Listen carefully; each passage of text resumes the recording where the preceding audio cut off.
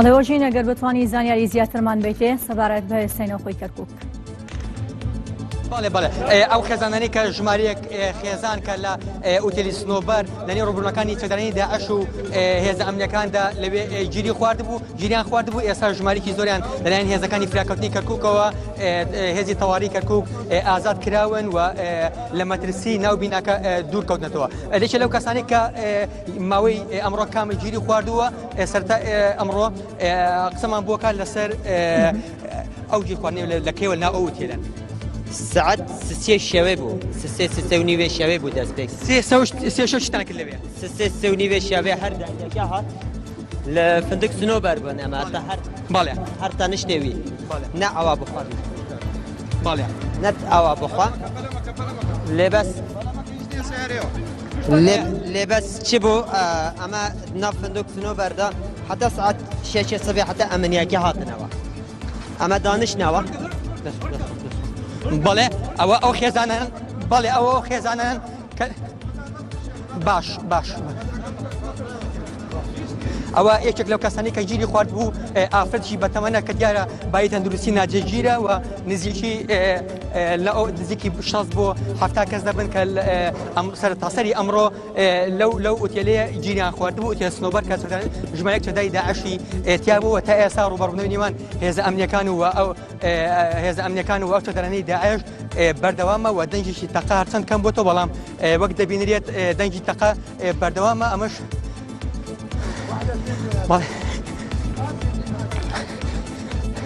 ئێستاوە ئەو کەسانی کە ڕزگار کراون و ئەو کەسانی کە لە نێو ئوتێلەکەیە گیریان خواردبوو و ژیانیان لە مەترسی بوو لە ئێستاە لە دەرەوەی ئوتێلەکان و مەترسی لەسەر ژیانیان نەماوە و هێز ئەمنیەکان لە شوێنی مەترسی و لە شوێنی ڕووداوەکە دووریان دەخەنەوە و دەیانبەنە شوێنێکی ئامن.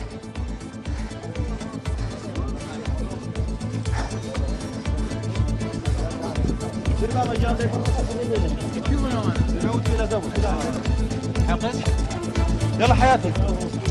يلا اصدقائي يلا بەڵێ ئەخە کورد نین هەموویان قسە کوردی زانی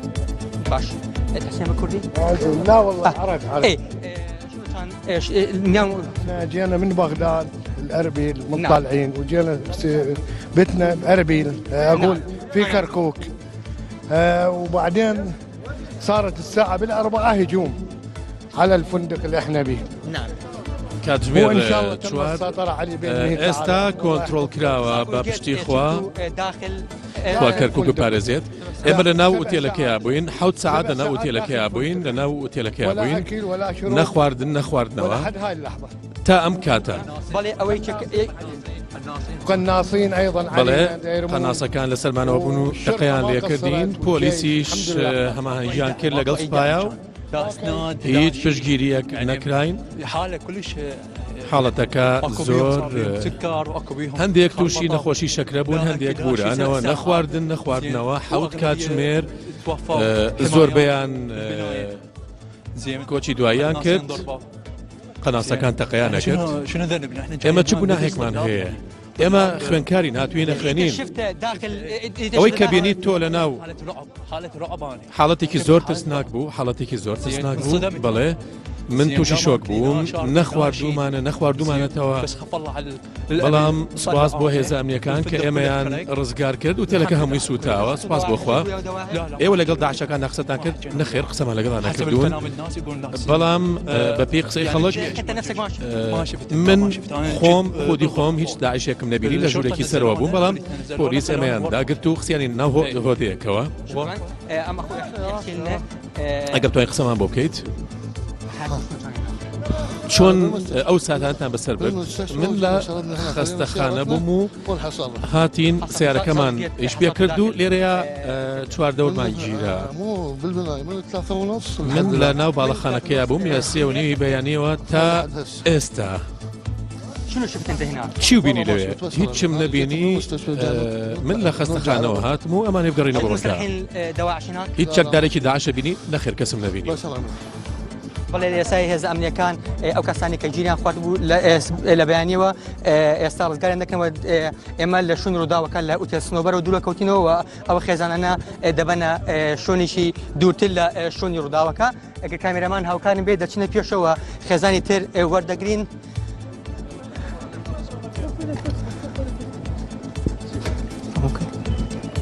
یارمەتی هەیە؟ بەڵام ئەمێکی شکێ لەو کەسانی مانیشکات ئەحچین بۆمان باسکە چەند تۆ لەناو ئەو باڵەخانەیان بوویت؟ احنا صايرين بالغرفه اللي على الوجه الغرفه الطابق الثالث ئێمە لە قاتی سێی ژووری 312 بووین، ژوورەکەمان بڕیتی بوو لە هەمووی لە شوشە بوو، دوسێ جار تەقەکرا، دواتر هاتنە ژوورەوانە و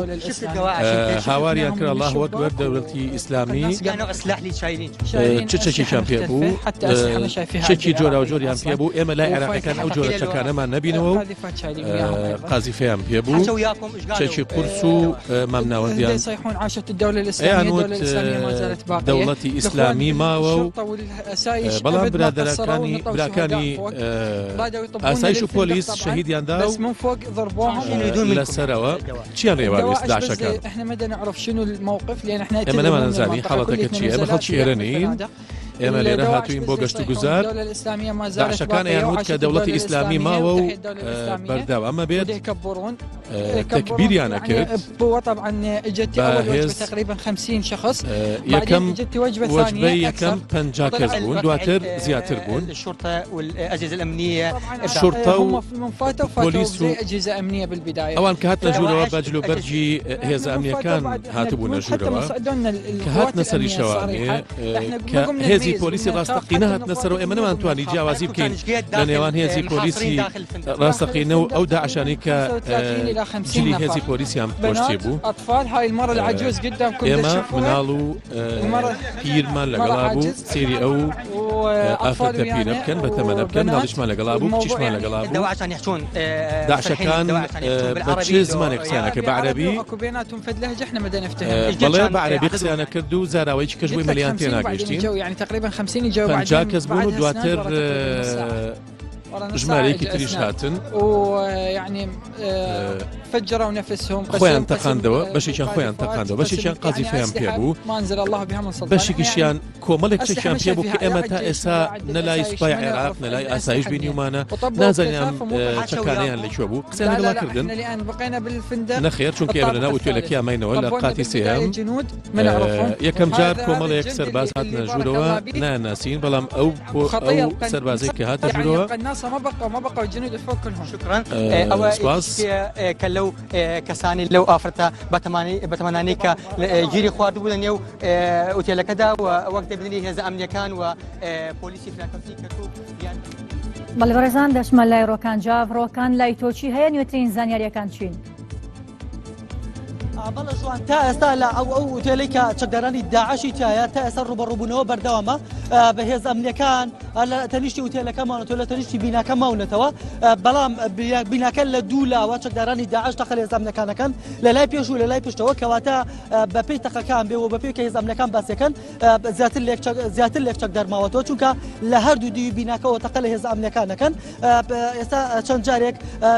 تەقە لە هێز ئەمنیەکان کرا، چەند جارێک چەند بریندارێکی لەکەوتەوە ڕۆنی نەخۆشخانیان کرد، ئەوەی لە پشتی لێەوە دیارە ئەوە قەڵای کەرکووکە هێز ئەمنیەکان لێەوە تەقاکەن و لە تەنیشتی بەڕێبەراتی پۆلیسی کەرکووک لێەوە تەقاکەن، لە تەنیشتی تەلاری کەرکووک بە قەسر کەرکووک ناسراوە ئەلێشەوە تەقا لە چەکدارانی داعش دەکەن، کەواتە چەکدارانی داعش تەنها لە نێوان بینایە و لە شەقامی مەجیدیە ماونەتەوە، بەڵام تا ئێستا نازانرێ بە تەواوەتی چەند چەکدار ماونەتەوە و هێز ئەمنیەکان لە چاوەڕوانی ئەوە پلانێکی تازەدانیان بۆی بچنە نێو بیناکە و بیناکە کۆنتڕۆڵ بکەنەوە.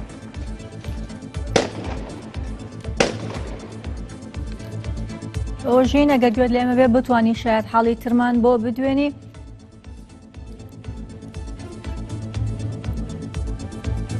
لەجد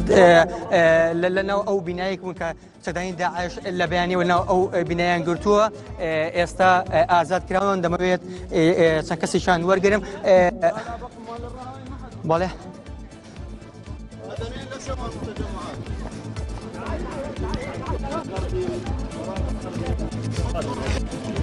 رهيب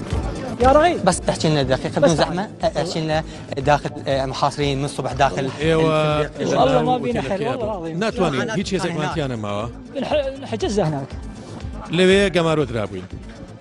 بەڵێ من دەمەوێت یەکێکی لەو ئافرەتانی کە بای تەندروست بەڵێ لەو ئەوەلێکی ئەو ئافرەتانی کە بای تەندروستی ناجیگیر و بای تەندروستی خراپ بوو لە ئێستادا ئاربانەیەکی ئەویان بۆی هاوردووە دەیانەوێت دووری خەنەوە بەرەو شوێنێکی ئەمانتر بیگوازنەوە. بەڵێ ئەم کات باش أنت كنت هناك محاصر بويت نخر يا ماما ليرايح بس احنا سمعنا الصوت بلام جمال الصوت من الساعه 2 تقبل دوي بلا بيانو صار الطلقات واحنا طلعنا تقكرا اما كنا دروا كبيني من دوخا كباش بلام تا استا شكات جمير يك جوتان لا دنجي تقكردن بو لا ساعات دوي بلا بيانو بله هیچ کێشەیەکتان هەبوو ئەمە هیچ کێشەیەکمانە بەڵام جۆمانە دەنگی تەقابوو هاتینە دەرەوە هیچتان نەبینی چەکدارتان نەبینی داعشەکانتان نەبینی نەخێرێ منەمان بینی نهاتونەتە ئەم ناوە ئەم ناوە سپاس بەڵێ ئەمەوێ یەکدوانێکی کە وەرگرم ئەگەر کامێرەمان هاوکەنم ئێمە ئەو خێزانەوە دوو دەخەن و دێمەنە ئەو ماڵانەی کە نزیک ڕووداوەکە بوونەوە بۆی لەوێ ئیسراحەت بکەن بەڵێ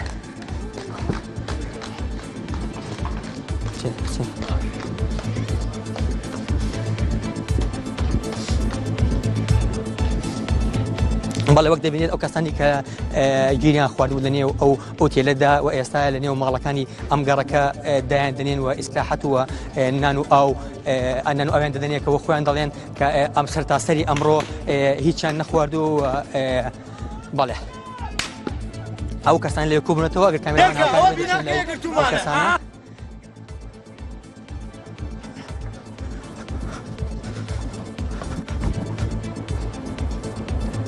لە ڕۆکان گەر بتوانی زانیاری نێومان بیتێ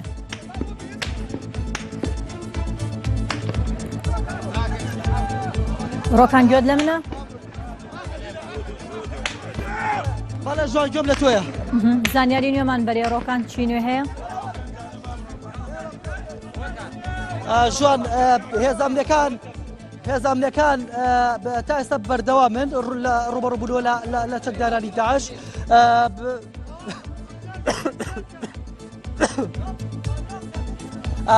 بەشێک لەو چەکدارانە ئەنوێ لێرە نەمێنێت لەبەرەوەی لە پشتی ئەمانەوە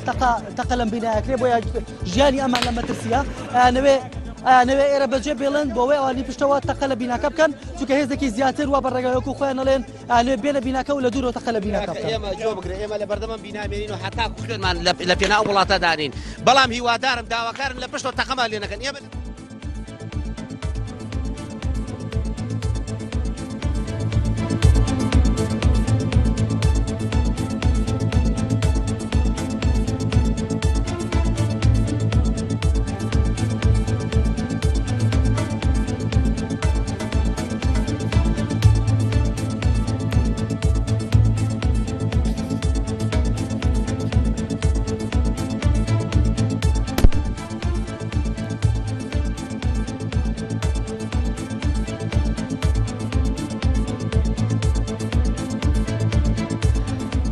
ئۆژین دێنەوە لای تۆ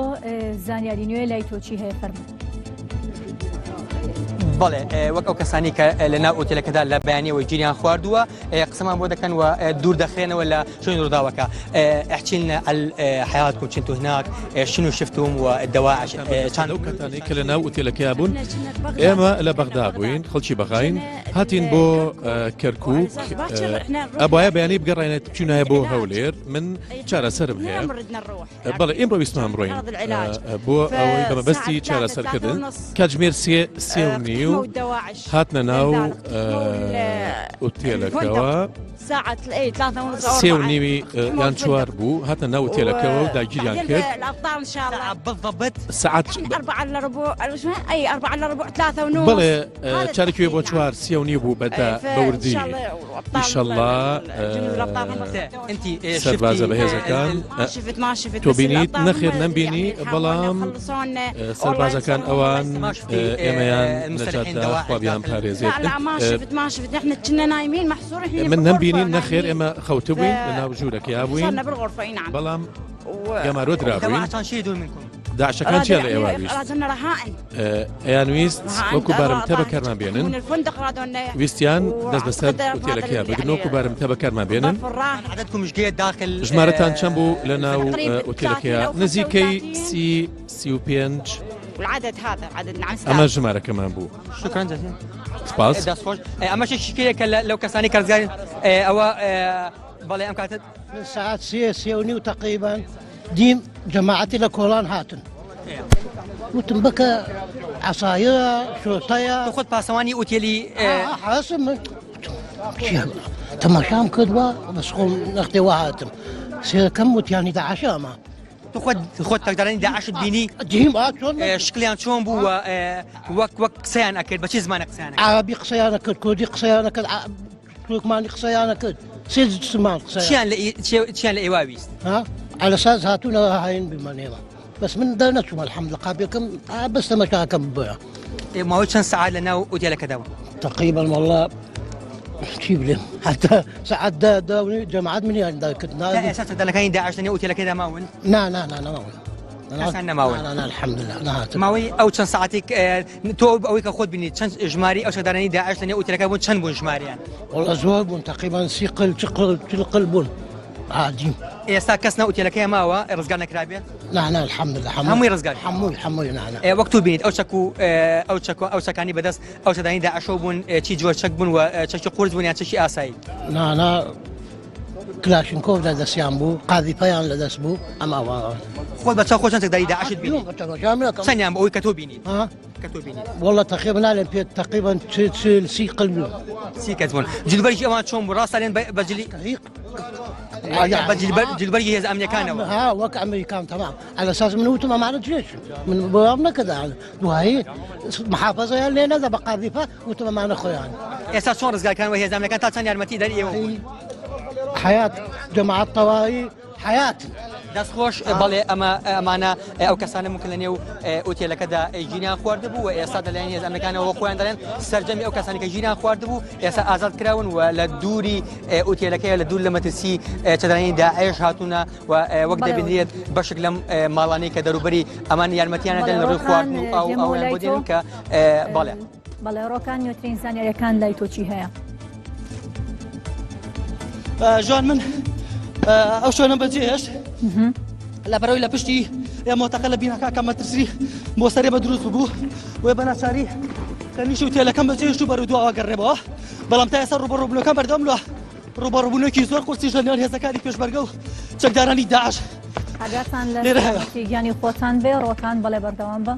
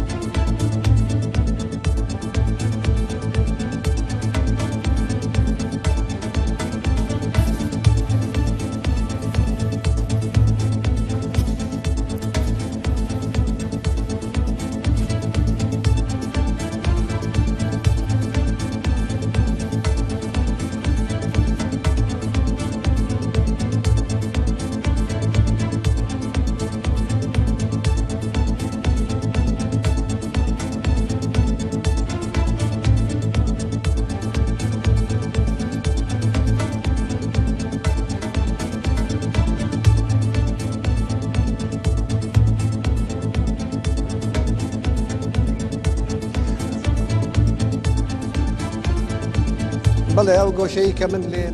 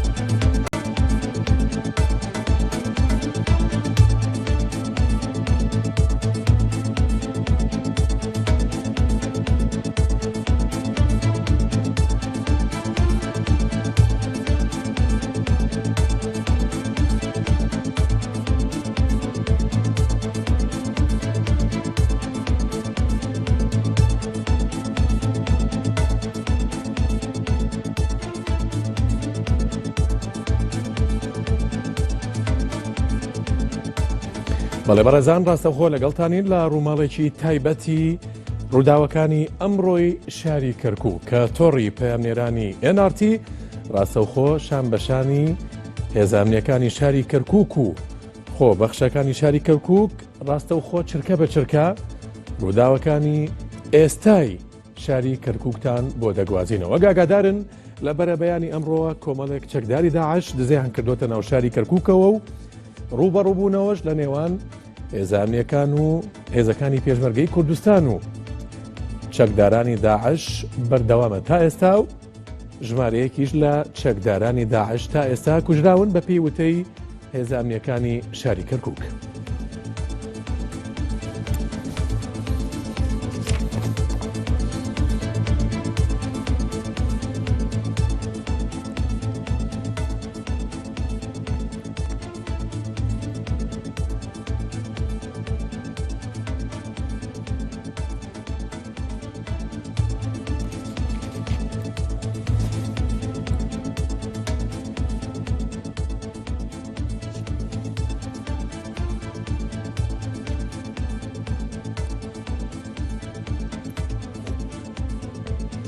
بەڵێ بەڕێزان ڕاستەوخۆ لەگەڵتانین بۆ ڕووماڵێکی تایبەتی ڕووداوەکانی ئەمڕۆی شاری کەرکووک کە لە بەرەبەیانی ئەمڕۆ لە کاتژمێر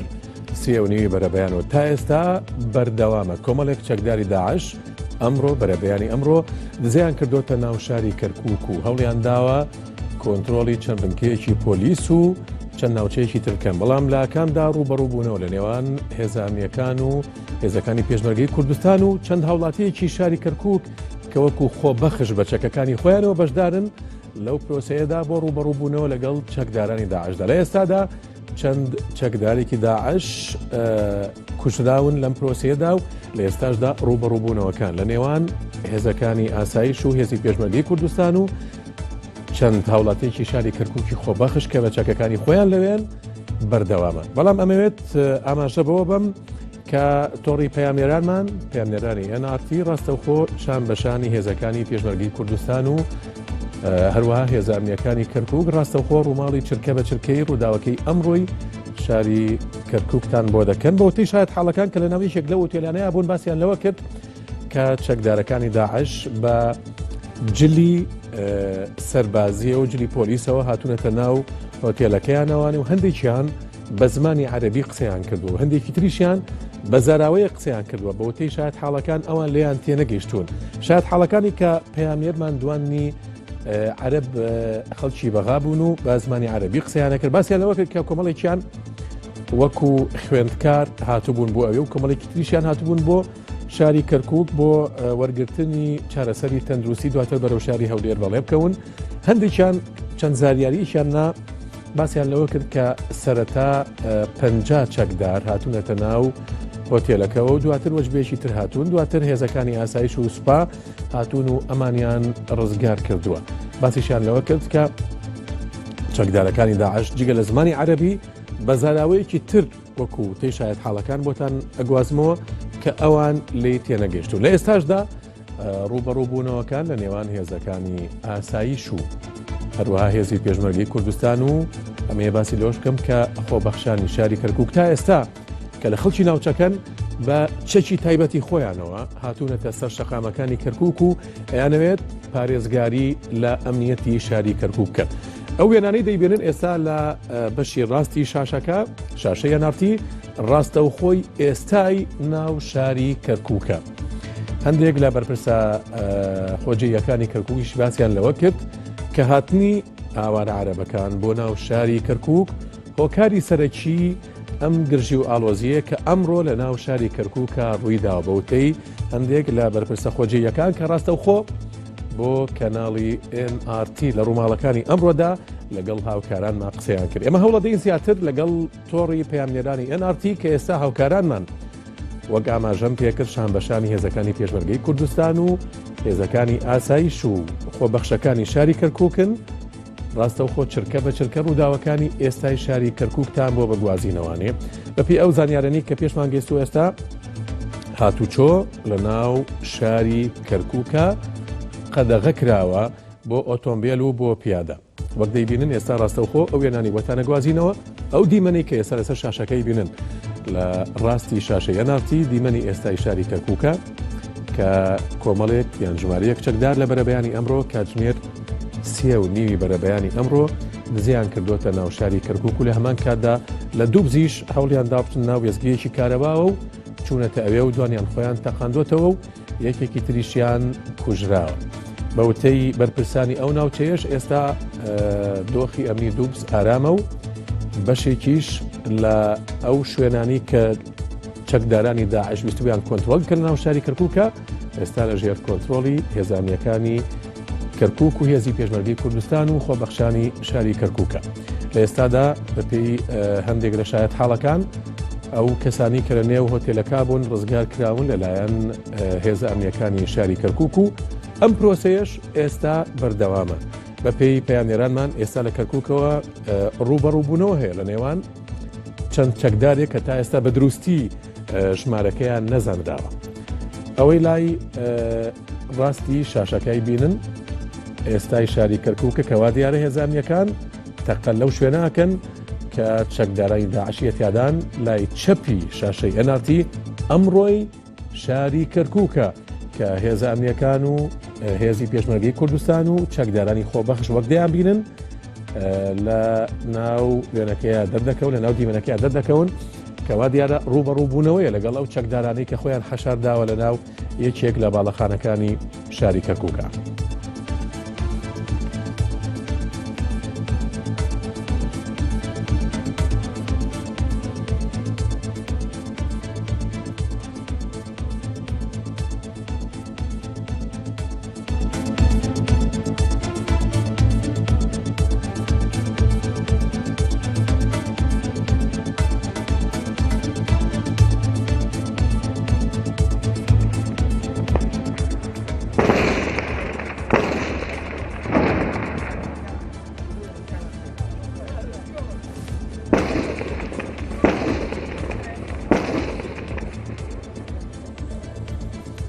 وەک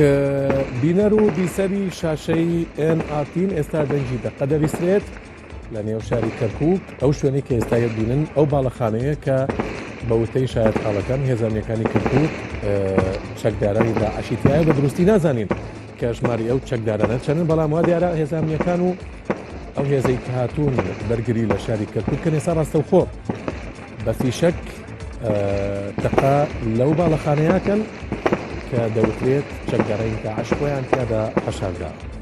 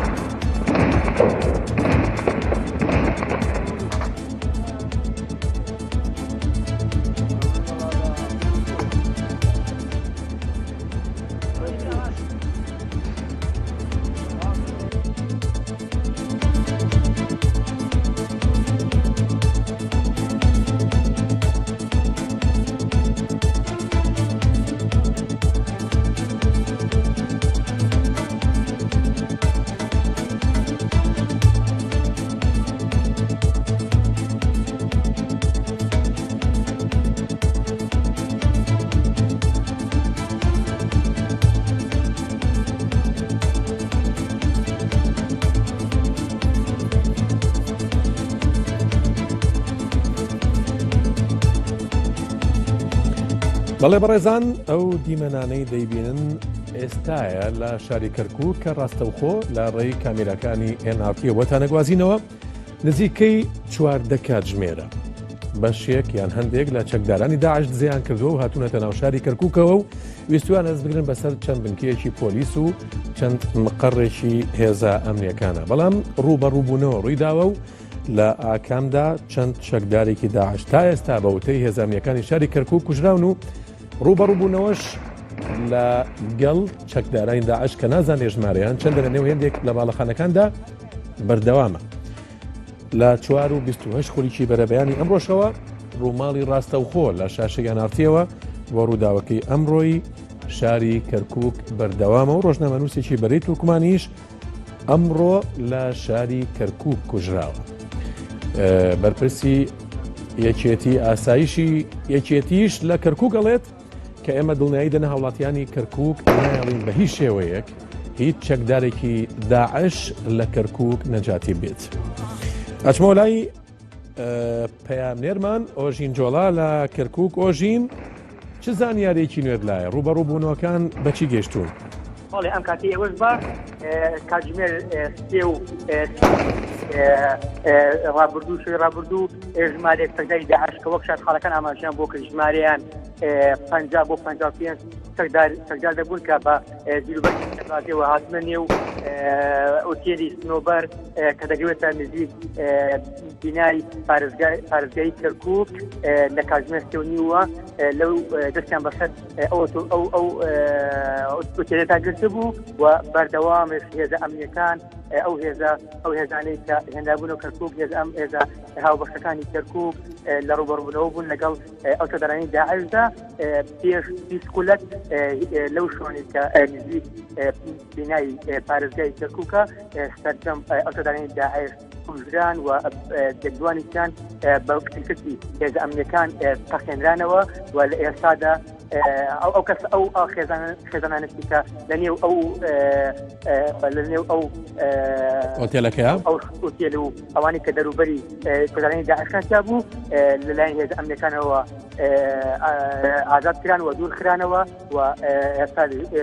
ئێستا لەژێر مەترسی لە مەترسیان نەماون و ئوتێلەکەس کە ئوتێل سنۆبەرە بەشێکی ساوە ئەوش بەهۆی ئەو پیسەک و ئەو جۆرە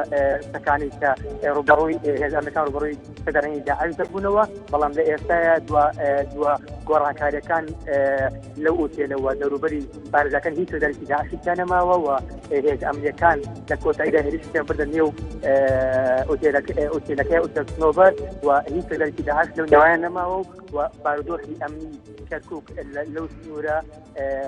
بەشێک هێور بووتەوە و مەترسیەکانی چەکدارانی داعش بۆ سەر هاوڵاتیان کەمتر بووتەوە بەڵام وەک دەبینێت هێزە هێزی ئەمنی زۆر لەنێو کەرکووکدا بڵاویان پێکراوە. ئۆژین ئەگەر لەگەڵ ما بمێنیتەوە ڕاستە و خۆشمە لای ئومێد محەممەد لە کەرکووک. ئومێد بەپێی زانیاریەکانمان ڕۆژنامەنووسێک لە کەرکووک کوژراوە تۆ چ زانیاریەکە لایە؟ بەڵێ خاوەن هەر ئەمڕۆ یەکێک لە ڕۆژنامەنووسەکانی کەرکووک کە بەرپرسی ژووری هەواڵی کەناڵی تورکمانئیلیە یەکێکە لە کەناڵە ناوخۆیەکانی کەرکووک شەهید بووە بەڵام یاخود ئاماژە بۆ نەکراوە کە با بڵێن لە چی شوێنێک بە دیاریکراوی کوژراوە بەڵام هەواڵەکە ڕاستەوە پشتڕاست کراوەتە لە نێو با بڵێن لەلایەن تەلەڤیزیۆنی تورکمانئیلیەوە کە بەڵێ ئەمڕۆ ئەم ڕۆژنامەنووسێکیان کوژراوە لە با بڵێن لەو ڕوبەڕووبوونەوەی کە لەناو چەکدارانی داعش و هێزە ئەمنیەکان لە کەرکووک ڕوویانداوە بەڵام بەبێ ئەوەی شوێن و کاتی کوژرانەکەی دیاری بکرێت خاوەن بەمە دەبێت یەکەم ڕۆژنامەنووس لەمڕۆ لە ڕوبەڕووبوونەوەکان کوژرا بێت بە شێوەیەکی گشتی ئەمڕۆ تیمەکان تیمە ڕۆژنامەوانەکان زۆربیان بەرهێرشەکان کەوتن و هەندێک لە با بڵێن کەناڵە ڕاگەاندنەکان زەرەر بەر با بڵێن کرەستەکانی ئومێد گوێم لە تەقەیەکی یان دەنگی تەقینەوەیەک بوو نزیکی لەو شوێنەوەیان ڕۆکان یان ئۆژین کامتان نزیکە؟ خاوەن بەبەردەوام دەنگی تەقینەوە و دەنگی پیشەک دێت لە هەموو ئەو ناوچانەی کە لە دەوروبەری ڕوبەڕووبوونەوەکانن کە هاوکارانن ئۆژین و ڕۆکانیش بودن بەڵام تەقیەکان کەس نازانێت سەگدارانی داعش یاخود دەنگی ئارتیکیە چونکە لە چوارزەوە بەبەردەوام ئەم تەقینانە ڕوئەدات بەڵێ خاوە باشە ئومێد لەگەڵما بەچمەلا ڕۆکانجاف ڕۆکان تۆ لە نزیکەوە خەڵکی کەرکووک دوان خەڵکی کەرکووک چۆن باسی ڕووداوەکەی ئەمڕۆکەن و وورەیان چۆنە بەگشتی خاوەن وەرەی هاوڵاتیان بەتابەت گەنجانی کەرکووک زۆر بەردا چونکە لە بەرەبەیانەوە کاتێکە لە ڕاگەزنەکانەوە بینیان چەند چەکدارێکی داعش یا کۆمەڵە چەکداری داعش هاتوونەتە چەند بینایەکی کەرکووکە و تەقە لە هێز ئەمنیەکان و هاوڵاتیانەکان سەرجەمیان چەکیان هەڵگرت و شامەشانی هێز ئەمنیەکان ڕوبەڕووی چەکدارانی داعش بوونەوە خاوەن من ئێستا لە نزیکی ئەو هۆتێلەم کە لە بەرەبەیانەوە چەکدارانی داعش چونەتە نێو هۆتێلەکەوە تا ئێستا هێز ئەمنیەکان نەیانتوانێ بچنە نێو هۆتێلەکە و چەکدارانی داعش لەنێو بیناکەیان ماونەتەوە چونکە لەگەڵ تاریکبوونی دنیا هێز ئەمنیەکان تا ڕادێک پاشەکشای کرد ئێستا لە چوار دەوری بیناکەن ڕێگە بە چەکدارەکان نادەن بێنە خوارەوە چونکە چەندجارێک وەکو هێز ئەمنیەکان ڕێن ئەو چەکدارانە نیازیوان هەبوو لە پشتی بیناکەوە هەڵبێن و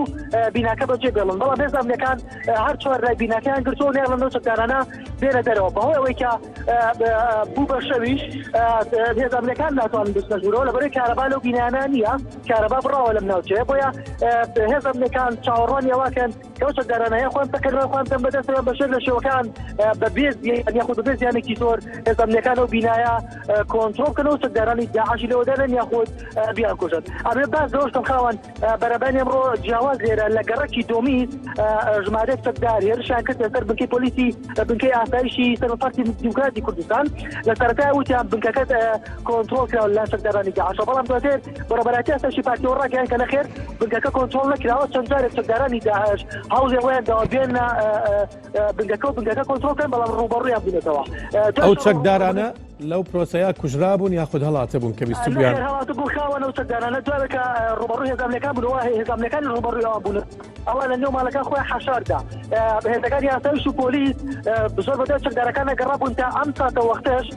بە ئەو چەکدارانە نەدۆزرا بوونەوە بۆیە بەڕێوەبەرەتی ئاسایشی یەکێتی چەند خولەکێک بەر لێسەوە بەر لە ئێستا پەیوەندی بەمنەوە کرد کە وتی ئەو چەکدارانەی لە دۆمیز بوونەوە ویستوانە هێرشتنە سەر بنکەی ئاسایشی پارتی گەیشتونەتە گوندی مەحمودیە کە ئەسەر بە ناحەی لەیلانی سەر بە شاری کەرکووکە و ناحەی لەیلانیش لە گەڕەکی دۆمیزەوە نزیکە ئەو چەکدارانی کە لە گوندی دۆمیزەوە هەڵاتۆی ببوون لە گەڕەکی دۆمیزەوە هەڵاتون خۆیان گەیاندبوو گوندی مەحمودیە دوای کە هێزەکانی ئاسایش پێیان زانی لە گوندی مەحمودیە ڕوبەڕووبوونەوە لە نێوان ئەو چەکدارانەی داعش و هێزەکانی ئاسایش دروست بوو بەپێی ڕاگەنداوی خودۆوی کە بەڕێوەبەرەتی ئاسایش یەکێتی بەم نێت ڕاگەیاند کە ئەو چەکدارانە دوو کەسان لێ بریندار بوو لە ئەو شوێنە هەڵاتون چەند چەکدار بوون ڕۆکان وەکو ئەوەی کە پیان ڕاگەیاندی چوار چەکدار بوون هەر چوار چەکدارەکە ویسوانە لە گوندی مەحمودیەوە ساترەکانی پێشمەرگە و ئاسایش ببڕن و بستاوتیەوە و کەرکووک بەجێ بڵن یاخود ناحەی لەیلان بەجێ بێڵن بەڵام دوای کە پیانیان زانیوە تەخەیالیان کردووە دوان لەو چەکدارانە بریندار بوونە و دوو دیکەسیشیان بەجێ ماوە لەگەڵ کۆمەڵێک چەک و تەقەمەنی تر بۆ ئێستا ئەو چەکدارانە وەکو باسەکەی وەکو بەڕێوەبەرەتی ئاسایش یەکێتی بەمنیوت چونەتە گوندی مەحمودیەوە خۆیان بزر کردووە لە ئێستادا هەوڵی هێز ئەمنیەکان بەوەیە کە ئەو چوار چەکدارەکە دوانیان بە برینداری هەڵاتون بیان دۆستە و دەستگیران بکەن ئەمێ بە وردی باسی گەڕێکی دۆمیز و گوندی مەحمودیەن بۆ بکەیت چیان ئەوانەی کە لە ڕێنیشتە جێبوون سروشتی ئەو ناوچەیە چۆنە ئەو گەڕەکە گەڕەکێکی تورکمان نشینە و بەشێک لە هاوڵاتیانی عەرەبیش لەو گەڕەکە نیشتەجێن بەڵام بە زۆرینەی هاوڵاتیانی ئەو ناوچەیە خود ئەو گەڕەکە هاوڵاتی تورکمان نشینن ئەکەوێتە کۆتایی کەرکووکەوە ئەکەوێتە باشووری کەرکووکەوە لە ئەو گەڕەکە گەڕەکی دۆمیز لە ناحەی لەیلانەوە نزیکە کە ناحەی لەیلان لە ماشێتە باشووری کەرکووکەوە چونەتە ناحەی لەیلان لە ناحەی لەیلانەوە چونەتە گوندی مەحمودیە گوندی مەحمودیەش گوندێکی عەرەب نشینە بەڵام ناحەی لەیلان لە هەر سێنەتەوە کە پێکاتون لە نەتەوەی کورد و عەرەب و تورکمان مەبەستم دۆمیز و گوندی مەحمودیە سونە مەزهەبن یان شیعە مەزهەبن لەوێ زۆرینەیان بە زۆرینەیان سونە مەزهەبن گەڕێکی دۆمیز بە زۆری هاوڵاتیانی تورکمانی سونە مەزهەب لەوێ نیشتەجێن و گوندی مەحمودیە هاوڵاتیانی عەرەبی سونە مەزهەب لەوێ نیشتەجێن بڵێ لەگەڵ مابینیتەوە ئەیدوانەکەی تر ڕۆکان باس لە دوانیان کە دوانەکەی تریان چی بەسەراتوە دوانیان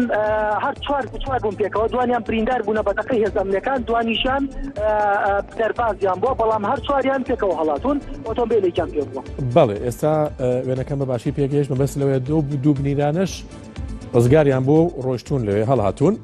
لەگەڵ مابێنەرەوە چمەلای بەڵێ چمەلای ئۆژین ئێستا تۆ لە چ گەڕەکێکی شاری کەرکووکیت لای ئێوە چی ئەگوزارێت؟ من لە شەقامی پارێزگارم شەقامی مەحافظەی تەنێن کە نزیشی لە نێوانی ئوتێل سنۆبەر و پارێزگای کەرکووکە لە ئێستا بارودۆخی ئەمنی ئەو ناوچەیە تەواو جێگیرەوە هیچ دەرکی داعش دەنێ ئەو گەرەکەتە نەماوە بەڵام وەک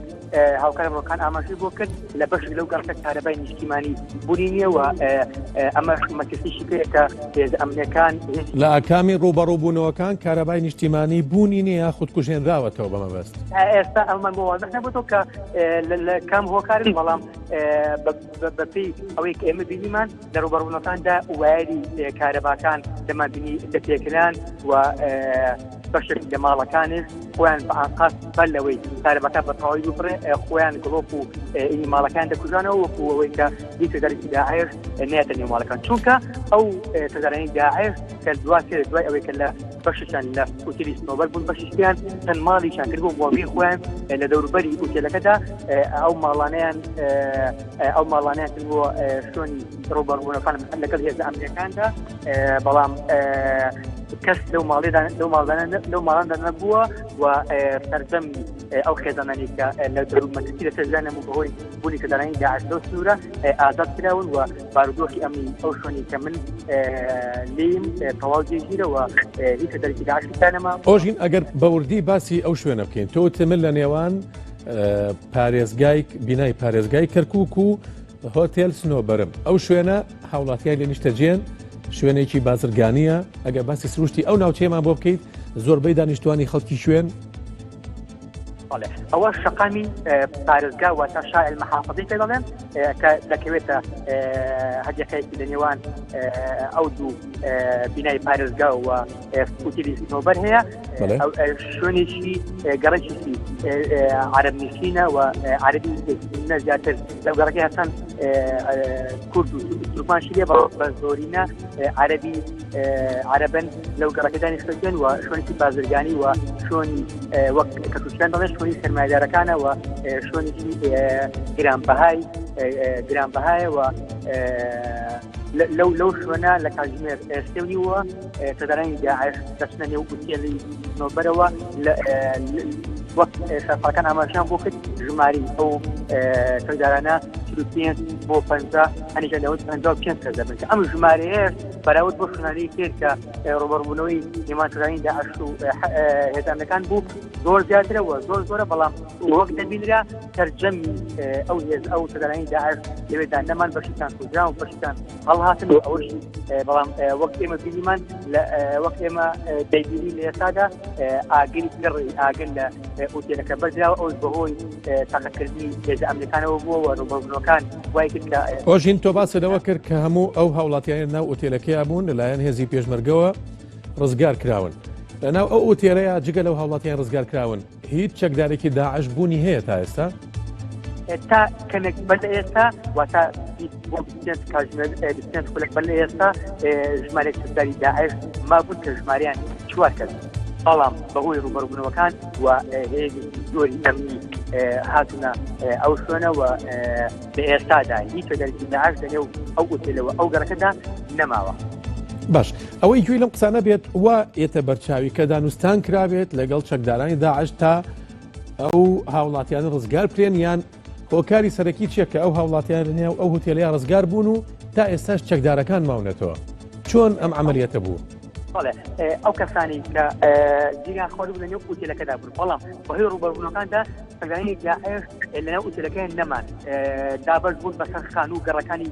ئەو دەوروبەری ئوتێلەکەی واتە هەڵهاتن لە ئوتێلەکە هەڵهاتن بەشیشان هەڵهاتن و بەشیشان ئەوەی ئێمە بینیمان لاشەی داعش سێ بۆ چوار لاشەی داعش لەسەر شەقامەکە بوو و تەدارانی داعش نیانتوانی کە تەنی کوژراوەکانشان بەرنەوە بەڵام ئەمەوێ ئاماژە بۆ بکەم کە تا سمپلشی پێش ئێستاش ئێمە نزیکی بینایی نزیکی ئوتێلی سنۆبەر بووین هیچ کردارێکی داعش لەوێ نەماون و هێز ئەمریکانش بەشێک بڵاویان پێکرا بوو و ئەو قەرەباڵەکەی زۆری هێز ئەمریکان کەمتر بوو بەهۆی ئەوەی هیچ کردارێکی داعش نێوەنەوە مەترسی لەو گەڕەکەدا نەماوە بەهۆی هیچ کردارێکی داعشیان نەبوو بۆیە بەش هێزێکی ئەمنی کە جێگیرە بەڵام بەراورد بە کاژمەیەک بە لە ئێستا کە هێشتا کردارێکی داعشی تاما بوو ژمارەیەکی زۆری هێزی ئەمنی لەوێدا وجودیان هەبوو بەڵام لە ئێستادا ژماریان کەمەوە هیچ کردارێکی داعشش لە نێو ئەو گەڕەکەوە ئەو ئوتێلەوە ماڵەکانی دەوروبەری نۆبەر بینایی پارێزەی کردوکە نەماوە. ئۆژین لەگەڵ مابمێنەوە گەڕێمەوە لای ئومێد ئەگەر باس لە سروشتی ئەو ناوچەیە بکەین تا ئێستا چالاکی تیرۆریستی یان جموجۆڵی تیرۆریستان لەو ناوچەیە بەدی کراوە بەپێی ئەوەی کە تۆ لەگەڵ بەرپرسە ئەمنیەکانە قسە کردووە؟ خاوەن من لەڕاستیە من لە ڕۆژهەڵاتی ساری کەرکووک لە سووری حی ئەسکەری نێوان ئەسکەری بۆ ئەسرۆ مەفقودین کە لەوێدا 6 چەکداری داعش بوونە ناو یەکێک لە قوتابخانەکانەوە دوای ئەوەی کە بەپێی وتی شایەت حاڵەکان ئەو خەڵکی ئەو ناوە بێت کە چەکدارەکان چوونەتە ناو مزگەوت و ئیمام خەتوبی مزگەوتەکەشیان کوشتووە و لە ڕێی مکەبیرەکانە و درنگانێکیشە و بە ئەڵڵاهو ئەکبەر داوایان لە هاوڵاتیانی ئەو ناوچەیە کردووە کە با بڵێن ئیتر ئەوان هەموو بارودۆخێک ڕژێ دەست ئەواندایە ئەمە وتەی ئەو شایەت حاڵارەیە کە لە گەڕەکی حی ئەسلام مەفقودین و گەڕەکی حی ئەسکەری کە دوستاییەک لە نێوانیانە کە لای شەریکی تارەکە لەوێ مزگەوتێکەیە لە ڕێ ئەو مزگەوتەوە هاواریان کردووە دوای ئەوەی کە ڕوبەڕبوونەوە دەست پێ دەکات ئەو چەکدارانە دەکشێنەوە ناو قوتابخانەیەک لە کاتژمێر هەشت سەر لە بەیانیەوە تا نزیکەی کاتژمێر چوار و بیست پولێکی سەر ئێوارە ڕوبەڕووبوونەوە هەبووە چەندارێک لە ناو باڵێن قوتابخانەکە کوژراون بەڵام ئەمەوە بڵێم خاوەن ئەو خەڵکانێک ئومێد لە ئێستاە دەنگی تەقا بیسترێت ئەتوانیت بۆم باسکی ئەو شوێنە بەوردی کوێ؟ بەڵێ خاوەن ڕوبەڕووبوونەکان لای ڕۆکان کە ئەوان لەوێن ڕوبەڕووبوونەکان هەیە دێرە تا ڕادەیەک تەقا ناوە بەناو دەستێکات بۆ پێی کە بەپێی وتەی خەڵکی ئەو ناوە بێت کە چەکیان هەڵگردووە ئەمەی سەوە بڵێم خاوەن هێز ئەمنیەکان یاخود ئەوانەی کە لە شەڕیان دەکرد دایرەت کە هێز ئەمنیەکان بەشێکی زۆر کەم هاتوونەتە ناوچەکانی ئەوان سەرقاڵی سنتەری شارەکەم چکە ئەو شوێنەی کە منی لێم بۆ سنتەری شارەکە چەند گەڕەکێک دوورە شەڕەکان کەوتمەتە سنتەری شارەکەەوە کە لای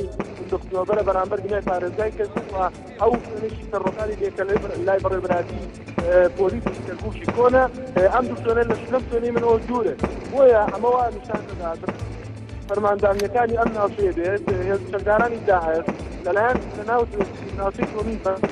ئومێد بەس لەگەڵ مابێنەرەوە ئاماژە بەواکەم کە سەرۆکی ئەنجومەنی پارێزگای کەرکووک ئێستا ڕاستەوخۆوتوێتی کە لە سەدا 90 دۆخەکەی شاری کەرکووک کۆنتڕۆڵ کراوەتەوە بەردەوام بە ئومێد. بەڵێ خاوەن هەڵبەتە ئەو ڕاستە پێش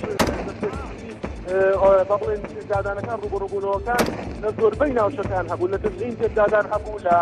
حی عەسکەری تێکدادان هەبوو لە ئەسرۆ مەفقودین تێکدادان هەبوو و لە واحد حوزەیران تێکدادان هەبوو لەمانە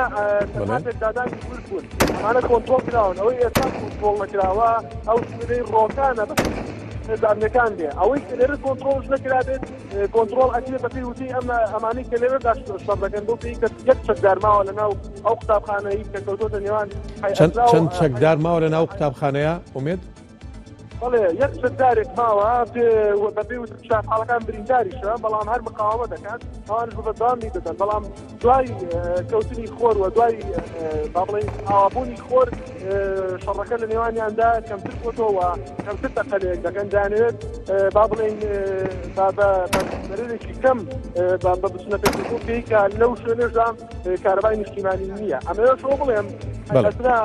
یەکێکە لەو ناوچانەی کە زۆرترین ئاوارەی و زۆرترین ئاوارەی نیشتەجی شکۆتنەتە با بڵێن ئەم بناوچانە یەکێک لەو بناوچانەی کە لە ناو شاری کەرکووک زۆرترین هاوارەی کردوتە خۆیەوە بۆیە هێزانەکان دەڵێن کە سەرنجامی ئەو توڵی کە لە ماوەی ئەم دوو ساڵەدا شانەمسۆکانی داشتن ئەمە ئەنجامەکەی بووە و لە ڕێی NRCشەوە چەند جارێک داوایان کرد کە لەمە دووە ئەو ئاوارانە کەس کەفالەتیان نەکات لە خەڵکی ناوچەکە خۆیان کەفالەتیانە کردوانش لەو ناوچەیەدا نیشتەجیان باشە ئومێد لەگەڵ ما بمێنەرەوە گەڕێمەوە لای ڕۆکانجا فڕۆکان ئەگەر باس لە جموجۆڵ بکەین ئێستا لەو ناوچەی کە تۆی تایت لەو سنوورەی کە تۆ ڕووماڵمان بۆکەیت هاتوچۆ قەدەغە کرا و تاکەی قەدەغاکرێت تاکەی بەردەوامە بێت دیاری نەکراوە قەدەغکردنیاتی سووە هاتوچۆ تاکەی بەردەوامە بێت و کە ئێستا جارێکی دێر دەست کراوە بە ڕوبەڕووبوونێکی زۆر لە نێوان هێزانەکان و چەکدارانی لەسێلاوە هێزانەکان ڕوبەڕووی چەکدارانی داعشە بنەوە چەکدارانی داعش بە شێوەیەک تەقیان لێکرێت کە ناتوانن لە هیچ لایەکی بیناکەوە سەر دەربێن و تەقە لە هێزانەکان بکەن و هێزانەکان جارێکی تێرجاوێک کە بەر لە خۆراوە بوون هێزانەکان خشانەوە تا جارێکی تر چوونەتەوە بێت ئێستا لە بەردەمی بیناکەن لەسێلاوە وەکوتم تەقە لە چەکدارانی داعشەکەن بۆیە ئێستا دەبێت کارەبای نیشتیمانی لەم ناوچەش بڕۆ هەما شەوەی ناوچەکانی لای ئۆژین و بێت بڕاوە دەبێت بە تاریکیەوە بستە ژوورەوە ئەو چەکدارانەی داعش بکوژن و واقعی بە بارودۆخەکە بێن و ئێرەش کۆنتڕۆڵ بکەنەوە بەڵام هێزانەکان دەڵێت ڕۆکان ئێستا چەکدارانی داعش لە چەند ناوچەی کەرکووکان لە چەند باڵەخانەیان تا ئێستا ئەم ناوچەی کە منی لێم کە شەخامی مەجیدی پێوتی و بەڕێبەرات بەشێک لە بەڕێبەراتی پۆلیسی کەرکووکە تەنها لەسەر یەک بینایەکمانەوە و بینایەک پێشووتر هۆتێل باشە ڕۆکان ئەگەڕێمەوە لای تۆ و لای ئۆژین و لای ئومێد بەڵام با پێکەوە دیمەنەکان ببینین و ڕاستەوخۆ گوێبیستی ئەو ڕووداوە نەبین کە ئێستا لە کەرکووک ئەگوزارێت و ڕاستەوخۆ لە ڕێی شاشەی NRT وەتانەوازی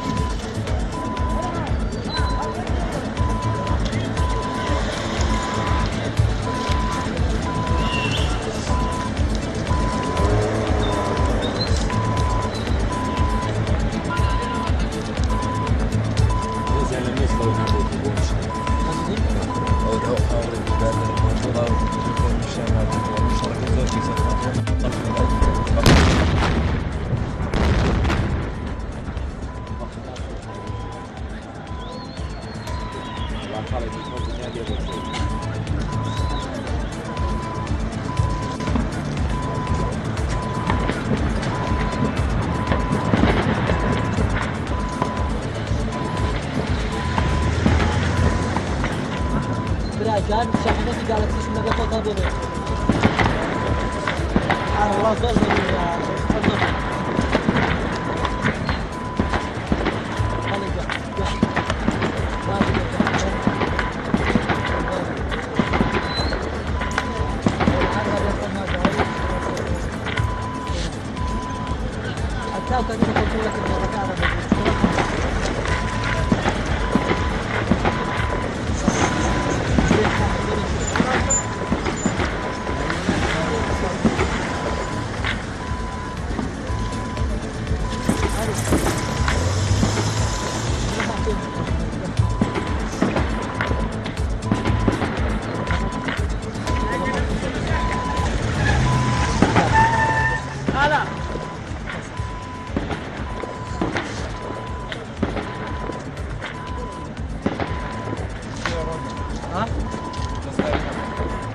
مشروع الشحن كان بعيد.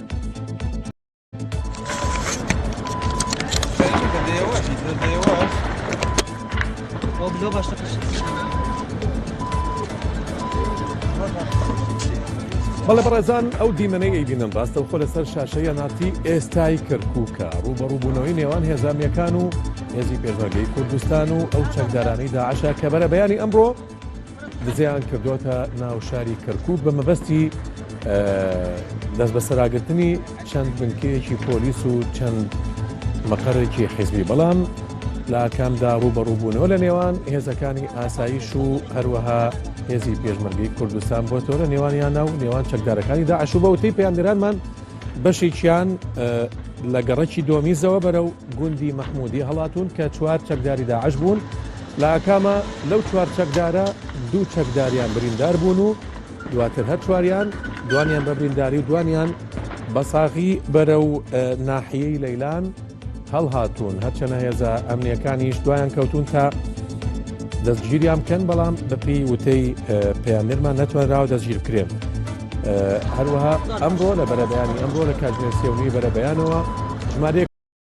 چەکداری داعش زیان کردوتە ناو شاری کەرکووکەوانێ و دواتر ڕوبەڕووبوونەوە ڕوودا و تا ئێستا ڕوبەڕووبوونەوەکان بەردەوام بەوتەی بەرپرسی هێزانیەکان باز لەوا کرد کە ژمارەیەک لە چەکدارانی داعش کوژراون. هەروەها ئێمە لە کاتژمێر 4 و 28 خولەکی بەرەبەیانی ئەمڕۆ وەکو NRT بەردەوامین لە ڕووماڵی ڕووداوی ئەمڕۆی شاری کەرکووک ناو کەرکووکە ڕوویداوە وەک بینیتان. ڕاستە خۆچمەوە لای ئومێد محەممەد پەیامبەرمان لە کەرکووک ئومێد ئەگەر دووبارە پێم بڵێیت تۆ ئێستا لەکوێیت چیش لای تۆ هەیە؟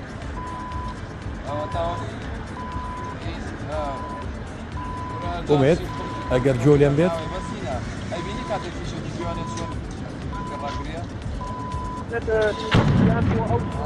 وەک دەیبینن لەسەر شاشەی NRT ڕاستەوخۆ شوێنەکە تاریکە کارەبا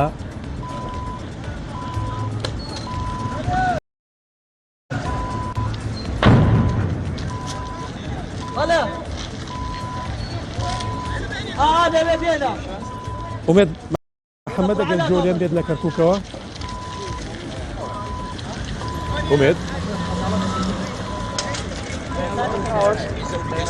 ئومێد گوێت لێمە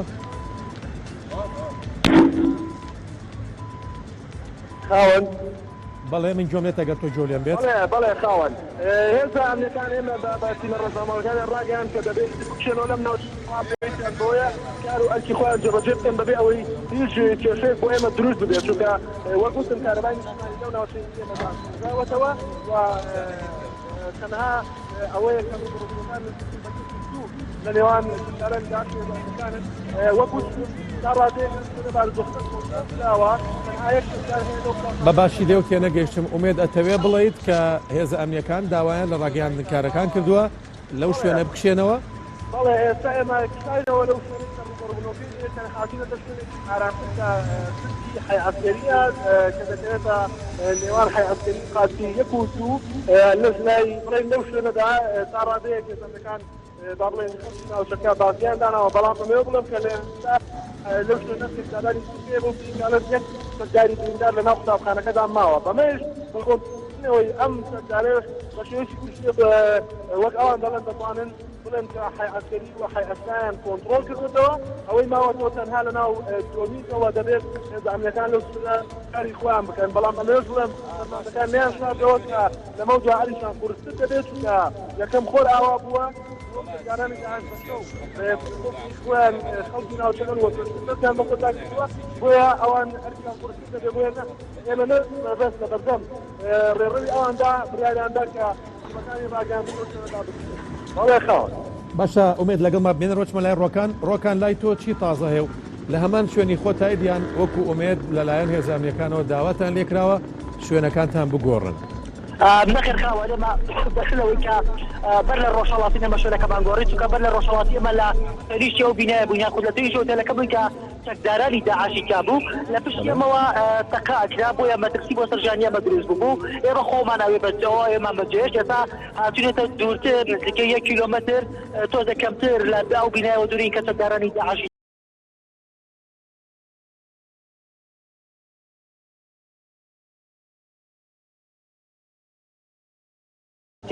لە دوور ئێمە ڕووماڵەکەین وێنەکان دەگوازینەوە هێزانیەکان بێمان نەوت و کە لێرە دوورکەوینەوە چونکە ئێمە خۆمان تا ڕادەیەک دوورکەوینەوە بۆی مەترسی بۆ سەرگیانمان دروست نەبێ بەڵام ڕوبەڕووبوونەوەکان بەردەوامن ناوەناوە هێزانیەکان و چەکدارانی داعش باشە ڕۆکان ئومێد باسی لەوە کرد کە هاوڵاتیانی شاری کەرکووک لەو شوێنی کە ئەوی لێ بازگەیان داناوە لای تۆ هەمان شت هەیە یان جیاوازە بۆ برێکە پرسیارەکە دووبارەکەی تۆخاوە ئومێد محەممەد لەو ناوچەی کە ئەو ڕووماڵمان بووە کات باسی لەوەکە کە هاوڵاتیانی شاری کەرکووک بازگەیان داناوە بۆ سەلامەتی سەر وماڵ و ژیانی خۆیان لەو ناوچەی کە تۆ ئێستا بۆ ڕووماڵمان بۆکەیت هەمان حاڵەتەیە هاوڵاتیان بازگەیان داناوەیان نا نەخێر هاوڵاتیان لێرە بازگیان داننەوە بەڵام گەنجان ئەو گەنجانی کەرکووک کە وەکو خۆبەخش چەکیان هەڵگرتوواتونەتە سەرجادە شەمەشانی هێزانیەکان لێرەن و ڕوبەڕووی چەکدارانی داعاشە بنەوە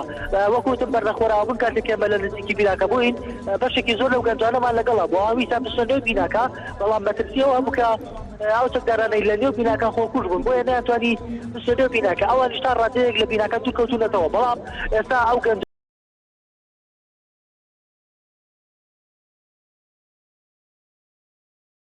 یاخود هاوڵاتیانی کەرکووک گەنجانی کەرکووکە چەکیان هەڵگرتووە لەسەر شەقامەکان شەمەشان هێزانیەکان لێرە ڕاوەستاون بڵێ لەگەڵ ما بنێرە ڕۆکان ئەگەڕێمەوە لای ئومێد باست لەوە کرد کە هەندێک لە هاوڵاتیانی شاری کەرکووک لەو ناوچەی کە توی تیاد بازگەیان داناوە بەس لە بڵاوبوونی هێزانیەکان یاخود هێزی پێشمەرگەی کوردستانمان بۆ بکە لەو ناوچانەی کە دوورن لەو ناوچەی کە گەمارۆ دراوە و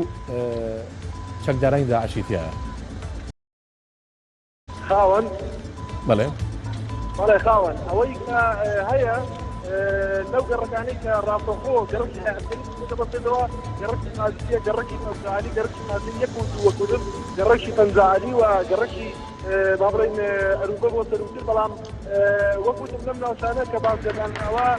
هەر نەدانیەوە لە کاتێک ئێمە بەرەو ڕووماڵ ڕۆشتین لە کاتژمێر 5:30 بۆ 6 داری کاتێکە مندا بۆ قەڵای کەرکووک ڕۆشت بۆ ڕووماڵ داوەپیەکەم ڕاگەاندن ڕووماڵمان کرد بازگەداردا بوو لەلایەن هاوڵاتیانەوە ئەم ناوچانە خاوەن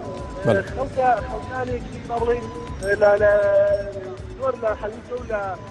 شەرگات و لە دوای هاتوون داعش هاتوونەتە ئەم ناوچانەوە خانوویەکی زۆر بۆ ئاوارەمە دراون ناوچەیە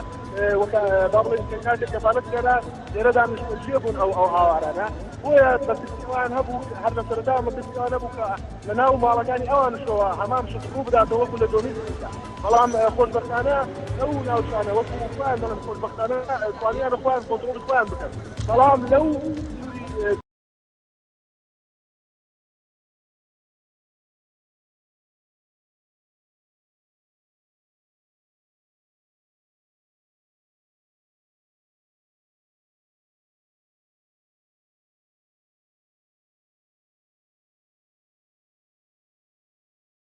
شۆڕی جەم بۆ بکەیت زۆرینەی دانیشتوانەکەی خەڵکی شوێن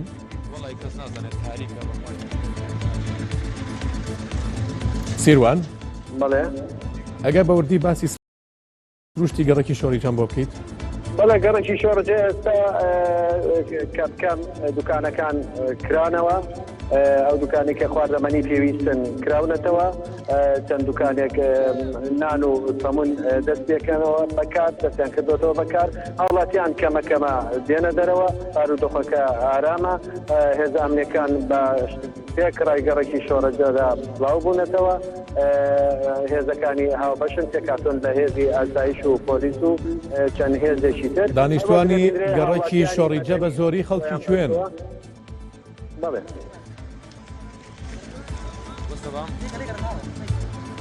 سیروان بەڵێ هەروەک دەبینێ هاوڵاتیانی مەدێنی تاکو ئێستا هەموو خۆیان بەجوو هەموو چەک بەدەستن بۆ پاڵپشتی هێزە ئەمنیەکان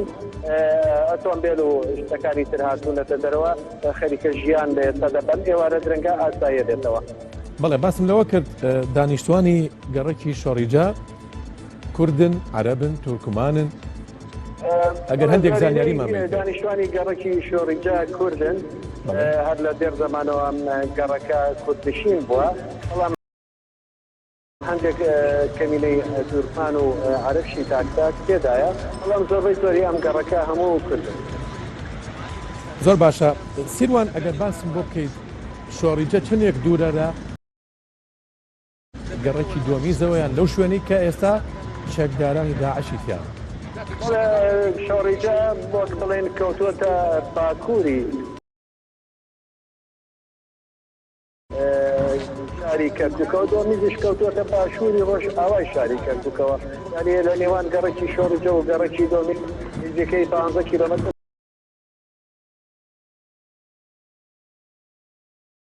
کیلۆمەتر دەبێت.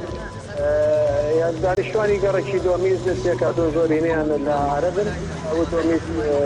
زیاتر ئەو کەسانن کە لە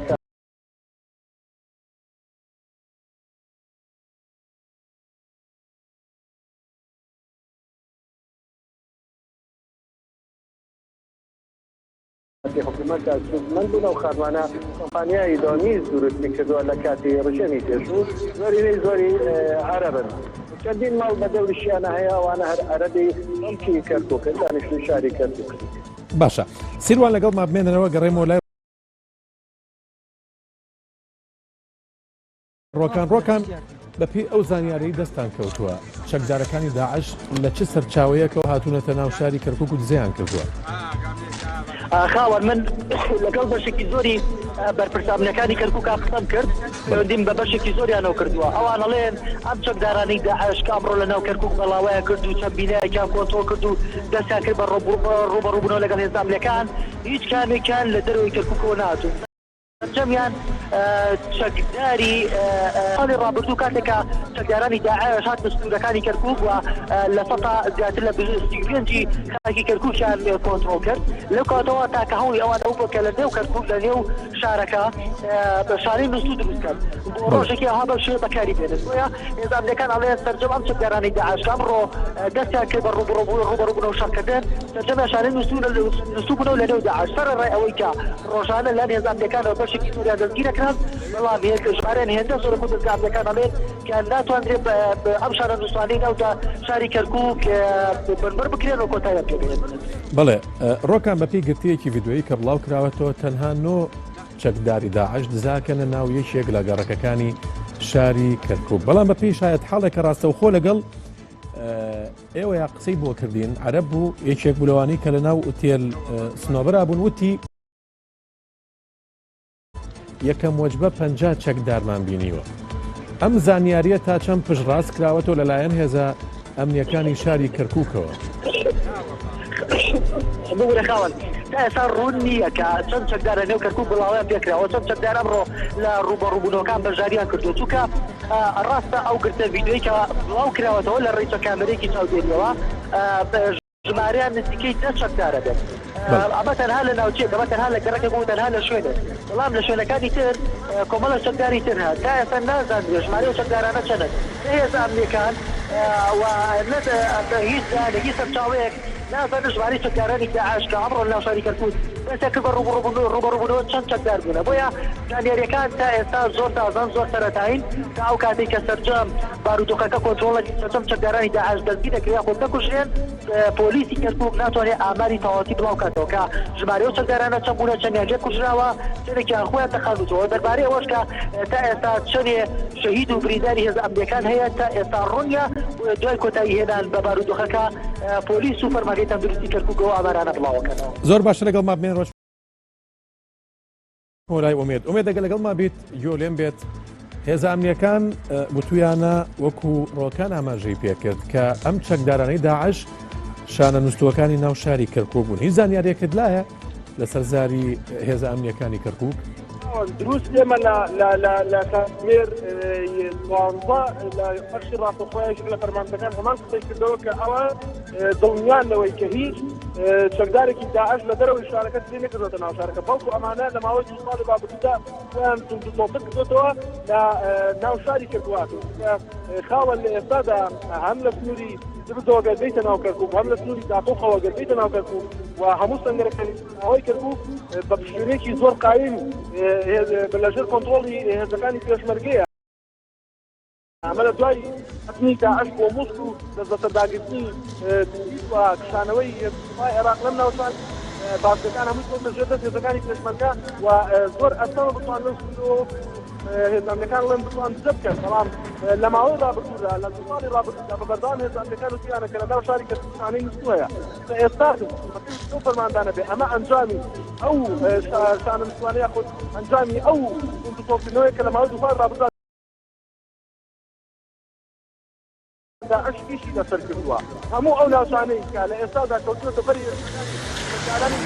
ئەو ناوچانم کە بە بەردەوام هێزە ئەمنیەکان لە ڕێی ئاسایش و پۆلیسی کەرکوکەوە بەردەوام چۆتە سەری و بەردەوام ماڵەکانیان تەفتیش کردووە بەردەوام چەکیان تێدا کردووە بەردەوام شانە نووسیان لەو گەڕەکانەدا کردووە بۆیە وەک هاوکارم ڕۆکان و هێزە ئەمنیەکان یاخود فەرماندەمنیەکان لە ناو شاری کەرکوک ئەوە دڵنیا دەکەنەوە کە ئەم چەکدارانە لە ناو شاری کەرکوکەوە با بڵێن لە ناو شاری کەرکوکەوە دەستیان بەهێرشەکان بەڵام چەکدارێک ئومێد ئەگەر تۆ دیقەتی سیمای دەموچاوی ئەو چەکدارانە دابێت قژیان زۆر درێژە چۆن توانیوانەوە بە ئاسانی ئەگەر ئەو پرسیارە و لە هێزانیەکان کردبێت چۆن توانیوانەوە بە ئاسانی جوم و جۆڵ کە لە ناو شاری کەرکوکە بەڵێ خاوەن من هەمان پرسیاری با بڵێن تۆم لە هێزانیەکان کردووە کە ئەوان ناو ڕیشتیان درێژ وە قژیان درێژ وە ئێمە ئەممان ڕاستەخۆ لە باس کردووەکە ئەو مۆبایلانی گیراوە لەلایەن کورداوەکان کە لە کاتژمێر 11 ملیۆنی بڵاو بۆ وێنی ئەوانەی دەخواتەکانەوە هەموو مۆبایلەکانەکان لە ڕوبڕوونەکەدا دەستی بەسەر داگیراوێنەکان هەموو ئەوە دەڵێن ئەم چەکدارانە لە ناوچەی حەویسە بوونە بەڵام خاوەن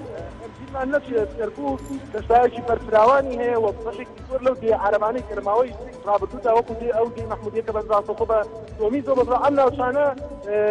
ڕاستە لەژێر کۆنترۆڵی هێزەکانی پێشمەرگەدایە بەڵام لە ناو خۆی شاری کەرکوکە ئەگەر چی پێیشە و کەوتۆتە سنووری لێلانەوە چکە ناحێ لێلان بۆ ناو سەرتەری شاری کەرکوک نزیکەی 25 کیلۆمەتر دوورە 25 بۆ 20 کیلۆمەتر دوورە لەوانەدا دێکی عەرەب هەیە بۆیە ئەمان گومان لەوە دەکەن کە لەناو ئەم 2 ساڵەدا ئەم چەکدارانە وتیان هەبوو و ئەگەر وە خۆیان دەڵێن ناو ینیانە بەڵام تا ئێستا ئەوان سوود لەسەر ئەوەی کە ئەم چەکدارانە دزیان نەکردوەتە ناو شارەکە ناو شاری کەرکوک لە ناو شاری کەرکوک دەستی لە ڕێگای دوورزەوە لە نێوان ئەو دێ عەرەبانە بێەوە چ لە ڕێگای لێلانەوە بۆ ناو کەرکوک لە نێوان دێ عەرەبانە بێت یان لە داخڵەوە بۆ کەرکوک یان لە نێو ئەو دێ عەرەبانە بێت کە لە ماوەی ڕابردوودا کۆنترۆڵ کراوەتەوە بەڵام لە ناو چوارچێوەی شاری کەرکوکە و بەڵکو پشتوێنەی هێزە ئەمنیەکانی کەرکوک ئێستا زۆر لە خواری کەرکوکە لە سنگەکانی خراپەڕووتە و تەنوەرد و لە دەبست ئەمانە پشتوێنەیەکی زۆر گەورەن و بەرزراوانن بۆیە ئەمەوە شتێم خاوەن فەرماندەیش بەپێیەوەی کە ئێمە ئێنافی ڕووماڵمان لە سنووری سپریدا هەبووە لە سنووری ئامرلیدا هەبووە لە سنووری شەرگادا هەبووە لە سنووری من خۆم هەبووم ئەم ناوچانەی حەویسە ئەستەمە چەکدار کات لە سنووری حەشی شعبیدا بەتەواوی بڵێن حەویسە گەمارە دراوە لە سنووری جیەوە لە سنووری شەرگات لە سنووری ئامرلی و سپیاکانی حەمرینەوە هەمووی کەمارۆ دراوە ئەمسەمە و بەدیری کەرکووکتان لەلایەن هێزەکانی پێشمەرگەوە کەمارۆ دراوە ئەمنی زۆرەیە بۆیە وەختوان ئەسەمە بتوانێت سەردار لەناو حەویچە و لەناو ڕەشادەوە بێتە ناو کەرکووکەوە بەڵکو ئەمانە لەناو خۆی کەرکووک بوونەوەکو خۆیان بڵێن بەڵێ خاوەن بڵێ ئومێد ئەنجومەنی پارێزگای کەرکووک بانگەوازێکی ئاراستەی دانیشتوانی شاری کەرکووک کرد هاوڵاتیانی شاری کەرکووک کە دوورکەونەوە لە شوێنی ڕوبەڕووبوونەوەکان تا چەند هاوڵاتیانی شاری کەرکووک پابەندن بەم بانگەوازەی ئەنجومەنی پارێزگای کەرکووکەوە بەڵێ لە ڕاستیە خاوەن لە سەرەتای دەستێکدانەوە تا ئێستا خەڵکی خۆبەخشی شارەکە بەبەردەوام بەتایبەتی لەو ناوچانەی کە لە باڵێن حی ئەزراو و نزین و سنووری دۆمین لەوێدا خەڵکی خۆیان چەکیان هەڵگرت ڕوبەڕووی شەهیدانانی داعشنەوە بۆیە وەک خۆیان دەڵێن لە ئێستا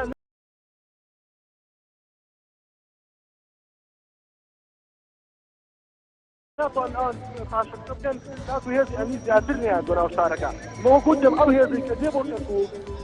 خاوەن ڕاستەوخۆ دەچێتە سوورەکانی ڕۆکان کە یان سوورەکانی ئۆژین کە با بڵێن لای ئۆتێلی سنەوبەرەیەوە بەردەم بینای پارێزگای کەرکووکە بۆ بی کە ئەوە سەنتەری شارە و ئەوە گرنگە بەڵام ئەم گەڕەکانی کە ئێمە قسەی دێتەوە قسەی یەکەم دوورە لە سەنتەری شارەوە گەڕەکی عەرەب نشینن و کەوتونەتە ڕۆژهەڵاتی شارەکەەوە ئەم ناوچانە تا ڕادەی هێزانەکان کەمتر بۆیتن هەموو ئەو هێزانیانش داهابوونە براون بۆ سەنتەری شارەکە ئەمە یەکێک بوو لەو کلایانەی کە خەڵکی ئەو ناوچەیە دەیان کرد کە ئەو هێزانێکی ڕاستەوخۆ دەچون بۆ سەنتەر بەبێ ئەوەی بچنە و ئەمەش بڵێم بەبێ بچنە ئەو گەڕەکانەی کە شەڕی تێدایە ئەمە ئەوەش بڵێم ناوەن بە بەردەوام خەڵکەکە دی ئەوەش دەکات کە تا ئێستا هیچ کۆنتڕۆڵێکی گشتگیر نییە لە نێوان هێز ئەمنیەکان بۆ ئەوەی یەک کەس یەک کەس فەرمان دەربکە یەک کەس کۆنتڕۆڵی بارودۆخەکە هەر هێزە لەلایەکی خۆیەوە با بڵێن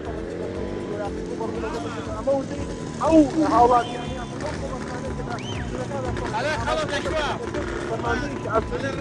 باوا بێت ئەم هەموو سەرداری بۆ بەرشەت کاتە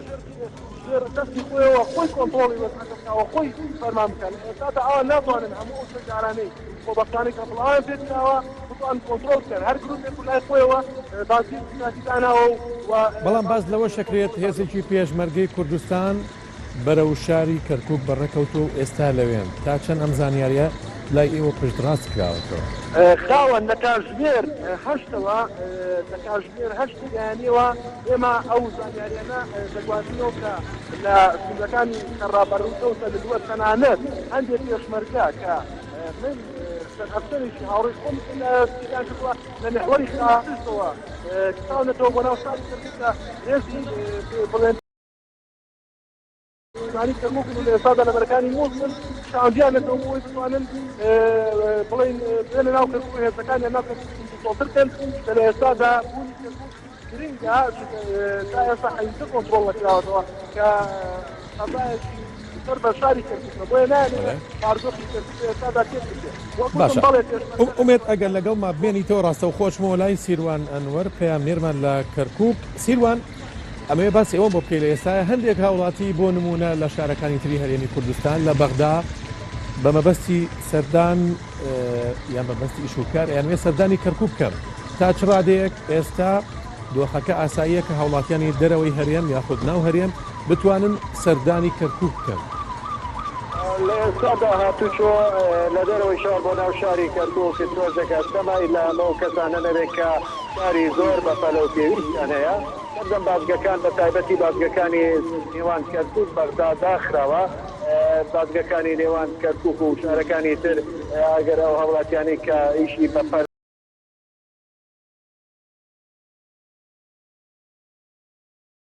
ئاسانی سەفەرکردن لە سلێمانی بۆ ئەولێر یاخود لێنە کەرکووک چونکە بارودۆخەکە لە ئێستادا لەژێر کۆنتڕۆڵدایە و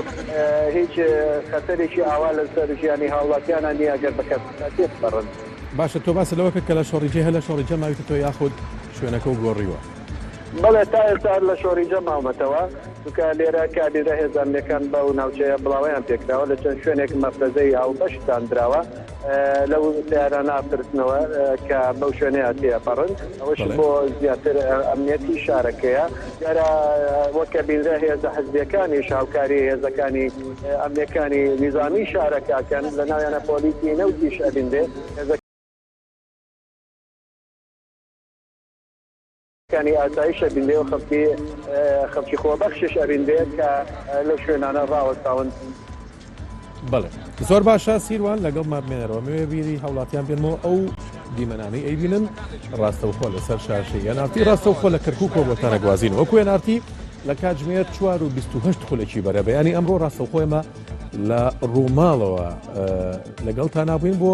گواستنەوەی دیمەنەکانی ڕوبەڕووبوونەوەکانی نێوان هێزەکان و هێزی پێشمەرگەی کوردستان و چەکدارانی داعش کە بەرەبەیانی ئەمڕۆ کاتژمێر 3:30 بەرەبەیان دزەیان کردبووە ناو شاری کەرکووکەوە و ڕوبەڕووبوونەوەکان تا ئێستاش بەردەوامە. گەڕێمەوە لای ڕۆکان جاف پەیامنێرمان لە کەرکووک.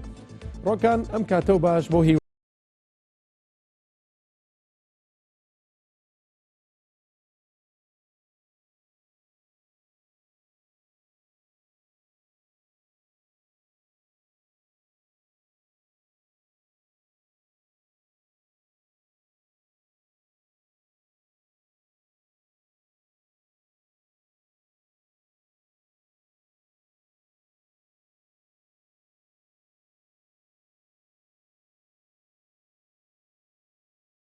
ئەو بینایە ماونێتەوە هێز ئەمریکان بە شوێکی گشتی پاشەکشیان کردووە بەڵام لە هەر چواردەوری بیناکە هێزێکی تری ئەمنی ڕاوەستاون بەهۆی ئەوەی کە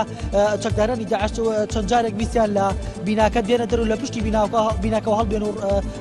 بڕۆن لە بیناکە بەجێ بێڵن بەڵام هێز ئەمریکان لە هەر چوارلاوە بیناکەیان کۆنتڕۆل کردووە تەوقی بیناکەیان کردووە بۆی کە چەکدارانی داعش نەتوان لە بیناکە بێنە دەرەوە و هەڵبێن و بیناکە بەجێ بێڵن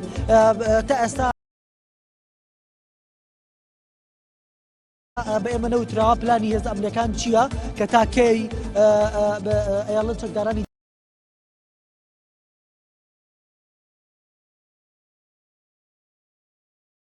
داعش لە نێو بیناکە بمێنەوە تاکەی ڕوبەڕووبوونەکان بەم بێ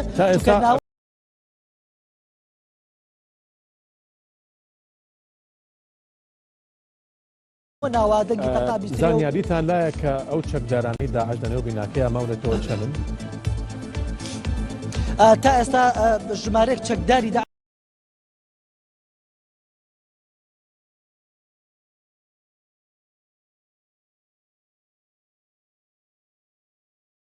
نێو بیناکە ماوەن بەڵام هێز ئەمنەکانیش بە تەحدیدی نازانن کە ژمارە ئەو چەکدارانە چەندن بەر لە خۆر ئاوابوون هێز ئەمریکان وتیان زیاتر لە چوار لە چەکدارانی داعش لە نێو بیناکە ماونێتەوە بەڵام ئێستا ئەوەی کە لە پشتی منەوە دیارە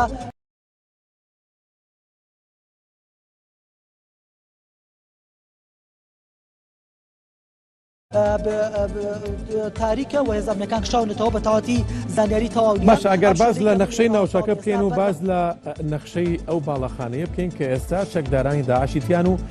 بە تەمان هەڵبێن بەڵام لەلایەن هێز ئەمریکانەوە گەماروەدراون چەند هۆمە ڕوبەرەکەی چەنە ئەم لاو ئەولای یاخود چواردەوری ئەو بینایە هیچ هاوڵاتیکی مەدەنیش دەچێن ئەو ناوچەیە خاوەن ئەو شوێنێکە بیناکەی لێ وە سەر پردی شەهیدانە سەر یەکێکە لەو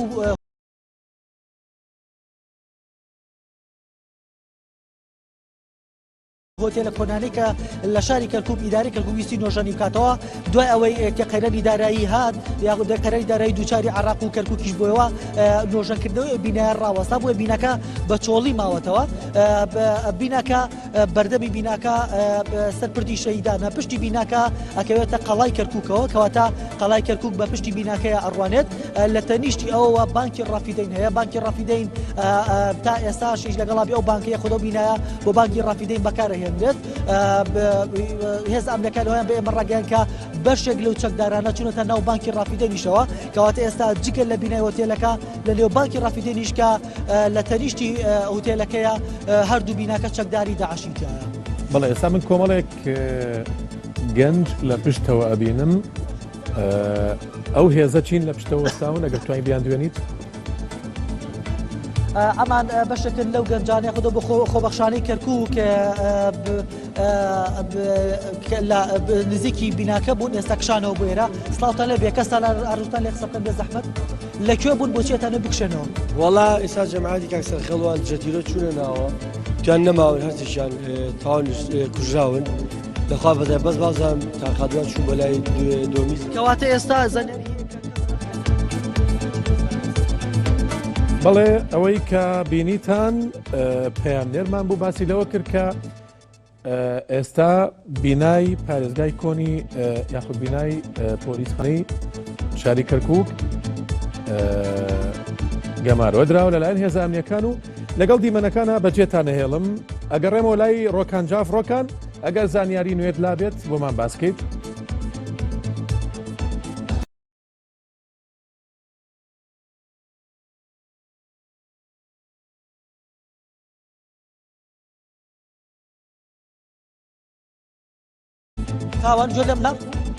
بەڵێ ڕۆکان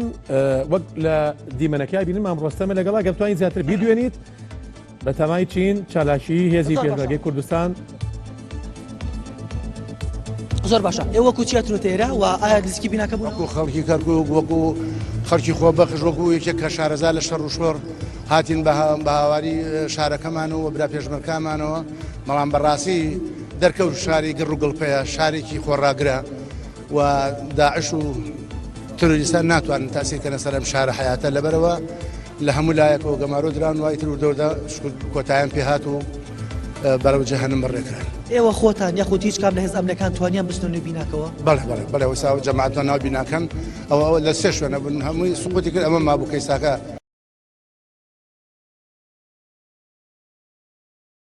لەبەرەوە هاتون بۆ خۆکوژی هاتون انتحارین لەبەرەوەی بۆی تاسیرکات سەر شەڕەکەی مووسڵ و سەر جەبەکانی پێشمەرگە بەڵام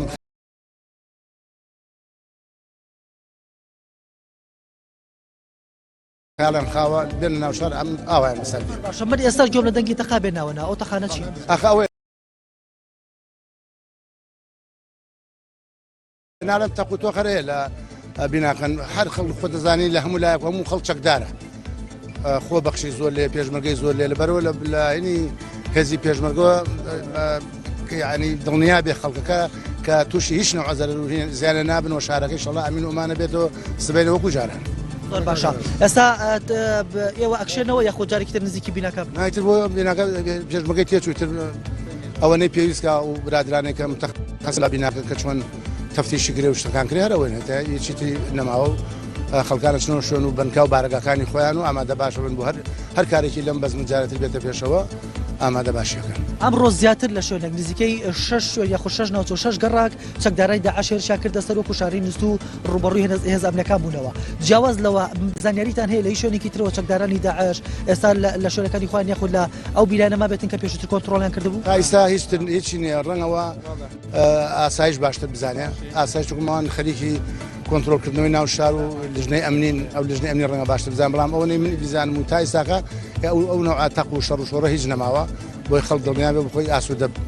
لە ماڵەکانی خۆیان ئاسوودە بەڵامێک داوام هەیە لە شارە خۆشەویستەکەی خۆمان جارێک کە کەشتی وابوو بە کۆمەڵ و بە لێشاونێنە سەر جادەگە چون گولەی وەڵ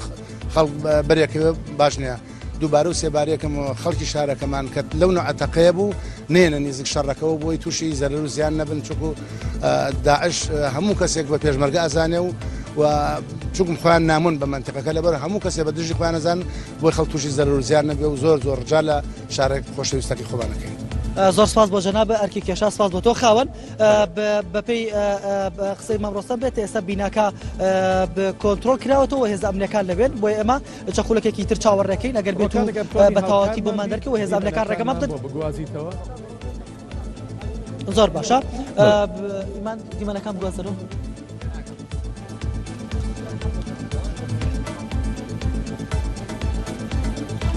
بەڵێ بەڕێزان ئەو دیمەنانەی دەیبێنن ئێستای ڕاستەوخۆی شاری کەرکووکە کە وەکو NRT لە کاتژمێر 4 و 28 خولەکی بەرەبەیانی ئەمڕۆ هاوکارانمان لەگەڵ تیمی بەڵێ ڕاستەوخۆ ڕووماڵمان کردووە بۆتان و تا ئێستاش بەردەوامین. پاشکەمێکی تر هاوکارم چی حسێن لە ڕووماڵێکی تایبەدا بەردەوام دەبێت لەگەڵتان.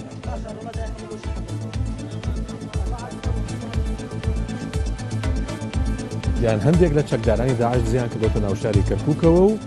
ویستوانە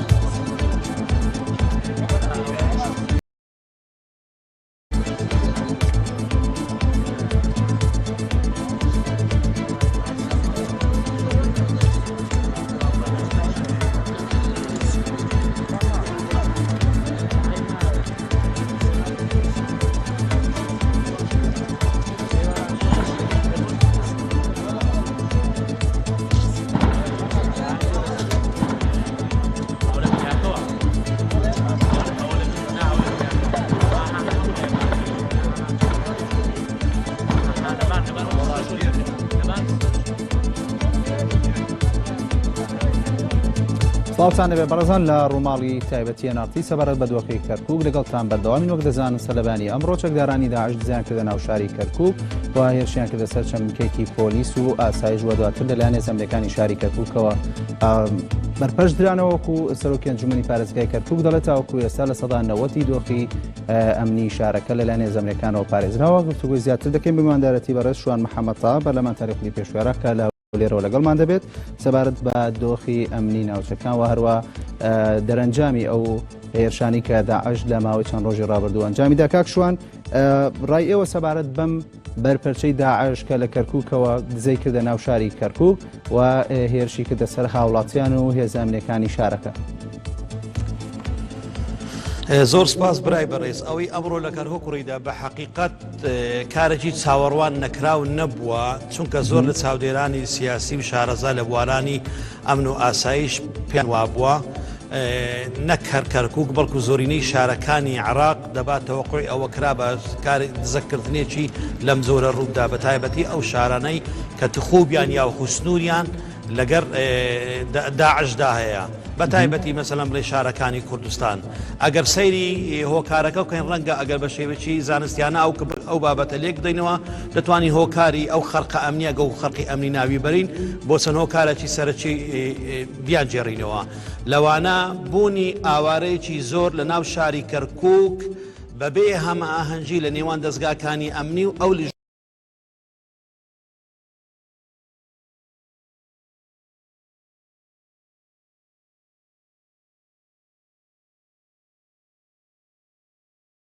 ژانی کە سەرپەرشتی ئاوارەکان دەکەن. ئەوە لەلایەک لەلایەکی تریشەوە خۆی لە خۆیدا گەلێ لە گوند و شارۆچکانی سەر بە پارێزگای کەرکووک و سەلاحەدین لە ئەسڵدا ئەو شارە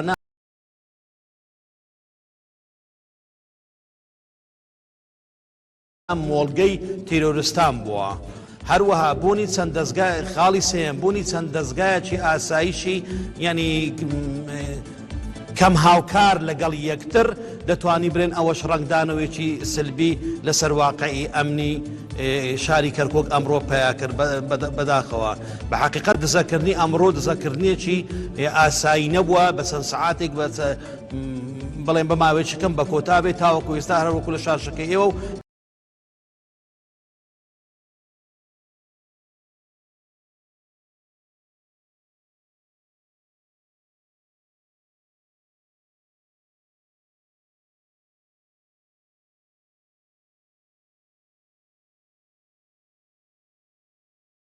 کەناڵەکانی تریش بەدی دەکەن.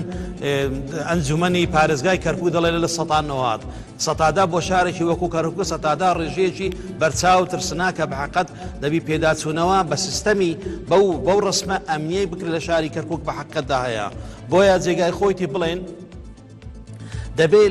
لایانی پەیوەندیدار ئەوانی مؤسساتی ئەمنیان لە ئەستۆیە لەوە حاڵی بن ئەگەر هەموو شارەکانی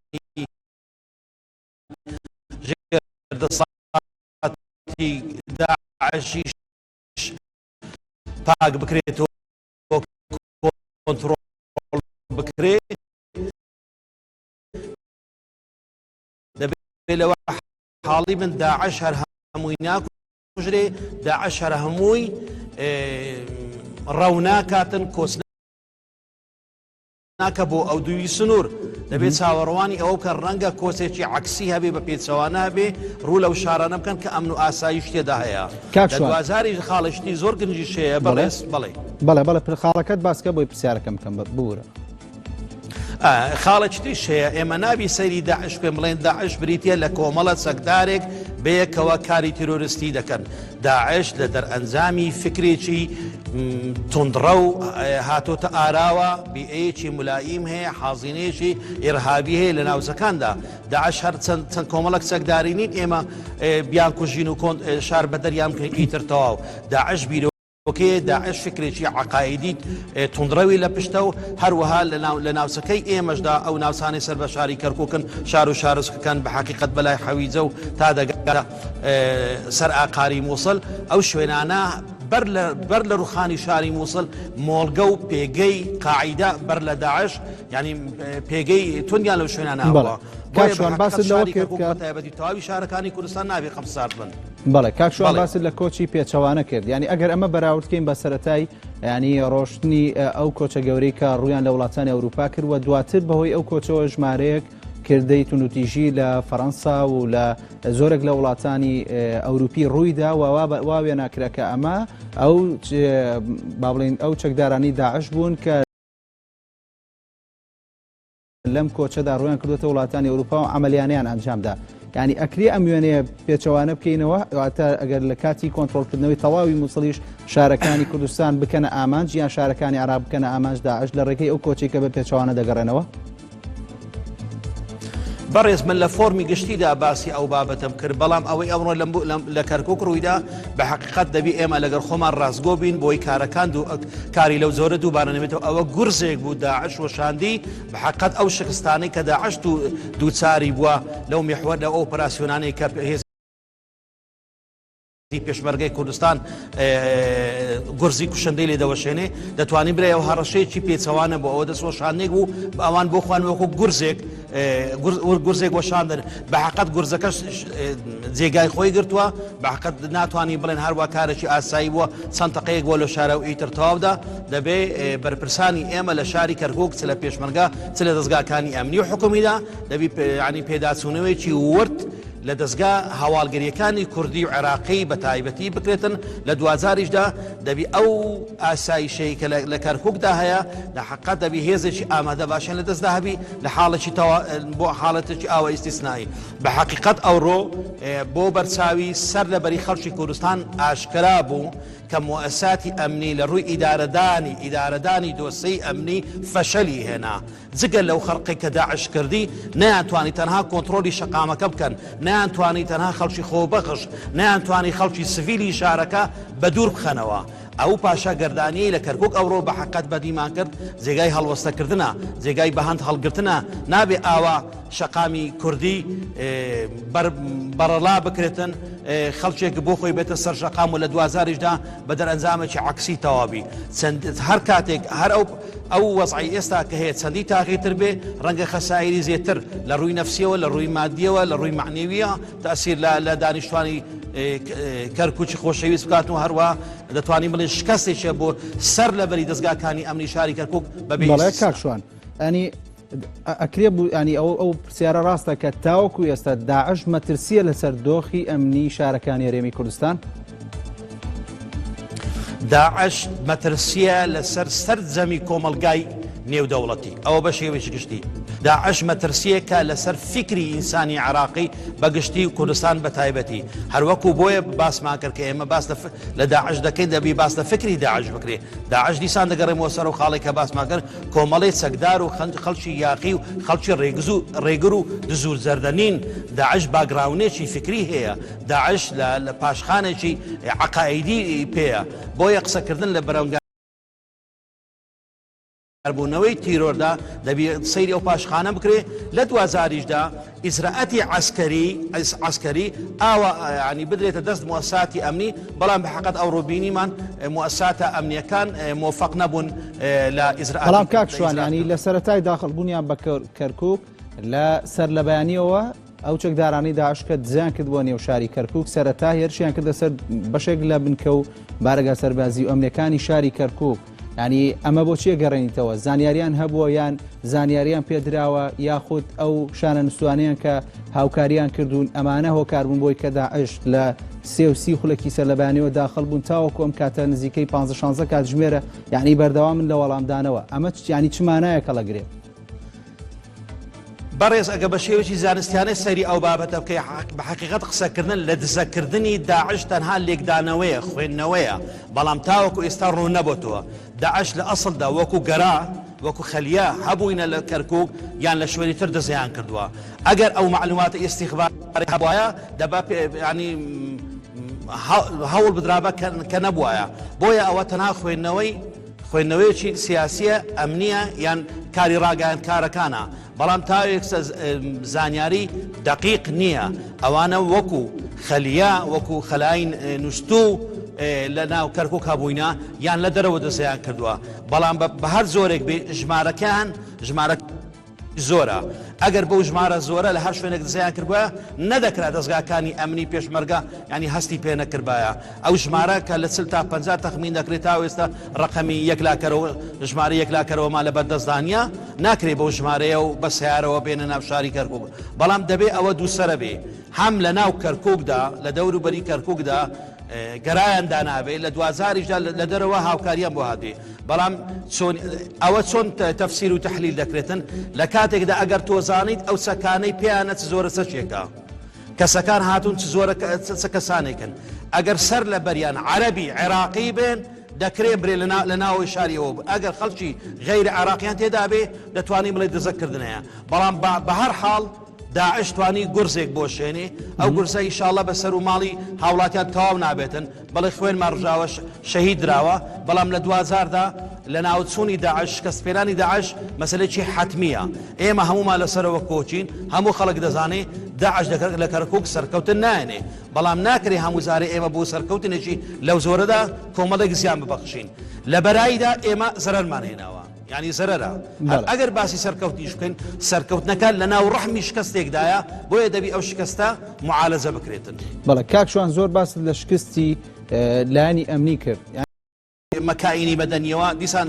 پشتگیری دەکەن ئەوانە کۆمەڵێک تەدابیرن دەبی بێکرا وەربژیرێن دەستگاکانی ئەمنی خۆ لە من و تۆ شارەزاترن لە کاتی ئۆپەراسیۆن دەست پێ دەکاتن دەبی ئەوان سنووری پارێزگاکە خۆیان تو خۆیانەوە بکەن ناکرێت تۆ وەکو یەک وحدە معاملێگە بکەین ئۆپەراسیۆنێکە تۆوازها لەگەر دژبنێکی سەرسەخت شار دەکەی ئەو دژبنە دەست دەوەشێنێتن ئەو دژبنە هەدەفی ئەساسی معنی سوودمانکردنی خاک و خەڵتانی خوێنکردنی خەڵکە ینی دەتوانێت سووتان و خوێن مەبەستێتی بۆیە دەبێ ئەو تەدابیرانە بەیەکە وەربژێرێ ئەوانە مەهامی موەساتی ئەمنین بۆیە داوە ببوورە لە کەناڵە عەرەبیەکاندا هەندە شتێت چاواشە دەکرێت مەهامی هێزی پێشمەرگە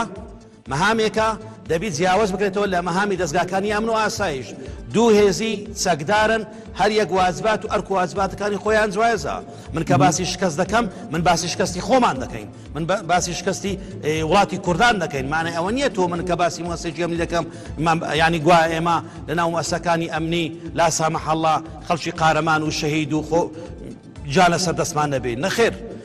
دەستگاکانی ئەمن و ئاسایشی ئێمە چەندین ئینجازیان هەیە چەندین دەستکەوتیان هەیە بەڵام ئەوە گورزێک بوو بەرمان کەوتووە بۆیە حەقی خۆمانە و حەقیشە دەستگاکانی ڕاگەیاندوو خۆشیان قسە لەسەرەوە بکرێن تۆ خۆت باسی ئەوت کرد کە دوو دەستگای ئەمنی لە شاری کەرکووکەوە لە ماوەی ڕابردوو زۆر باسدەوە کراوە کە ئەم دوو دەستگای یەک بخرێ یەک کەس سەرپەرشتی بکە بۆ ئەوەی باشتر بتوان ئەمنەتی شارەکە بپارێزن و ئەوەشت ڕەبت کردەوە بۆی کە بەوەی ئەوەی چەند دەستگایەکی ئەمنی لەو شارایە ڕەنگە نەتوانرابێ بە شێوەیەکی باشتر با بڵێ معالەجەی دۆخەکە بکرێت ینی ئەی لەم کاتەیە پێویستە چی بکرێن چۆنی داری شارەکە بدەن بۆی کە لە ڕووی ئەمنیەوە شارەکە لە ڕووی ئەمنیەوە بەهێز بێ بەڕێز هەردوو دەستگای ئەمنی نییە ئەگەر باسی دەستگا ئەمنیەکان بژمێرین دوو دەستگای ئەمنی برێ ئەگەر ئانی بەڕون و ئاشکرا بێ پارتی وێچێتی بێ حکوومەتی عێراقی تێدایە دەستگای هەواڵگر مخابراتی تێدایە دەستگای استخباراتی عسکەری تێدایە دەستگای استخباراتی داخلی تێدایە و ئیتر ئەجندەی وڵاتانی دەرەوەش ڕەنگە دەورێکی کەمیان نەوێ لە شاری کەرکووکدا چکۆێمە هەمومان دەزانی ئەهمەتی شاری کەرکووک نییە بەس على الأقل ئەضعف الئیمان خۆ دەکرێت دەستگا ئەمنیە کوردەکان هەمە هەنجێکی توکمان لە نێواندا هەبێتن من باسی خەمخەمی من قسەم لەسەر دەستگا ئەمنیەکانی موەساتی ئەمنی کوردیە قسەم لەسەر موەساتی عێراقی نییە چکە ئەو پاشەگەردانی لە موەساتی ئەمنی عێراقی ئێمە باش دەوە حاڵی بوون چەندین ساڵە ینی برێ مختصین بەو مەلەفەوە ئاگدارین لەوێ چ دەگوزارێتن ئێمە قسەمان لەسەر دەستگای ئەمنی کوردیە خەڵکی کورد لە بەرەبەیانی مێژووە خەڵتانی خوێن دەکرێت حەقی خۆیەتی خەڵکی کوردستان لە سایسەری دەستگاکانی ئەمن و ئاسایشدا کە چەندین شەهیدیان داوە لەو دەستگایەدا زەمانی جانی ماڵ و منداڵ و کەرامەت و سەر و سامانیان بکرێتن من قسەم لەسەر ئاسایش کوردیە بەحەقەت قسەم لەسەر دەستگا ئەمنیەکانی عێراقی نییە چونکە لە 2000دا ئەگەر تۆ سەیری دەستگا ڕاگەاندنەکانی عەرەبی بکەی عەرەبی عێراقی بەڕون و ئاشکرا پێت دەڵێن دەستگاکانی ئەمنی کوردی جا ئەو حەقی نییە پارتی یەکێتیە سۆشیالستیان هەر پارتێکی سیاسیە ئەو باسێک هەندێک لەوە زیاتریش دەڕۆن دەڵێ ئێوە زۆر بە شانوباری هێزی پێشمەرگە هەڵدەدەن کە لە ئەسڵدا ئەوە وەزیفەی پێشمەرگە نیە وەزیفەی دەستگاکانی ئاسایشە ئەوە شکستێکە بۆیە دەبێ ئێمە لەوە وریاتر بین شەڕێکی ڕاگەاندنمان لەگەر هەیە شەڕێکی سایکۆلۆژیمان لەگەر دەکرێتن لە 2000دا برای بەڕێزم تۆک و ڕۆژنامەنووسێک ڕەنگە زۆر لەوە شارەزاتریش بی ئۆپەراسیۆنی شاری مووسڵ ئۆپەراسیۆنی شاری مووسڵ هەر ئۆپەراسیۆنێکی عراقینە چەندی دەوڵەتی تێدایە چەندی وڵاتانی فراسی دەتوانانی پێشبڕکێ لێوە دەکەن چۆن نفوزەکانی خۆیان بەقوت بکەن مووسڵ نەک عێراقێکی بچووکراوەیە دەتوانانی برێ ئەژندەی ناوچەکەی لە هەمبانەی خۆی ناوە بۆیە بابەتی مووسڵ هەر شەڕێکە و لەگەر داعش و هێزی پێشمەرگە سەرکەوتن بەدەستێنێ بەڕون و ئاشکراوە دەڵێم ئەو ئۆپەراسیۆنەی مووسڵ کە دەستی پێکردووە لەسەر تاینە ئێمە چکو ئەوە سێک بەسێ قۆناق تێدەپەڕێتن و شارەزانی عسکەری ڕەنگە لە من شارەزاتر مەحەقی من نەبووی زێتر تەفسیل لەسەرەوە بابەت بکەم ئەو ئینجازە و دەستکەوتنەوە و پێشکەوتنەی هێزی پێشمەرگەی کوردستان و با مەهانجی لەگەر هاوپەیمانی نێودەوڵەتی و سوپای عراقی بە حقیقەت ئەگەر خوردی بکەینەوە دەتوانین برێ ئاماژەی جوانن ئاماژەی باشن ئایندە لەسەر بینا دەکرێت بەڵام شەڕە گەورەکە تاوەکو ئێستا دەستی پێ نەکردووە بۆ ئەوەی مەزاری ئەوە ندەن دزەیەک لەو بابەتە ڕووبدا بۆ ئەوەی فکری هێزی پێشمەرگە و قیادەی سیاسی هەرێمی کوردستان بە هەندێک بابەتی جانبی خەریک بێ. وڵە کاکشوان پاشەوەی کار لە خۆناغی یەکەمی ئۆپراسیۆنی کۆنتترۆلکردنەوەی مووسڵ هێزەکانی پێشمەرگە سەرکەوتوو بوون لە تەواوی ئەو خاڵانەی لە ڕووی سەربازیەوە بۆیان دیاری کرابوو ینی ئەگەر ئەمە بەراوردکەین بە ئۆپراسیۆنی کۆنتترۆلکردنەوەی مووسڵ داعش دەیەوێت هێزەکانی پێشمەرگە یان دەستگا ئەمنیەکانی کوردستان سەرقاڵکە یاخود پێشمەرگە خاو بکاتەوە کە بە بەردەوامی لە بەرەو پێشوو نابوو لە ئۆپراسیۆنی کۆنتترۆلکردنەوەی مووسڵ. بەڕێز داعش قەڵەمێکە بەدەست چەندین دەستگای هەواڵگەری دنیاوە هەیە داعش هەر کۆمەڵە سەگدارێک و ئەبوو بەکری بەغدادی نییە بۆی ورتر قسە لەسەر ئەو بابەتە بکەین بۆیە من باسم کرد شەڕی مووسڵ شەڕێکی ئەقلیمیە شەڕێکی گەورەیە و ئەوە هەندێک ئەوە ئەو ئیتیفاقی ئەو ڕۆگە سیرکەی ئەمریکا لەگەر تورکیا ئێران لەگەر عێراقدا ڕەنگە مووسڵ بە ئاقارش درەوە بۆ ئەوەی بۆ بینەرانی NRT ئەوە ڕوون بکرێتەوە بۆ بەرساوی بەڕێزی شێت وەکو باسمان کرد هەموو ئۆپەراسیۆنێک ئەو سێ قۆناغە بەخۆ دەگری قۆناغی یەکەم ڕزگارکردنە گریمان دامانە سەر لەبەری مووس و شار و شارۆچکەمان ڕزگار کرد قۆناغی دووەم پاکتاوکردن وەکو عارەبکەی زەبتی لە ئیسڵاح عەسکەری دێن تەطهیرە ئەو عەمەلیە موشکیلەکە ئەلێرکوانەدایە چه هێزێک ناو مووسڵ پاک دەکاتەوە ئەگەر فکری عقایدی داخل بوو ئەوە شەڕێک توش دەبین ڕەنگە دوا ڕۆژەکەی دیار نەبێتن عفۆن پاکردنەوەی شاری مووسڵ لە تیرۆرستاندا لەوانەی هاوکاری تورستان کردووە ئەوە شەڕێک ئەوە بە حقیقەت دەتوانین بڵێن خەڵکی عاقڵمەندی دەوێتن معاملە لەگەرەوە بابەتەوە بە دوای ئەویشەوە خاڵی سێەم چه هێزێک دەسەڵات دەگرێتە بەدەست وەکو عسکەرێک بدەن مەسکل ئەرض دەکاتن دەست بەسەر خاکەدا دەگری چونکە ئەو سوپای عێراقی لە مووسڵدا لە ئەسڵدا خۆی بەشێک بوو لە کێشەی سیاسی بەشێک بوو لە کێشە لە مابینی خەڵکی مووسڵ و سوپای عێراقی ئەو کێشەیە لە مابینی خەڵک و سوپادا هەبووە بۆیە دەبی کێشێک سوپایەک بە زۆرێک بێتن ڕوبەڕووی ئەو کێشانە نەبێتەوە کە لە چەند ساڵ لەمەوبەر بۆ هۆی ئەوەی کە مووسڵ سقوتی کرد بۆیە قسەکردن لەسەر مووسڵ تەنها ڕزگارکردنی ئەوەی شاری مووسڵ نییە ئەوەی ئیرادەیەکی نێودەوڵەتیە ئەجەندەی ئەقلیمی تێدا هەیە بۆ خەڵکی کوردستان بە حقیقەت من لەوە بچووکترم نەسیحەتی سیاسیوان خەڵکی کوردستان بکەین بەڵام دەکرێت ئێمە لەو حاڵەتەدا هەر ئەوەندەمان پێ بکرێ خەڵکی کوردستان لەو ئاگرە گەورەیەدا بپارێزین کەمتری زیان پێشێش بکەین کاکشوان کاتە باسی لە پاراستنی وڵاتیانی کوردستان کرد بەڵێ کەواتە لەم بارودۆخەیە کە ینی دەزانیت کە مەترسیەکانی داعش لە بەردرگای هەرێمی کوردستاندا پێویستە چۆن ئەمنیەتی شارەکان بپارێزین نازام جەنابەت ئەو وێنانت بینی بێ کە لە هۆتێلەکان یاخود ئەو دوکان و بازاڕانی شاری کەرکووکۆ گیراون کە کاتی داخڵبوونی هەندێک لە چەکدارانی داعش وێنەیان گیراوە ینی هەندێکیان لە گەڕەکە عەرەبەکانەوە هاتوون چۆن بتوانن هێزە ئەمنیەکانی کوردستان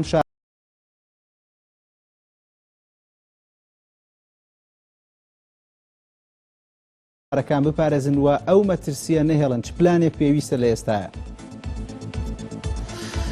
ڕەنگە من زۆر لەسەر لە ڕووی فکریەوە بتوانم قسە لەسەر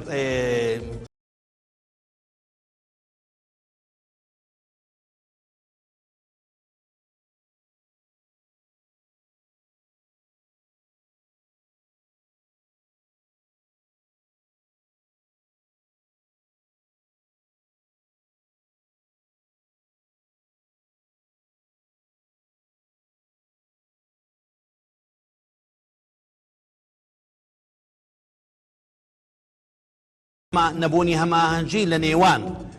ئەو لژنەیە سەرپەرشتی ئاوارەکان دەکات لەگەر دەستگاکانی ئەمنی ئەوە خاڵناکە برای بەڕێز دەستگا ئەمنیەکان دەبێ بە شێوەیەکی زۆر ورد مەسەلەن کەسێک لە حەویزە دێتن ئێمە دەزانین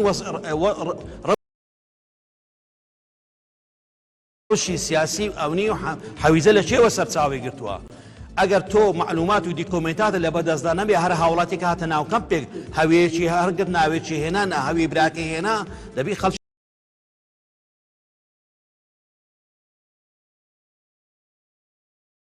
ئاسایشی ئێمە احتیمال لەسەر دەستگای هاوڵگەری بکاتن دەبی بە حقیقەت ئەو بابەتە وەک خۆی هەڵاوێر بکرێ نەبوونی زانیاری نەبوونی بەدواداچوون لە دەستگاکانی ئێمە لە کەرکووکدا من ئەوەی کە خوێنمەوە ئەوە حادیسەی دووەم و سێمە لە کەرکووک بە حقیقەت بەرچاومان دەکەوێتن ئەوە بابەتێکە دوو هەر کەسە و لە ڕاستە خۆیدا هەڕەشە دەکاتن یعنی ببوورە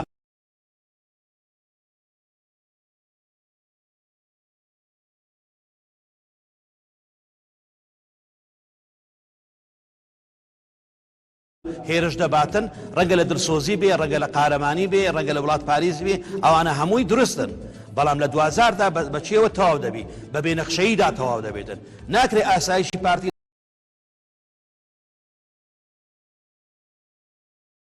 لە شوێنێک هێرش بەرێ ئاسایشی یەکێتی لە شوێنێشتر دەستگای تیرۆر لە شوێنێشتر سوپایەک لە شوێنێشتر بێ دەبێت نەخشەیەکە بێ دەبێ بەرنامەیەکە بێ لە کەرکووک لە هەر ڕووداوێکدا چۆن معالەزەی ئەو بابەتانە بکرێ بەڵام لە ڕووی ئیداریەوە بە حقیقەت ئەوە دەبێ پێداچوونەوەیەک بەسەر شاری کەرکووک بگرێت چۆن مەهامی ئەمنی دابەش بکرێتن نەکەر لە ڕووی کەسەکانەوە پارتی بەڵێ ئەوانەی بۆ کاشوان لە نێوان ئاسایشی پارتی دیموکراتی کوردستان و یەکێتی نیشتیمانی کوردستان لە ناو شاری کەرکووک یان پێویستە ئەم هەمانگیە هەبێت من قسە لەسەرەوە وەکو شرۆفەکارە قسە لەسەرەوە بابەت دەکەم ڕەنگە هەبوو بێ ڕەنگە نەکرێ ئێمە بێ ئینساف قسە لەسەرەوە بابەتە بکەین ڕەنگە هاجێ لە مابەینی هەبێتن بەس وەکو شرۆفەکردن هەڵاوێرکردنی بابەتەکە ئەوە دەخوازێ بەڵام ئەوەی من لە کەرکووک بینیم ئەو شتێکی تر بێ ئێمە نیشاندا دەڵێن نییە ئەگەر لەسەر واقعەکە ڕەنگە هەبێ بەس ئەوەی ئێمە دەبینین و تۆ دەبین و هاوڵاتیان دەبینی ئەوە مواشرێکی خراپە ئەگەر هەش بووبی لەو ئاستە نەبووە ئەگەر لەو ئاستە بواە نەدەبواە ئەو بابەتە ڕوویدا بواە لە 2000دا لەسەر ئاسایشی کوردی حساب دەکرێتە نەک دەستگای حکومی ئەوانەی ئەو دەستگا ئەمنیانەی سەر بە حکومەتی اتحادیوەن بەڵێ زۆر سپاس بۆ شوان محەممەد تا پەرلەمانتاری خولی پێشوێران کە لە شاری هەولێرەوە لەگەڵمان بووی بەڵە بەرزان لە ڕووماڵی تایبەتیە نارتی لەگەڵتان بەردەوام دەبین وەک ئەوەی کە ئێستا دەیبینین وێنەی ئێستای شاری کەرکووکە وەک دەزانن لە سەر لە بەیانی ئەمڕۆ لە سێسی پلەکی بەرەبیانەوە چەکدارانی داعش دزیان کردە نێو شاری کەرکووک و هێرشیان بردەسەر چەند بنکەیەکی پۆلی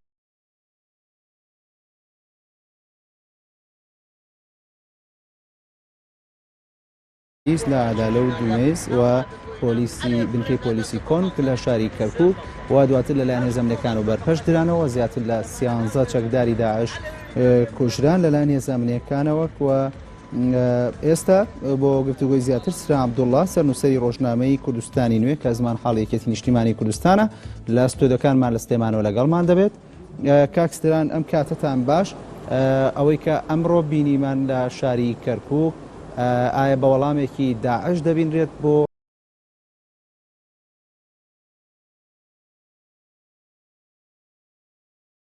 ئەو پرۆسی ئۆپراسیۆنی کۆنتڕۆڵکردنەوەی مووسڵ یاخود داعش بەردەوامە لە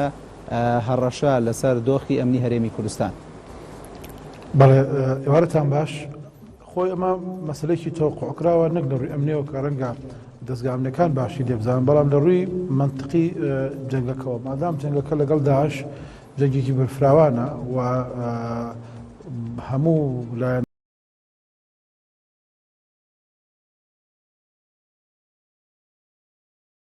نەکانی هەم هێزی پێشمەرگەی کوردستان هەم هێزە عێراقیەکان بەشدار لە گوشەخستە سەر داعش لە شەڕی مووسڵا بێگومان ئەویش هەوڵەدا جەبهەی تر بکاتەوە و یەکێ لەو جەبهانەی کە لە چەند نمونەی ساڵی ڕابردووشە هەوڵیدا اختراقیکە جەبهەی کەرکووکە و ئەم اختراقە بەڕای من لەم چوارچێوەدا بووە کە هەوڵێکە بۆ ئەوەی یعنی هەوڵی با بڵێن هەوڵی سەرکەوتو نییە بەمانای هەوڵی کەسێک نییە کە لە مووسڵ تەتمینە و ئێوێ لە شوێنێکی دیکە ینی پێشکەوتن زیاتر بەدەست بێنە بەڵکو بۆەوەیە کە جەبهەی مووسڵ هێمن کاتەوە تاواکە بتوانێت لە جەبهەی اختراق بکات و بەشێک لە هێزەکانی پێشمەرگە بەشێک لە هێزەکانی حکوومەتی اتحادی بەشێک لە ئاگایی دەستگە ئەمنیەکان بگواسێتەوە بۆ جەبهەی کەرکووک و جەبهەی مووسڵ لە خۆی خاو این کاتەوە بڵێن تۆزێک خاو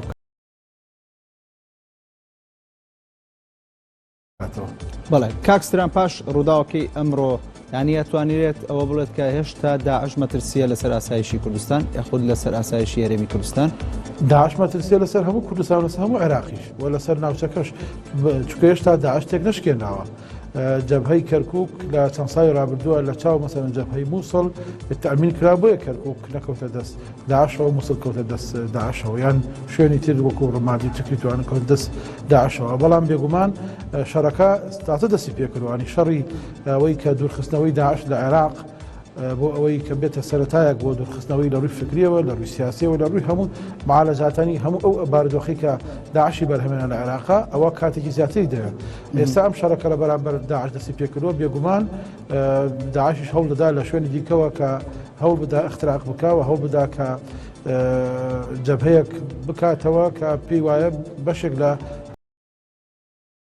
قورسایی و بەشێک لە هێز و جوهدا سیاسی و عسکەری و ئەمنی و ئاسایشەکەی کە هەیە ئەگوازێتەوە بۆ ئەو جەبهەیە لەبەرەوە ئەمە کەس نەیگوتۆ مەترسی داعش لەسەر کوردستان تەواو بۆ بەڵکو ئیش بۆ دەکرێت کە مەترسی داعش بۆ یەکجارێکی چارەسەر بکرێت بۆ ئەوەی جارێکی دیکە نەتوانێت بێتە هەڕەشە لەسەر ئاسایشی هەرێمی کوردستان و ئاسایشی کۆی کوردستان بە کەرکووکیشەوە. بەڵێ کاکستران دەگەڕێمەوە دەچمەوە شاری کەرکووک ڕۆکان جا پەیامنێری نارتی لە کەرکووکەوە لەگەڵمە ڕۆکان دوای زانیاریەکان چین دۆخی ئەمنی ئێستای شاری کەرکووک چۆنە؟ بەڵێ چیا سڵاو لێ بێت تا ئێستا من ئێستا لە شەقامی مەجیدیم ئەو ئوتێلە کۆنەی کە چەکدارانی داعش چوونە نێو بیناکەوە لە بەرەبیانەوە تا ئەم ساتەوە وەختەش ڕوبەڕووبوونەوە هەیە هێزە ئەمنیەکان چەخولەکێک بەر لێسە و کەوتیان هیچ چەکدارێکی داعش لەوێ نەماوە سەرجەم چەکدارانی داعش لەوێ کوژراون بەڵام من تا ئێستا جۆم لە دەنگی تەقەیە لە نێو بیناکە و ئاگر هەیە لە نێو بیناکە بۆیە ئەگەریەوە هەیە خودگومانی ئەوە کرێت کە تا ئێستا چەکدارانی داعش لە نێو بیناکەما بێتنەوە جیاواز لە شەقامی مەجیدیت جیاواز لە بینایە لە گەڕێکی حینەسر هێزەکانی پێشمەرگە پەیوەندیان بە ملۆکە کەوتیان لە نێو هەیکەلێک دوو چەکداری داعش خۆیان خستۆتە نێو هەیکەلەکەەوە و ماوەی چەند سەعاتێکە ڕوبەڕووبوونەوە لە نێوان ئەو دوو چەکداری داعش و هێزەکانی پێشمەرگە و هێز ئەمنیەکانی تر هەیە بەگشتی لە ناو شاری کەرکووک ئێستا سەرجەمە و شوێنانەی کە لە بەرەبەیانەوە چەکدارانی داعش کۆنتڕۆلیان کردبوو ئێستا سەرجەمە و شوێنانە لە ژێردەسەڵاتی چەکدارانی داعش دەرهێنراوەوە هێز ئەمنیەکان کۆنتڕۆلیان کردەوە تەنها دوو شوێن ماوەیەکێکیان بینای ئۆتێلە کۆنەکەیە کە کەوێتە شەقامی مەجیدیە ئەوەی تریشیان هەیکەلێکە لە گەڕێکی حینەسر تا ئێستا وەکو هێز ئەمنیەکان وەکو هێزەکانی پێشمەرگاڵێن دوو چەکدار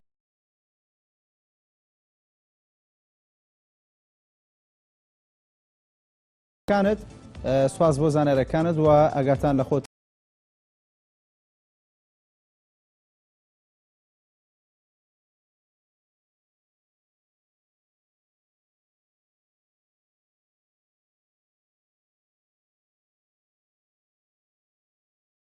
و ینی ئەوەی کە بەرپرسامنیەکانی شاری کەرکووک باسییان کرد ڕەنگە ئەمە دزەکردنی چەکدارانی داعش بوو بێ بۆ ناو کەرکووک و هەندێکی باسدەوە دەکەن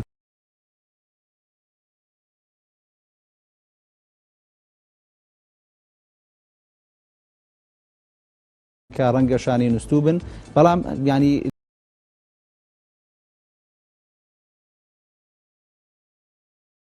لە ڕووی ئەمنیەوە پێویستە چۆن مامەڵە بکرێت لەگەڵ دۆخی شاری کەرکووک وەک دەزانی لە شاری کەرکووک پێکاتی جیاواز هەیە وابێ ینی چۆن هێزە کوردەکان دەبێ مامەڵە بکەن تاوکو بتوان ئیدارێکی سەرکەوتوو چ لە ڕووی خزمەت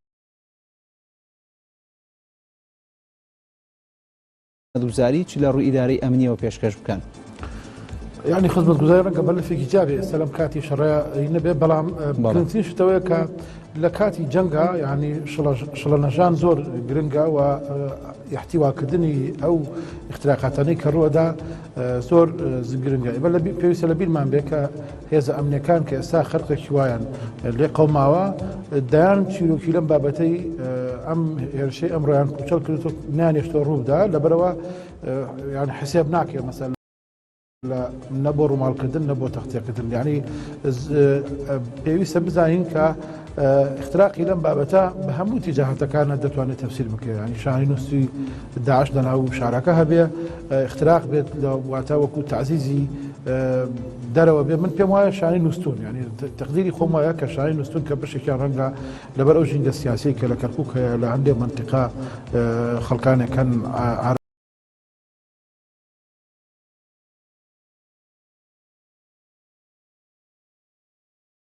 بوون پێشتر باسی بوون مرتبط بوون بە قاعدە يعني هەر هێزێکی نەیاری کەرکووک هاتبێت لەوێ هەوڵی دا و چارەکی بکرێت ئەوان ڕەنگە پەیوەندیان پێوە کردبێت لەبەر ژنگەی سیاسی شاری کەرکووک هێشتا حەسم نەبووە ڕەنگە ئەو شێوازە ئیدارەی کە لە کەرکووک کە کورتیا دەورە جێرە تورکمانتۆیە دەورە جێرە عەرەبتیا ئەوە بەدڵی ئەوان نەبێت جاران شاری کەرکووک مەسەلەن شارێکی تعریفکراوی لە بەردەستی خۆیان بوو ئەمە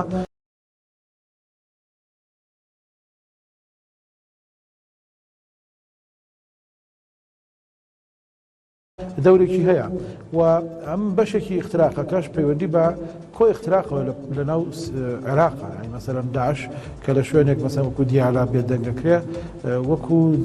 ظهوری چەکداری بێدەنگکە بەڵام نەنگە شاهین نووسوی لە هەموو شوێنێکی عێراقا بێ تەبیعەتی ئەوە کە شاری بەدەسا يعني حاڵەتێکی شاز بووە ئەوەی کە منتقەی بەدەست بێت بۆ گروپە ئیرهابیەکان و ئیدارەی بکەن و وڵاتی تا بن بەڕێوە حاڵەتە شازەکەی حاڵەتە هەرە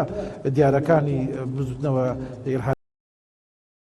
كان أويك شان النسيان لشونكان وهولدان تالاكي إرهابي بكن أويك يسأل لك البنيوان برأي من حالتك الطبيعية لو رويك أي يعني أوانيش خو تقدار إنه أوانيش أجندان هي وأوانيش هولدان كأم أجندان جب كان لبروا بيوسا للبارتيا سيدي بكن برأي من اختراق أمنية يعني بيوسا معالجة بكرية وتارسل بكرية بلام أشنو ما نشكي ونشلشينا بلن هذا سياسي كان وانا هذي فيش نقولنا هذي أمني وانا كومرجي كردستاني وكومرجي كركوكي بشوي تايبتي باش ترجم حالتنا رؤدا لمعركة إلى شرش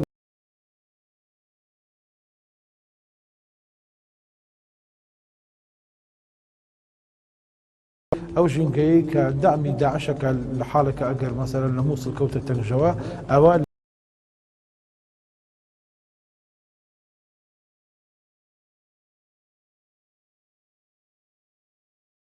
ليش نمينا بس من بيم ويا وكاريكي رنجا بو بيكا يعني كل نقاشاني كذا كريوي كرنجا بيش بروسي موصلي بيش خذ لترسي مسألة دستي ورداني تركيا ولا ترسي أم ملفيك لتركيا يعني تركيا بزخ مكي زورو ديست بروسي شري موصل بجاريكا أم رنجا بون أمريكا باش كاتا ولا بشتواني كدني العراق ياخذ بلا بعض ملفات تأجيل ممكن رنجا حكومة عراقي فلي كذب لو دوسيه بتايبتي لدوسيه موصلة جورك لريكوتني كدو لنيوان هرم بغدايا كأم دوسيه أساترة بلام لراسيا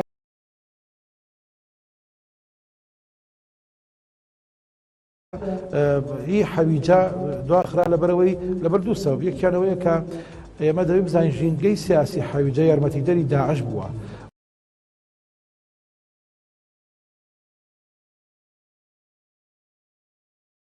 وأم جروبي كيارمتي داعش دن لحويجا دزبرداري بجداري كدنا نابن لها وكاي كدني داعش أجر لشوين أصلكي خوي كموصلة النكبة واتا أجر موصل بك يرنجا أو عشيراني كيارمتي داعش ينداو يارمتي بعث ينداو يارمتي قاعدة ينداو يارمتي نقش بندكان ينداو يارمتي همو جروبي تيروستي ينداو لتشانساي لابردوا رنجا بأساني تشكدانا يعني أجر مثلا بون نبزان موصل ما بلام كلام موصل بأمل بن بهوابن رنجا بك كمترين نرخوا ببيعوا مثلا يارمتي بدين هاوكاري بكرين لموصل تيك بشكن وتسليم بن وبرأي من هوكاري كتري شي هيا هەم بۆ پرۆسەی مووسڵ هەم بۆ پرۆسەی کەرکووک هەم بۆ پرۆسەی ڕوبەڕوونەوەی داعش حکوومەتی عێراقی ئەبایە لایحەیەک یعنی جارنامەیەک دەرکا کە بڵێ ئێمە لە دوای ڕزگارکردنی مووسڵ لە دوای دەرکردنی داعش لە حەویجە لە مووسڵ لە کۆی پرۆسەی ینی کۆی شارەکانی عێراق پرۆسەیەکی سیاسی تازە دەست پێ دەکەین کە بە جۆرێکی دیکە مامەڵە لەگەڵ شارەکان دەکەین بە جۆرێکی دیکە مامەڵ لەگەڵ سونە دەکەین بە جۆرێکی دیکە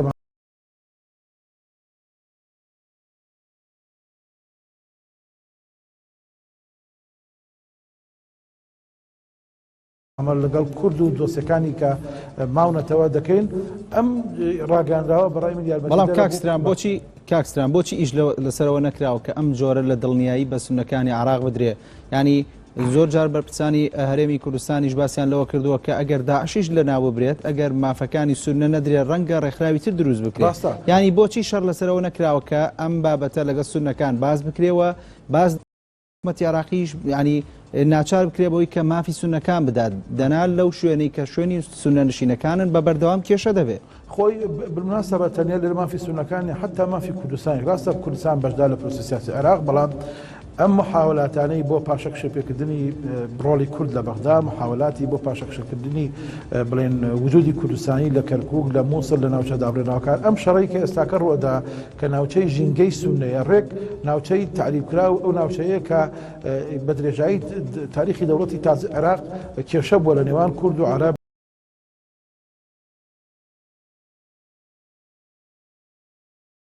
لە نێوان شیعە و سونە لە نێوان گروپە جاجیەکان حەسب نەکردنی ئەم مەلەفە سیاسیانە حتا دوای ڕوخانی سەردام حوسێن حتا بەبووی نەخشەڕێگایەکی وەکو دەستور و مادەی 140 و حتا بە ڕێکەوتن و ڕزایی سیاسی نێوان هێزە سیاسەکان بەڕای من هەمیشە ئەگەر داعشش بەرهەمێنێتەوە کەشێکی سیاسی وا بەرهەم هێنێتەوە کە یعنی عێراقیان دڵنیا نەبن لە مستەقبەلی خۆی عێراقیان مەخسەمی لە کوردە عەرەبە تورکمانە هەموو ئەو گروپانەی کە پێش هەموو شتێک پێویستە هەوی سیاسی ئەو ناوچانە ساغ بکرێتەوە بە حلولی سیاسی کە هەموو لایەنەکان ڕازی بکە مەسەن کورد چی دەوێت لەو ناوچانە لە کەرکووک تورکمان چی ئەوێ عەرەب چی ئەوێ عێراقی ئێستاکە لە ڕاستیە عێراقێکە کە ڕەنگە بتوانێت ئەم جەنگە حەسم بکات و ڕەنگە هیمەتی هێزە سیاسەکان و هیمەتی بۆ پێشمەرگا و هیمەتی هێزەکانی سوپای عێراق کە شکستی مووسڵ ینی بریداریانی کردو هەوڵەدەن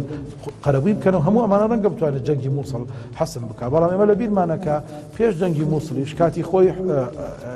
ئەمریکا جەنرال پاتریۆس هەوڵیدا لە شارێکی وەکو ڕۆمادی و لە ناوچە سونیەکان سەحەواتەکان دروست بکە ئەوانەی کە بڵێن لایەنگری حکوومەتی عێراقن و لایەنگری ئەوەن کە ناوچە سونیەکان لە قاعیدا بە تایبەتی بێگانەی قاعیدەوە تاوانی ئەجنەبیەکانن پاک بکاتەوە و یارمەتی فعلەن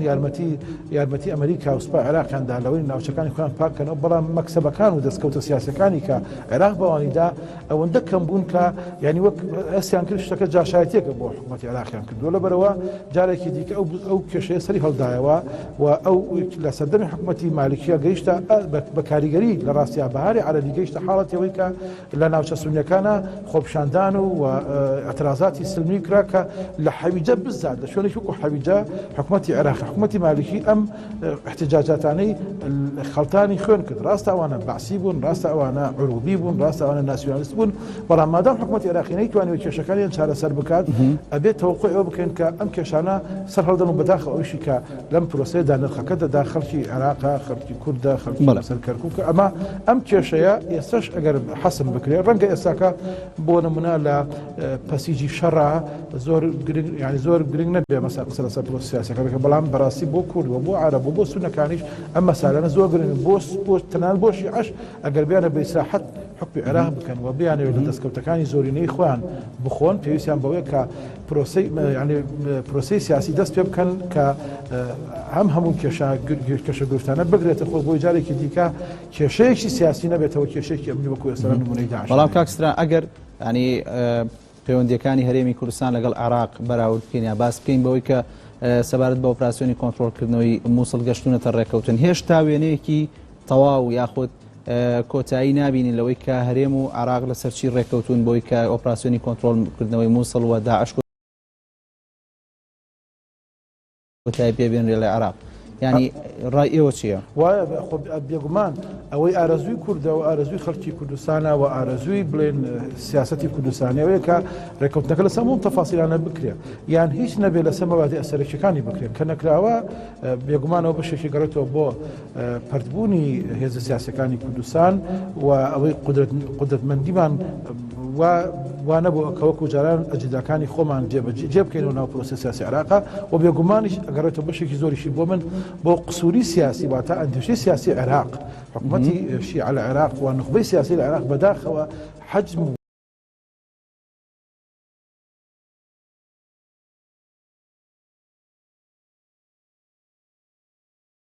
بەڵام هەرێمەکانیش بەقۆ بکە یعنی مەسەرەن تا ئێستا نەیانتوانیوە بۆ نمونە عێراق دەبێت فیدرالی بێت اتحادی بێت باشە فیدرالی چۆن دەکەوێت تەلەنیان نێوان هەرێمی کوردستان و بەغداد ئەوە دەکاتە حکومی ذاتی پێویستە ڕێگە بدەن هەرێمەکانی دیکەش دروست بێت پێویستە کاتی خۆی سونەکان ویستیان چەند هەرێمێک دروست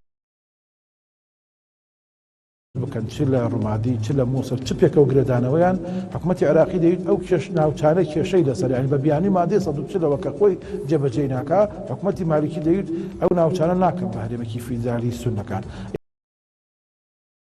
باشە کە ئەوە ناکەی دەوەرە کێشەکانی چارەسەر بکە ئەسڵەن لە دوای پرۆسە سیاسی عێراق و فیدرالی تەرحێکی کوردستانی بوو کە شیعەکان پێی رازی بوون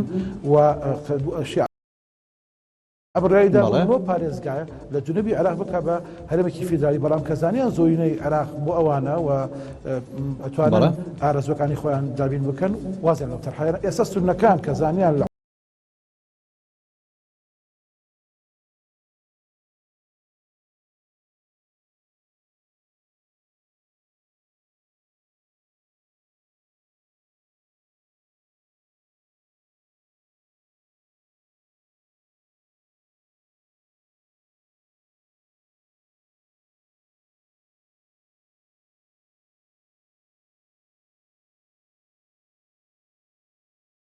بەسەر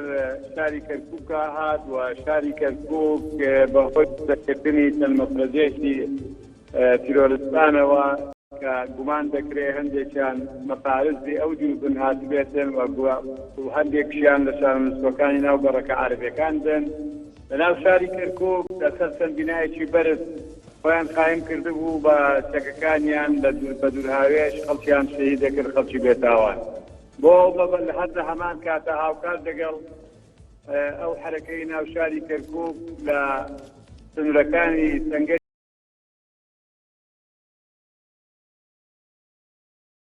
هێزی پێشمەرگەر نزیک بوونەوە لە سەرتاسەری جەبهەی بە مەحوەری چوار تەقە دەستی پێ کرد و دوژمن ویستی هێرش بکە هێزی پێشمەرگەی کوردستان باش دەیان هاتنە دەست و ئەمەیان شکاردنەوە لەنجام لە دوو گوندە دیسانەوە دزیان کرد بۆ ناو دوو گوند لە دێوان مەحوەری چوار و پێنج لە خۆڵی دووبدەوە هاتبوون لە ناو دێ قوتان و لە ناو دێ قەرەتەفەش فەرماندە و پێشمەرگە قارەمانەکان بە دەستێکی کۆڵایندیاندا توانیان کۆنتڕۆڵی وەسعەکە بکەن لە سەعات دوانزەی بەڕۆوە تا ئێستا لە دەرەوەی کەرکووک لە جەبەکان بە هەموو نەوەیەک جەبە ئارامە هیچ جۆرە هیچ نییە لە گۆڕێ هیچ جۆرە حرەکەیەک نییە لەناو شاری کەرکووک تا ئێوارەش دەتوانم بڵێم ئێستا هەندێک بینایی بەرز هێشتا لەو تیرۆرستانە لە هەندێک جێگا ماون لەسەری بەڵام لە سەرتانەوەت بۆ نۆتکردی شارەکە ئێستا لەژێر کۆنتڕۆڵی هێزە ئەمنیەکاندایە و ئێستا لە جەبەکانە تەحەشودی گەورە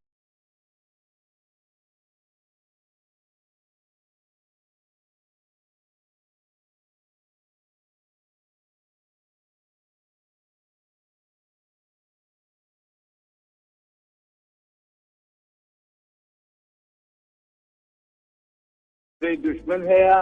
هێزی پێشمەرگەی کوردستان لەو پەڕی ئامادەباشیایە لە یەک دوو جێگاوە تەعارودیان کردو هاتوون دەستیان کردو بە هێرش یا تەقەکردن لە مەحوەری پێنج خۆشبەختانە پێیاندا و شکاونەتەوە تا ئێستا دوشمن نەیتوانیوە لە سەنگەرەکانە بێتە پێشەوە یان نزیک بێتەوە بۆیە من بڕوام وایە کە هێزی پێشمەرگەی کوردستان لە توانایدایە بۆ هەر ئەگەرێک بۆ هەر هێرشێک بۆ هەر جوڵەیەکی دوشمن بەربەستی بداتەوە بشتێنێت بەڵە کاک وەستا ڕەسوڵ چاوەڕوان دەکەن لە ماوەیەکی کەمدا دۆخی کەرکووک بە تەواوی کۆنتڕۆڵ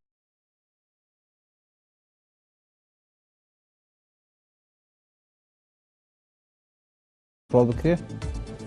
دۆخی ناو کەرکووک ئێستا دەتوانم بڵێم لە 95 کۆنتترۆلەوە تا کۆنتترۆلکردنی دۆخی ناو شاری کەرکووک تەواو بووە بەڵام ئەوەی کە قسەی لەسرە ئایا دوشمن بەوەندەوە ئەوەستێتەوە یا جارێکی تر دەست دەکاتەوە بە هێرش ئەو هێزەی کە ماوێتی دێتەوە خۆی بە سەنگەرەکانی هێزی پێشمەرگەیە کێشێ بۆ ئەم مەبەستیان هێزی پێشمەرگەی کوردستان خۆی ئامادە کردەوە بۆ هەر ئەگەرێت. بەڵێ وەستا ڕسوول فەرماندەی پێشمەرگە ئەندامی سەرکردایەتێکی نیشتمانی کوردستان سوپاس بۆ ئێوە کە لەگەڵمان من بەڵێ بەرەزان هەر بۆ گفتوگۆی زیاتر دەچینە هەولێر فەرات سەنگاوی پەرلەمانتاری فراکسیۆنی کێتی نیشتیمانی کوردستان لەگەڵمانە کاک فەرات زۆرێک چاوەڕوانی شکستی کۆتایی داعش بوون و واوێنیان دەکرد کە داعش کۆتایی هاتووە بەڵام جارێکی تر داعش لە کەرکووکەوە بە مەترسیەوە دەرکەوتەوە. بەڵێ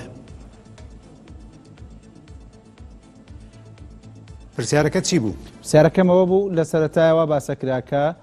دوای پاش سەرەتای دەستپێکردنی ئۆپراسیۆنی کۆنتترۆلکردنەوەی مووسڵ داعش بەرەو کۆتایی دەڕوات. ئێستا مەترسی داعش لەسەر شاری کەرکووکە ینی ئەم قسانەی کە کراوە ئەو بابەتی کە بازدەوە دەکرات داعش کۆتایی هاتووە ئایا ئێشتا داعش مەترسیە لەسەر ئاسایی شێرێمی کوردستان؟ بەڵێ من پێم وانییە داعش ئەو ترسە گەورەیە یا ئەو خەتەرە گەورەیە بێ کە باسەکرێ و پێم وایە کە داعش بەڵێ بەرەو کۆتایی ئەڕوا ئەوەی کە ئەمڕۆ ڕوویدا لە کەرکووک شتێکی زۆر سەیر و زۆر گەورە نییە شتێکی چاوەڕوان کراوە کە لە پەنتاگۆن و بینای بازرگانی لە ئەمریکا نزیک بڵێم 100,000 کیلومتر لە حەویجە و مووسڵەوە دوورن کە مەرکەزی داعشە بەڵام کەرکووک چەند کیلومترێک لە داعشەوە دوورە لەبەرەوە ئەمانە هیچی سیر نییە کاتێک کە ڕوئەدا ئەوەی کە لە کەرکووک ڕوویداوە من پێم وایە بۆ لابردنی سەرنجی خەڵکە لەسەر پێشکەوتنەکانی هێزی پێشمەرگە و هاوپەیمانان لە مووسڵ ئەگەر ببینی ئەمڕۆ کەناڵەکەت بخستایەتە سەر CNN و BBC کە گەورەترین کەناڵی ڕاگەیاندنی جیهانین هەتا گاتە سەر کەناڵەکانی هەموو وڵاتانی تر هەمووی لەسەر کەرکووک بوو مووسڵیان لەبیر چوو بۆ تا ڕادەیەک ئەو ئامانجە بوو کە داعش ویستی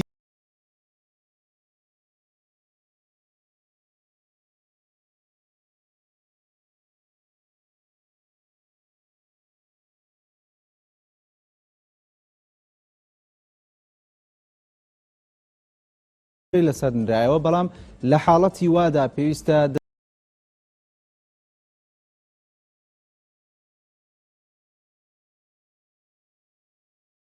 دەستگا ئەمنیەکان یاخود هێزەکانی پێشمەرگە چۆن مامەڵە بکەن تاوەکو خەڵک نەترسێت.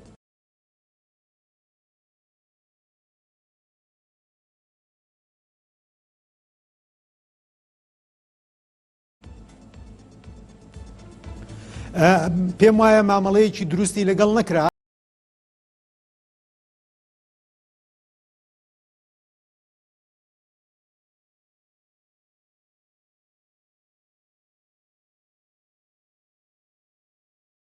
بە تایبەتی قەرەباڵغیەکی زۆر دروست دەکرێت لە دەوروپشتی ئەو شوێنانی کە تەقەی لێیە کامێرەکانیش ڕاگەیاندنەکانیش ئەو شوێنە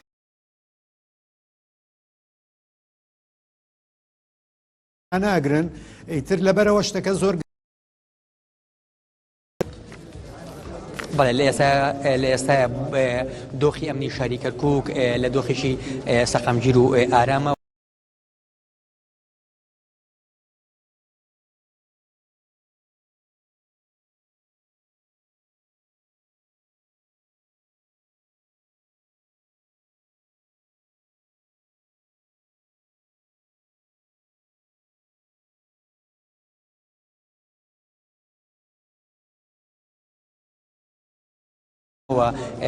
هیچ ڕوبەڕوونێکی سەردانی داعش لەگەڵ ئەمریکانی کەرکووکایە نەماوە و من ئێستا میوانێکم لەگەڵ لیوە ئەیوب یوسف سەرپەرشتای لیوای 3 تایبەتی کۆسەد ڕەسوڵ لەگەڵ ناو مەڵبەندی کەرکووکەوە میوان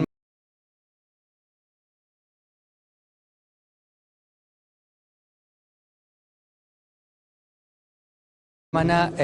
ئەم کاتت باش کاکەی و لە ئێسادا بارودۆخی ئەمنی کەرکووک و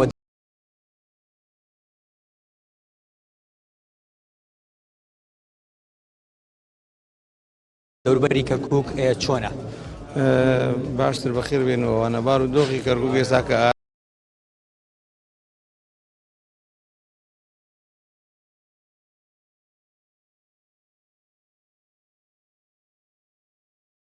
ئەپارێزرێ بواردۆخی دەوروبەری کەرکووک چۆنە؟ دەوروبەری کەرکووک پارێزراوە پێشمەرگە لە ئامادە باشە ئێستا حالیان لە منتیقەی گڕاو هێرشیان کرد هێرشەکانیان تێشکان 5 کەلاتشیان لە بەردەستیدایە لەو منتیقانە وەزعی کەرکووکی زۆر باشە 100 ئارامە بەس دەیان مادەیەکەی دژی ئینشاڵڵا 1-2 ساعتی لە کۆری دەکەینەوە. بەردەوام ئیدارە و لیژنی ئەمنی ئەم شارە هۆشداری لە ئەو شانە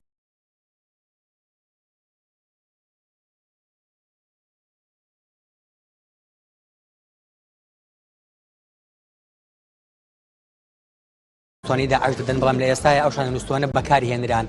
بۆ ئەم هێرشەی ئەمڕۆ چی ئەکرێ بۆی دووبارە لە هێرشی لەو شێوەیە شانە نووسەکانی داعش ئەوانی لایەنگری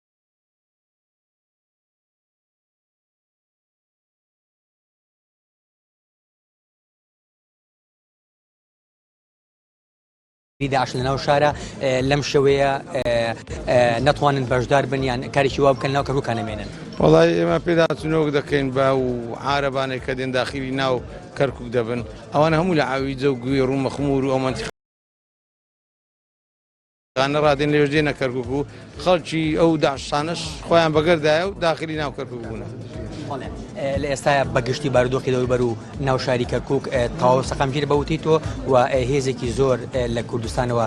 لە شارەکانی هەولێر و کەرکووکەوە هێنراونەتە کەرکووک و لە ئێستا ناوشاری کەرکووک کە پارێزن ڕوبڕوونەکانی داعش بەرەولاوازی ڕۆشتووە لە ئێستاە و چی نوێ هەیە لەسەر ئاسایش و ئەمنیەتی ناو کەرکووک. وەزعی کەرکووک زۆر ئارامە کا کۆسرەدش گەیشتووە لێرانەیە بەخۆشی هاتیە سەرپەرشتی وەزعەکەی دەکا ئەوانە پێشمەرگەی ورەی زۆر بەرزە داعش لە شکانە ینی ئەوە نەمایە ئەو داعشەی جاران نەمایە سێستا خۆڕی تۆڕی بوونەوە هاتینەوە ئەوانش لە کۆر دەبنەوە ڕۆدانیت بستنە باش دێ بۆ جمعێ ئەمە ژۆدان با تاخیر بن هەندەشی دینێ لە بستنە باشتێ بستنە جەهەندەمێ. دواوتیتۆ و پەیامی تۆ چییە بۆ هێزەکانی پێشمەرگە و خەڵکی هاوڵاتیانی شاری کەرکووک؟ پەیامی من ئەوەیە هەموو لە سەنگەرەکانی خۆیان بن داعش هات ڕوبەڕوویان ببنەوە نێرن قوتار بن. بەڵێ میوانەکەم لیوە ئەیوب کە میوانی سەرپەرشتای لیوای سێ حوت و سێ حوت هێزەکانی پێشمەرگەی کوردستان بوو بەڵێ پرسیارێکتان نییە من دەگەڕێمە ستۆدیۆ. بەڵێ ئۆژین جۆڵا پەیامبەری نارتی سوپاس بۆ زانایەکانت سوپاس بۆ میوانەکەت بەڵێ بەڕێزان ئەوەی کە ئێستا دەیبینین وێنەی ئێستای نێو شاری کەرکووکەوە وەک لیوا ئەیوب یوسف فەرماندەی لیوەکانی حوت و سێی هێزەکانی پێشمەرگە لە شاری کەرکووکەوە باسی کرد لە ئێستا دۆخی شاری کەرکووک ئارامەوە وەک وەستا ڕسوولیش فەرماندەی پێشمەرگەوەندامی سەرکردایەتی کەتی نیشتیمانی کوردستان باسی کرد لە 95 دۆخی ئەمنی شاری کەرکووک کۆنتڕۆڵ کراوە و بەشێکی زۆر لە فەرماندە سەربازیەکان لە شاری کەرکووکن و هەوڵ دەدەن کە بە تەواوی بارودۆخی ئەمنی شاری کەرکووک ئاسایی بکەنەوە وەکو لە سەرەتای باسمان کرد کە هەر زانیارێکی نوێ هەبێ لە ئێنارتیەوە بە ئێوەی ئازیز دەگەێنین و ڕووماڵەکەمان دەگەینە کۆتایی لە ئێستاە و لە سەری کاتژمێر گەشتی فراوانی هەواڵەکان نوێترین هەواڵ و نوێترین زانێرەکان بۆ ئێوەی ئازیز دەخێنە ڕوو. هەرشاد.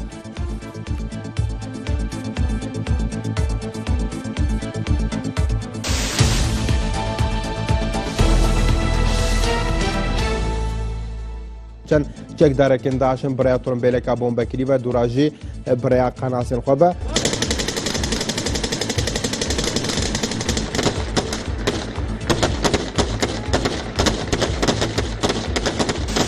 الأخبار من الحدث.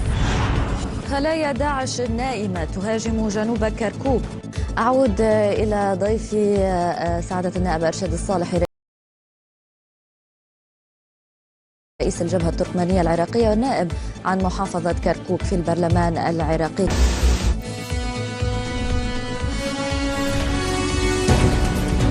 أن عشرات من مسلحي داعش ينتشرون في شوارع المدينة. يأتي ذلك رغم تأكيد محافظ كركوك نجم الدين كريم أن القوات الأمنية العراقية تسيطر حاليا على الوضع الأمني في المحافظة.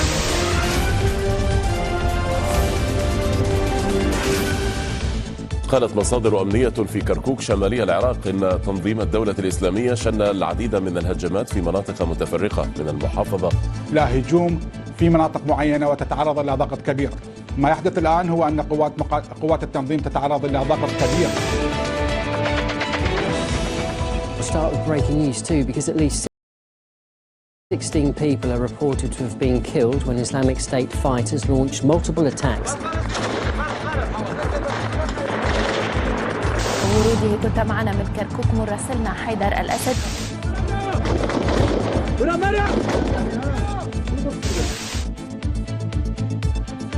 في مناطقنا المسلحين الحزبيين.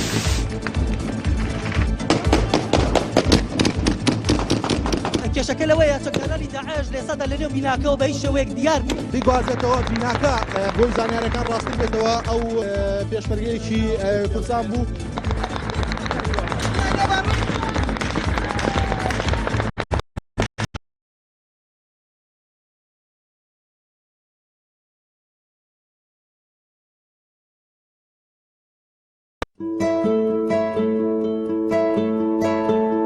ئەمە ئەو ماڵەیە کە خەونمان پێوا بینی. لێرە پێکەوە ئاسوودەترە بین. مناڵەکان دڵخۆشترە بن. لە باشترین شوێنی شارە. لە ناو باخ و سەوزای و ژینگەیکی پاکاژین.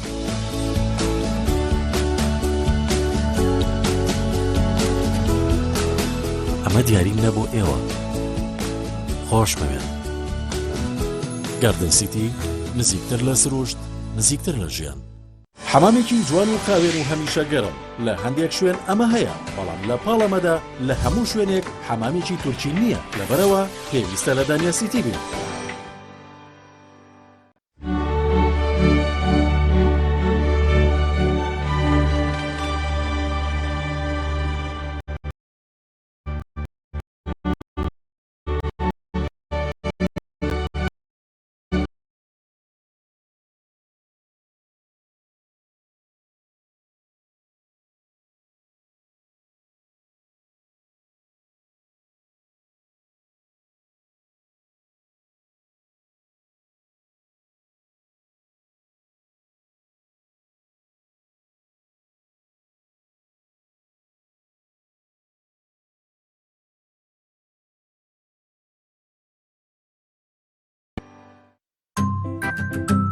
خۆشترین کات ئەو کاتانەیە کە لەگەڵ منداڵەکەت دایت و منداڵەکەت دڵخۆش و ئارامە.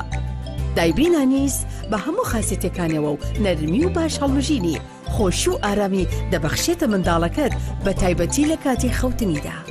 دایبینانیس بەرهەمی ئەوروپایە و خاوەنی بڕوانامەی زۆر نایابە. لە بەرهەمەکەیدا تەندروستی و پێکهاتەی و هەروەها نرخێکی گونجاو. نانیز باشترین بۆ منداڵەکەت. دایبینانیس ئێستا لە کوردستان.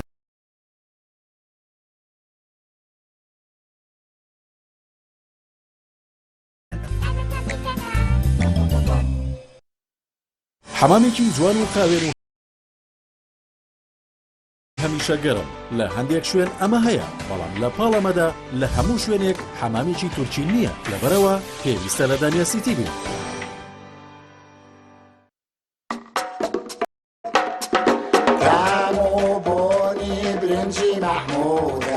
خواردن بەبێ برنجی مەحموود بەخوا بێسوودە کوێژن بێسوودە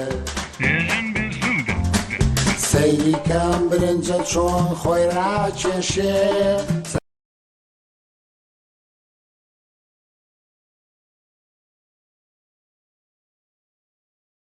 برنجی گەدەی من و تۆ چۆن ڕاکێشێ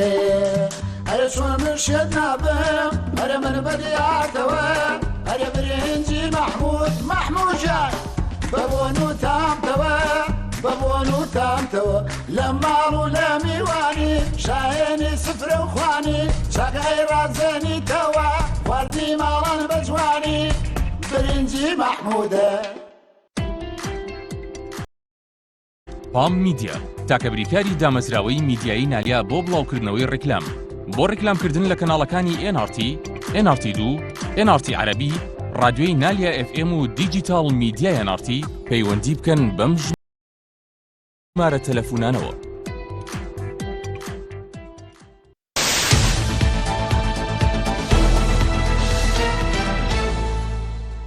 چەند چەکدارێکن داعشن برای تۆمبیلێکا بۆمبەکری بە دوراژی برای قەناسێن خۆ بە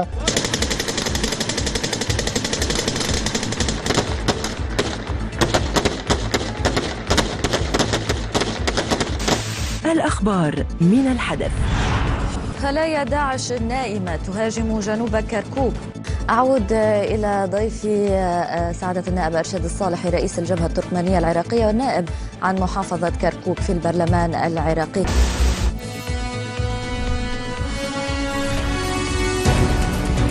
أن عشرات من مسلحي داعش ينتشرون في شوارع المدينة. يأتي ذلك رغم تأكيد محافظ كركوك نجم الدين كريم أن القوات الأمنية العراقية تسيطر حاليا على الوضع الأمني في المحافظة.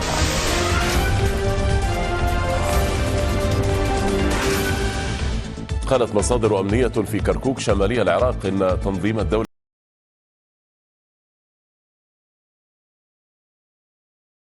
الإسلامية شن العديد من الهجمات في مناطق متفرقة من المحافظة. لا هجوم في مناطق معينة وتتعرض إلى ضغط كبير. ما يحدث الآن هو أن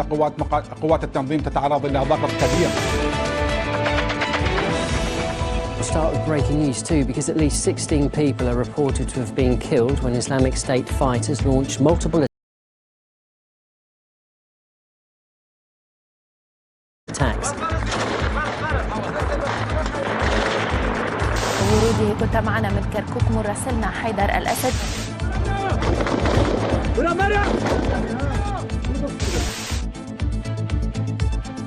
في مناطقنا المسلحين الحزبيين.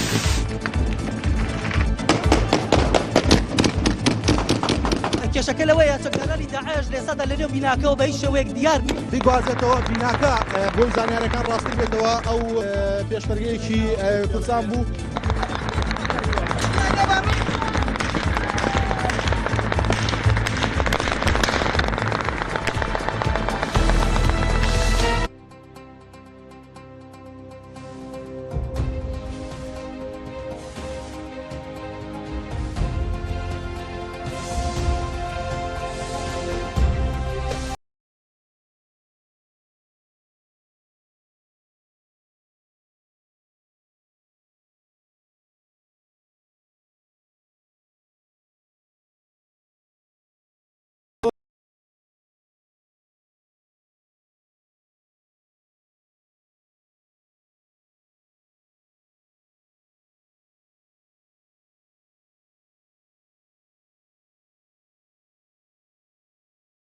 ماون لە شارەکەدا. دوای 5 کاتژمێر لە دەستخۆشی تایبەتی وەزارەتی پێشمەرگە بۆ NRT وەزارەتەکە تیمەکانی NRT لە بەرەکانی شەڕی مووسڵ دوور خستەوە و ڕوومەڵی بەرەکانی شەڕی لێ قەدەغە کرد. هەرێم بەبێ ئەوەی داواکاریەکانی جێبەجێ بکرێت و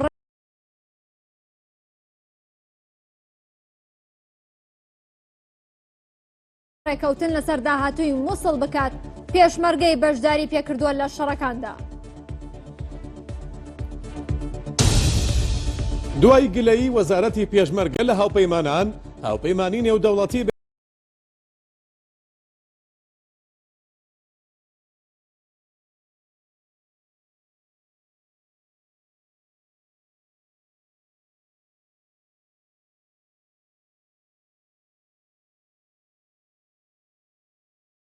NRT ڕاگەیاند هەر کاتێک داوایان لێ بکرێت هاوکاری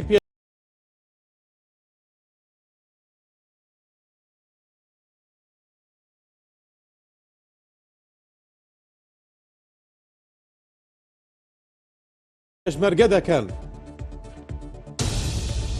بەرپرسی پەیوەندیەکانی دەرەوەی هەرێم دەڵێت خودی وەزیری دەرەوەی عێراق نەیهێشتووە کورد بەشداری کۆنگرەکەی دوێنێی پاریس بکات لەبارەی داهاتووی مووسڵ.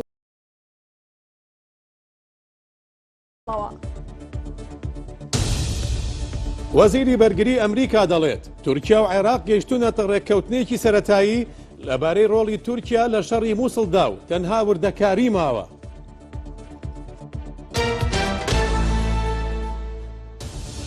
This is NRT News.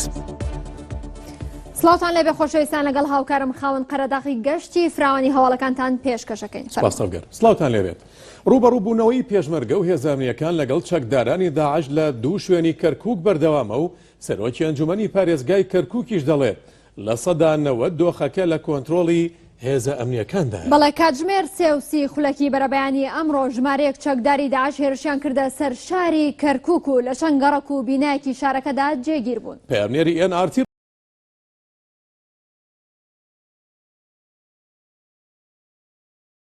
چواردا فڕۆکە جەنگیەکانی هاوپەیمانان بۆردومانی ناوچەیەکیان کرد لە گەڕەکی 90 کە چەکدارانی داعشی لەبوو. و تا ئێستا ژمارەیەکی دروست لەبارەی کوژراوانی داعشەوە بڵاو نەکراوەتەوە، بەڵام بەوتەی سەرۆکی ئەنجومەنی پارێزگای کەرکووک زیاتر لە 13 چەکداری داعش کوژراون کە ژمارەیەکیان خۆیان تەقاندۆتەوە.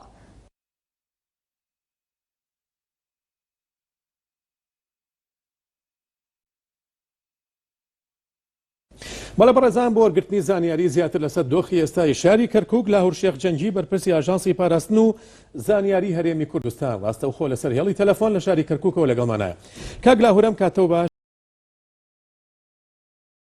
ئێستا دۆخەکە ئارامە، مەترسیەکانی داعش دوور خراونەتەوە لە کەرکووک؟ ئەم کاتتان باش دیارە ڕوبەڕووبوونەوە لە چەند شوێنێکی هەتاکو ئێستاش بەردەوامە، ئەوش بەهۆی ئەوەی کە خەڵکی سڤیلی تیا ئەو ناوچەیە هەوڵمان داوە ئێمە کاتێکی زیاتر بەرینە سەر بۆی بتوانین ئەو سڤیلیانەی کە لەوێنە و هەوڵاتیە سڤیلیانەی کە لەوێن بەبێ زیان بیان هێنینە دەرەوە.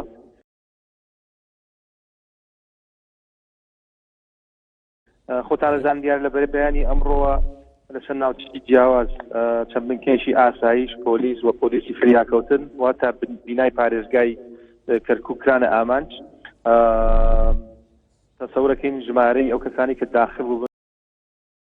بگاتە 50 کەس کە زۆربەیان بیانی و خۆکوژن. خۆشبەختانە توانیمانە لە زۆر شوێن تێکیان بشکێنین، بەڵام وەکو باسم کرد لە چەند شوێنێکی ئێستا گەمارۆ دراون بۆی ئەوەی کە هەندێک خەڵکی سڤیلی تایە دەمانێت زۆر بە وریایی و مامەڵە لەگەڵ ئەم دۆخە بکەین. بڵێ کاک لاهور، ئەمانە کێن بۆ هاتوونەتە ناو پلانەکەتان بۆ ئاشکرا بووە تا ئێستا ئەمانە چۆن زیان کردووە؟ بەڵێ بەدڵنیا دیارە پێش هەفتەیەکە من زانیاریمان هەبووە، بەڵام نەمانزانی کە بەم قەبارەیە دەبێت کە بێن بینای پارێزگار و زانیاریەکان درابوون بەدام و دەستگا ئەمنیەکانی کەرکووک، بەڵام ئەمە زیاتر ئەم زەختەی لە مووسڵ دەکرێت دیارە وای لێ کردوون کە بێن لە شوێنێکی درەوە ئەم کردەوەی ئەنجام دەن بۆی بتوانن ئەم زەختەی کە لەسەر مووسڵە کەمیکەنەوە. ئەمانە لە مووسڵەوە هاتوون بە پێی زانیاریەکانی ئێمە و زۆربەی ئەم کەسانی کە داخلی کەرکووک کراون زۆربەیان بیانی و لە هێزێکی تایبەتی داعشەوەن کە داخلی کەرکووک کراون. بەڵێ ئەوەی ئەمڕۆی ڕوویا کاک لاهور بەواتای ئەوە نایەت کە هێشتا مەترسی داعش هەیە بۆ هەرێم و بۆ عێراقیش؟ وەڵامە هەمیشە وتومانە نەک هەرێستا دوای ئازادکردی مووسڵ من پێوانە مەترسیەکان زیاتر دەبن.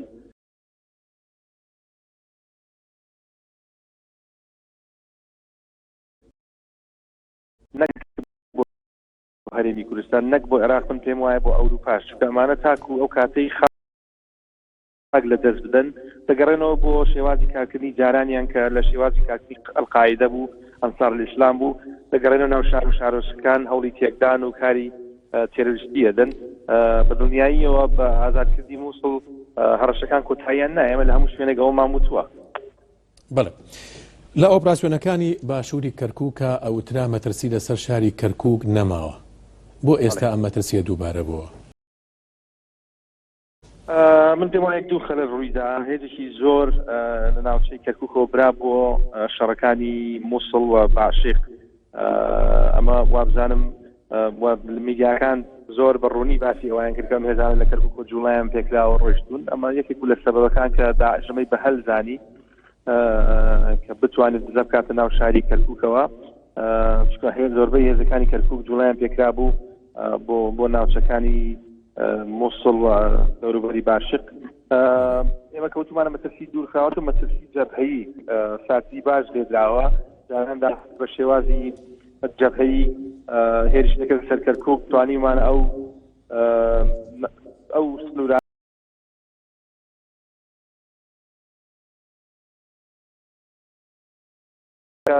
لە ڕێی بەغداوە داخل بوو بێ مجموعەیەک بوون هەژنۆیەکیان لە ڕێی بەغداوە داخل بوو هەندێک تریان لە ڕێی شوێنی ترەوە داخل بوون هەندێکیان لە ڕێی ئاوارەکانەوە یعنی زەحمەتە تۆ بتوانی لە کاتێکا کە ئاوارەیەکی زۆر بە لێشا ڕوو دەکاتە ناو هەرێمی کوردستان لە سنوورەکانەوە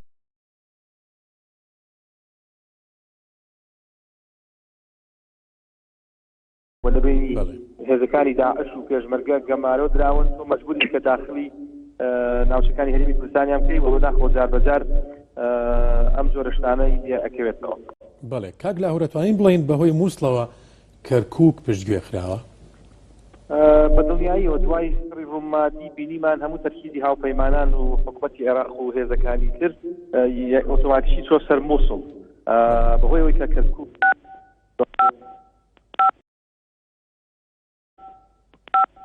خۆیان بە زەرورترزانی بەڵام ئێمە هەمیشە حەزمان دەکرد کە حەویجە کۆتایی پێبێنین بەڕاستی حەویجە بوونی حەویجە لەوێ وەتەرگارانی داعش لە حەویجە هەمیشە دووبارە توانین مۆڵگەی داعش بێ بۆ دروستکردنی مەترسی بۆ ناو کەرکووک و ڕاهێنانی تیاکەن و قەڵای نایمەی تیا دروستکەن و بینێنن بۆ شاری کەرکووک بۆ پێم وایە ئەو زەختەی کە لە مووسڵکرا ئەوان دەیانەوێت بە شێوازێکی تر ئێستا هێزەکانمان لێرە مەشغوڵکەن بۆی بتوان ئەو زەختەی کە لەسەر مووسڵ هەیە کەم بکرێتەوە. باشە کاک لاهوور باز لەوا کرێ کە دواکەوتنی کۆنتڕۆڵکردنەوەی حەویجە هۆکار بووە بۆ ئەم جۆرە ڕووداوانە. بەڵێ ئێمە باسمان کردووە پێشتر زۆر هەوڵماندا لەگەڵ حکومەتی عێراقی هاوپەیمانان شەڕی مووسڵ ئێمە حەویجە کۆنتڕۆڵکەین بەڵام بەداخەوە نە هاوپەیمانان نە هێزە عێراقیەکان ڕەزامەندیان بینان لەسەر ئەو پرۆسەیە ئەگەر پێشتر هەوڵمان داوە کە پرۆسەی حەویجە بکەوێتە پێش ئازادکردنی شاری مووسڵەوە. بەڵێ دوو ئاسایشی لە کەرکووکە تا ئێستا گرفتی دروست نەکردووە لە کەرکووکە؟ بە دڵنیاییەوە ئەمە شتێک نەکە ئێمە حەزی پێ بکەین بەڵام ئەمە کاری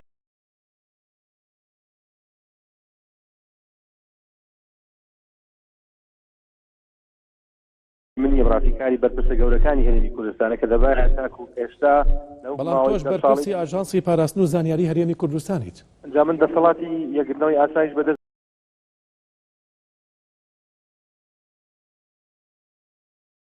منیە بەدەست سەرۆکی هەرێم و بەدەست سەرۆکی حکومەت و ئەو نەوە خەڵکانەیە دەبایە ئەوان 10 ساڵیان هەبوو بیانتوانی بە ئاسایش دام و دەستگا ئەمنیەکانی تر دەستگای زانیاری و پاراستن بەڕاستی دەبایە هەوڵیاندا بە تاکو ئێستا ئەم دام و دەستگانە یەک بخەنەوە. بەڵێ کاک لاهوور پێویستە لەمە دوچی بکرێت بۆی لایەنی کەم ئەم جۆرە ڕووداوانە لە کەرکووک دووبارە نەبنەوە. واللهی تۆ ناتوانانی بڵێ دووبارە نابنەوە بەڵام بۆیمە هێزە ئەمنیەکان ئامادەباشی دابن کە ئێمە دەبینین لە وڵاتانی ئەوروپا کاری لەم جۆرە ڕوودەداوە ناتوانن تۆ پەنجا کەس کە هاتووە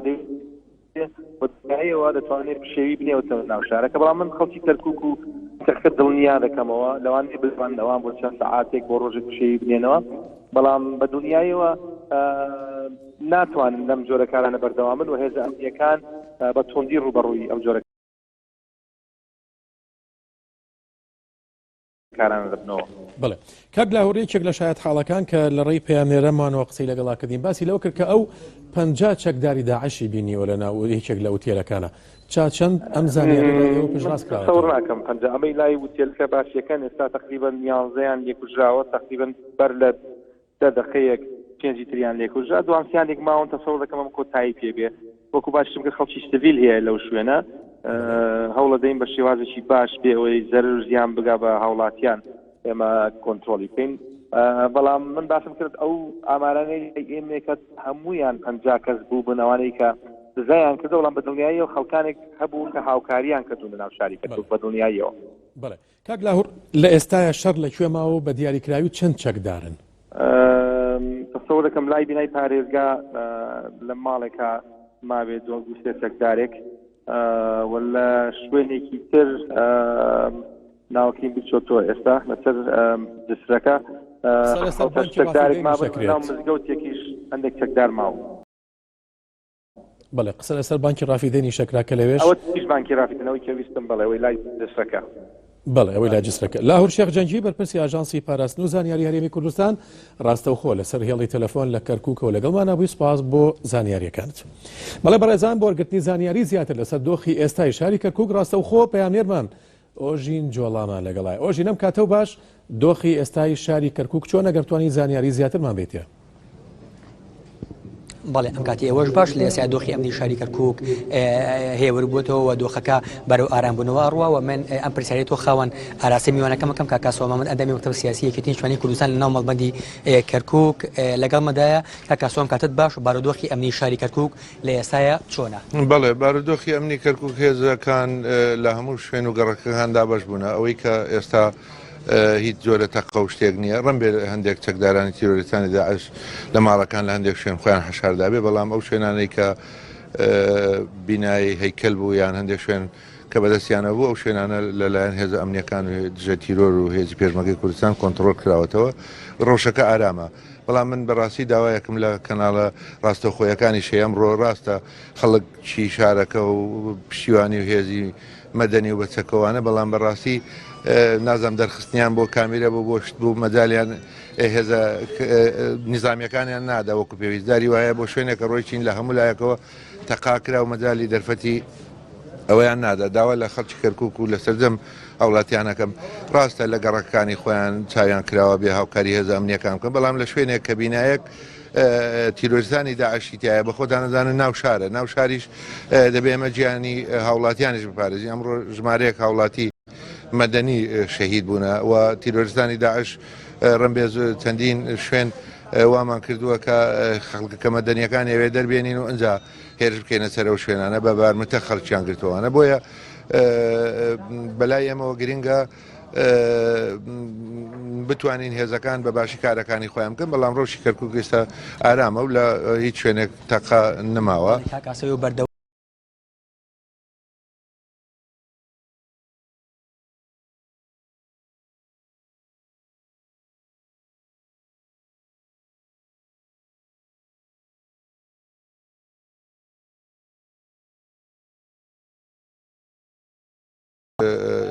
خەلای نووسیان هەیەوانە بەدڵنیایەوە دەبێت ئەمە دوای تادیەی وەزعەکانوانە پلانێکی تۆکمە و باشمان هەبێ بۆی بتوانین بەڕاستی ئەمە جارێککە دووبارە نەبێتەوە بە خۆشانەزانن تیرۆریستانی داعش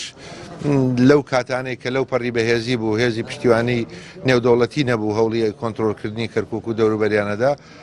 بەڵام نەیانتوانی و ئێستاش لەبەرەکانی جەنگ لە چەند شوێنەوە هێرشیان کرد و شکاون هەموو محاولاتێکی خۆیان نەکەن بۆی ڕەنبێ خاک نەگرن بەڵام بیر لەواکەنەوە کردەوەی تیرۆریستیان پشێوی بخەنە ناو شارەوە و خەڵکی هاوڵاتیان و هێزە ئەمنیەکان شەید دەستخۆش کاکاسۆمامان ئەندامی مەکتەب سیاسی یەکێتی نیشتوانی کوردستانمان لەگەڵدا بوو ئەگەر پرسیارێکتان نییە من دەگەڕمە ستۆدیۆ. ئۆژین سپاس بۆ تۆ بۆ میوانەکە و ئەچمە لای ڕۆکانجاف لە کەرکووکەوە ڕاستەوخۆ لەگەڵمانایە ڕۆکانم کاتە و باش ئەگەر باسی دۆخی ئەمنی ئێستای شاری کەرکووکمان بۆ بکەی فەرموو زانیاریەکانە بۆمان گوازۆرەوە. خاوەنە و شوێنێک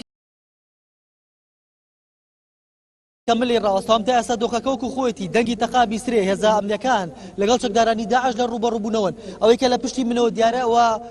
بانکی ڕافیدێنەوە لە تەنیشتی بانکی ڕافیدێنەوە بینایەکی کۆنا کە پێشتر هۆتەیەکی لە هۆتێلە کۆنەکانی شاری کەرکووک بووە تا ئێستا ڕوبەڕووبوونەوە لە نێوان چەکدارانی داعش و هێزە ئەمنیەکان لەم ناوچەوە لە پشتی منەوە ماوە بۆیە تا ئێستا چەکدارانی داعش لە نێو بانکی ڕافیدێن و لە نێو بینایی ئەو هۆتێلە کۆنە تا ئێستا ماونەتەوە هێز ئەمنیەکان نەیانتوانیوە بچنە نێو بیناکانەوە و کۆنتڕۆلی بکەنەوە لە لایەکی تریشەوە لە گەڕەکی نەسەر لە نێو هەیکەلێکە دوو چەکداری داعش لەوێ تا ئێستا ماونەتەوە و هێز ئەمنیەکان تەوقی ئەو ناوچەیان کردو گەماروی ئەو ناوچەیاندا یاخود گەماروی ئەو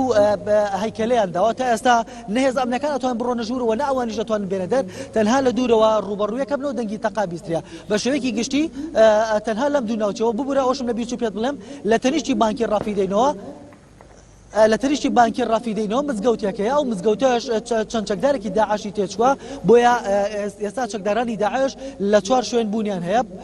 لە یەکێکیان کە لە بانکی ڕافیدێنە دووهەمیان لە تەنیشتی ئەوتێلی بانکی ڕافیدێنە سێهەمیان مزگەوتەکەیە کاکەونە سەر هەمان شەقام چوارەمیان ئەو هەیکەلەی گەڕەکی نەسرا بۆیە تا ئێستا تەنها ئەم چوار شوێنە ماون کە لەلایەن هێز ئەمنیەکانەوە کۆنتڕۆل بکرێن و چەکدارانی داعش بکوژن. ڕۆکان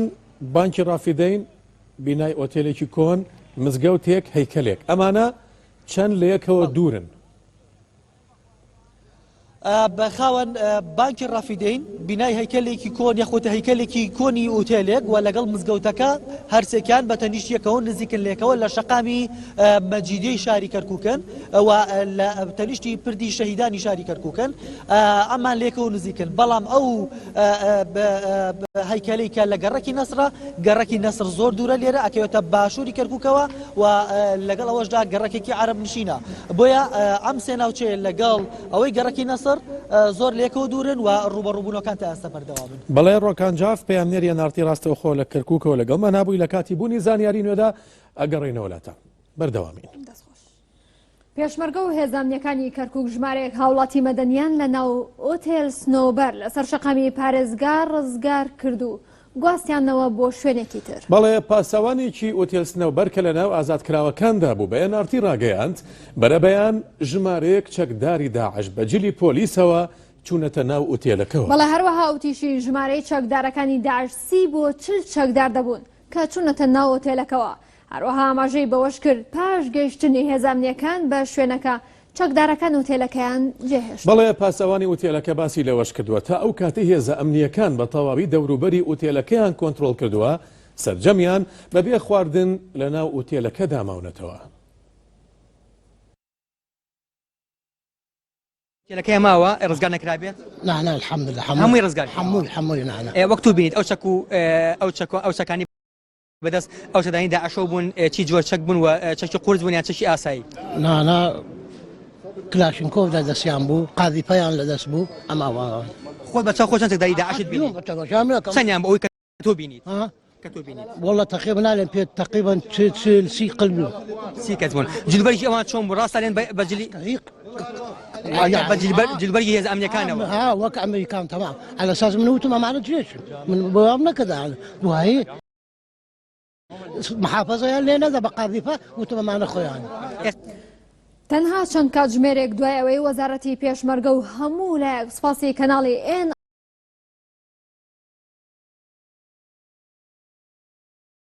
NRTیان کرد کە بەبێ جیاوازی ڕووماڵی سەرجەم بەرەکانی شەڕی کردووە بە بیانووی ئەوەی 2 میوان لە پەخشی ڕاستەوخۆدا هەستی پێشمەرگە و خانەوادەی شەهیدانیان بریندار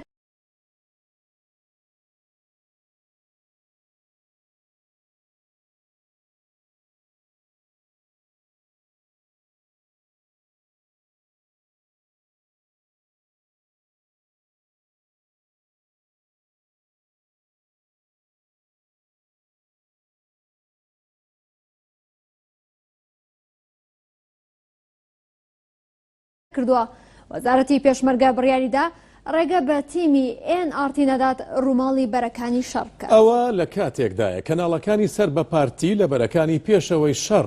زانیاری ورد لەسەر سەنگەرەکانی پێشمەرگە بڵاو دەکەنەوە کە ئەوەش بۆتە هۆی شەهیدبوونی چەندین پێشمەرگە. وەزارەتی پێشمەرگە لە ڕاگەیەندراوێکدا ئاماژەی بەوە کردووە لە بەرنامەیەکی ڕاستەوخۆی کەناڵی NRTدا هەرێک لە عەدنان عوسمان پەرلەمانتاری پێشووی پەرلەمانی کوردستان و کەمال ڕەوف ڕۆژنامەنووس بێڕێزیان بە پێشمەرگە کردو بەو هۆیەوە هەستی پێشمەرگە و خانەوادەی شەهیدان بریندار کراوە و خەڵکی کوردستانیان نیگەران کردووە. ئاماژەی بۆش کردووە بڕیاریاندا ڕێگە بە پەیامنێر و وێنەگرەکانی NRT نەدەن بۆ ڕووماڵکردنی شەڕ بچنە بەرەکان و نزیکی سەنگەرەکانی پێشمەرگە بکەون. بڕیارەکەی وەزارەتی پێشمەرگە دوای 5 کاتژمێر هات لەوەی بەرپرسی ڕاگەاندنی وەزارەتی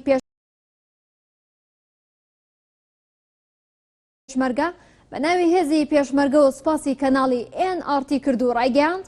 NRT بە درێژایی ئۆپراسیۆنەکە لەگەڵ هێزەکانی پێشمەرگەدا بوون و ڕووماڵی سەرکەوتنەکانی پێشمەرگیان بەباشی کردووە. هەروەها وتیشی ئەوان لە وەزارەتی پێشمەرگە و هێزەکانی پێشمەرگە تەقدیری هەوڵ و ماندووبوونەکانی NRT دەکەن. هاوکات لە سەرەتای دەستپێکردنی ئۆپراسیۆنی کۆنتترۆلکردنەوەی مووسڵەوە کەناڵی NRT هەوڵی داوە بەبێ جیاوازی بەرەو پێشچوونەکانی هێزەکانی پێشمەرگە لە هەموو بەرەکانی شەڕەوە بڵاو بکاتەوە. هەرچەندە چەندین جار بە بیانووی جۆرا و جۆر ڕێگری لە تیمەکانی NRT کراوە. هەروەها بڕیاری ڕێگریکردن لە چوونی تیمەکانی NRT لەلایەن وەزارەتی پێشمەرگەوە لە کاتێکدا کەناڵی کوردستان 24 مەسرور بارزانی کوڕی بارزانی و کەناڵی ڕووداوی نێچیروان بارزانی برازای بارزانی سەر بە پارتی زانیاری ورد لەسەر شوێنی هێزەکانی پێشمەرگە بڵاو دەکەنەوە و دواتر پێشمەرگە تیایدا دەمێنێتەوە یان پاشەکشە دەکات. هێزی پێشمەرگەی کوردستان لە هێڵی پێشەوەی شەڕی مووسڵدا قوربانی بۆ جەنگێک دەدات کە پێ ناچێت هیچ دەستکەوتێکی سیاسی ئەو تۆی بۆ کورد تێدا بێت. پێشتر کورد جەختی دەکردەوە لەسەرەوەی کا بە مەرج بەشداری لە ئۆپراسیۆنی کۆنتڕۆڵکردنەوەی مووسڵ دەکات، بەڵام بەبێ جێبەجێکردنی هیچ یەکێک لە مەرجە سەرەکیەکانی کە وەک خۆی دەیویست بەشداری لە ئۆپراسیۆنەکە دەکات.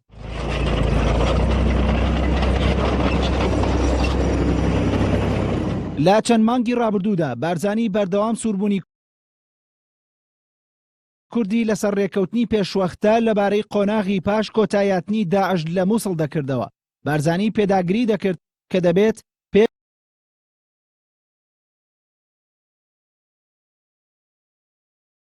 دەستپێکردنی ئۆپراسیۆنی کۆنتڕۆڵکردنەوەی مووسڵ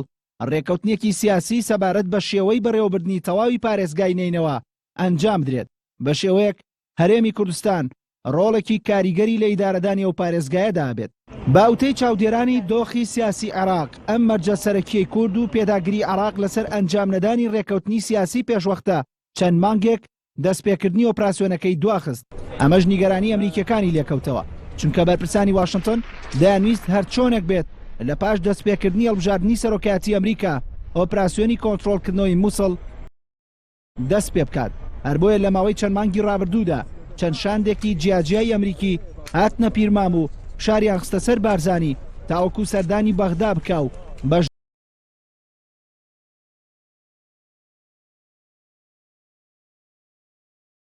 بەشداری لە شەڕی مووسڵدا بکات. بارزانی بە یاوەری شاندێک چووە بەغدا و لەگەڵ حەیدەر عەبادی سەرۆکوەزیرانی عێراق کۆبەوە. دواتریش لە کۆنفرانسێکی هەواڵی هاوبەشدا هەردوو لایەن باسییان لە هەمانگی نێوان پێشمەرگە و سوپا کرد لە شەڕی مووسڵ بەبێ ئەوەی هیچ کام لە بارزانی و عەبادی ئاماژە بە ڕێکەوتنی سیاسی بکەن. عەبادی ڕاشی گەیاند ئامانج لە شەڕی مووسڵ بۆ دەستگرتن نییە بەسەر ناوچە و خاکدا، بەڵکو بۆ ڕزگارکردنی هاوڵاتیانە. چاودێرانی دۆخەکەش پیان وایە ئەم وتەیە عەبادی پەیامێکی ناڕاستە و خۆیە بۆ بارزانی کە پێشمەرگە لە پاش شەڕی مووسڵ لەسەر جەم ئەو ناوچانە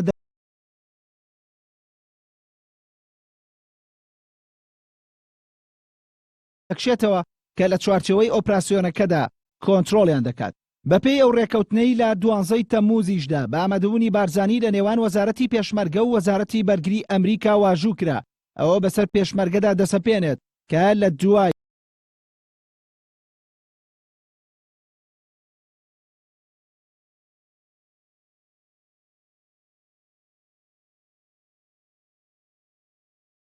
شەڕی مووسڵ لە هەموو زەویەکان بکشێتەوە. ئەوەش پێچەوانەی سەرجەم لێدوانەکانی لەمەوبەری بارزانیە کە بەردەوام دەیوت پێشمەرگە هەر زەویەک بە خوێن کۆنتڕۆڵی بکات لێی ناکشێتەوە. چەندین کوبوونەوە ئەنجام درا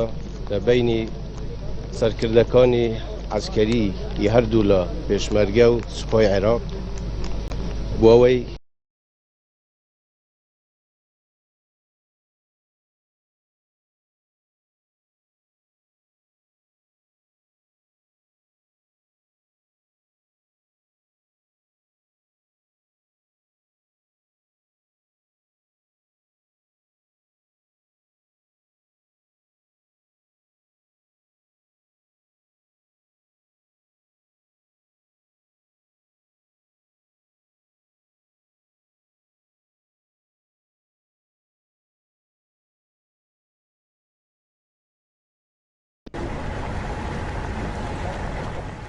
لە کاتێکدا لە دەرەوەی مووسڵ ئۆپراسیۆنی کۆنتڕۆڵکردنەوەی شارەکە بۆ دەرهێنانی لە دەستی داعش بەردەوامە، بەڵام هەموو چاوەکان لەسەر ئەوەن کە ئاخۆ لە ناو شاری مووسڵ چی دەگوزارێت و دۆخی دانیشتوانەکەی چۆنە.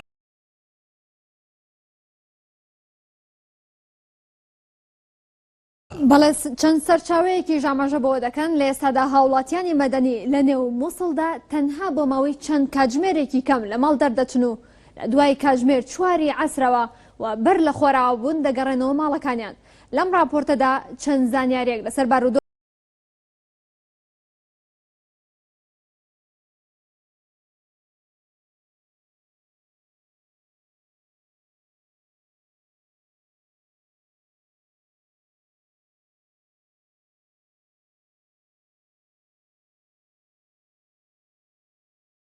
بارودۆخی ناو شاری مووسڵ لە ئێستادا خراوەتە ڕوو بە پێکەوە بینەریبی.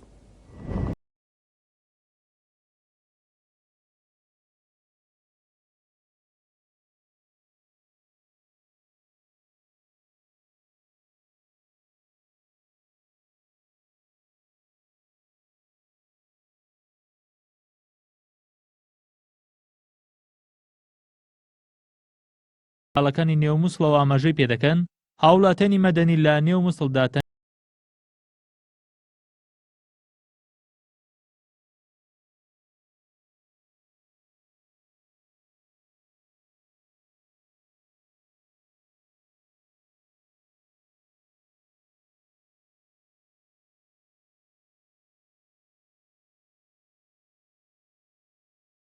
ئەوەیەکی تەواوەتی کردوویەتە شوێنی دروستکردنی چەک و تەقەمەنی و بۆمبی چێندراو. بە پێی چەند سەرچاوەیەک لە چەند ناوچەیەکی جیاوازی مووسڵدا بەندینخانە هەیە و نزیکەی 2000 بۆ 2500 زیندانی کراوی تێدایە کە بەشی زۆریان گەنجن و تەمەنیان لە نێوان 18 بۆ 25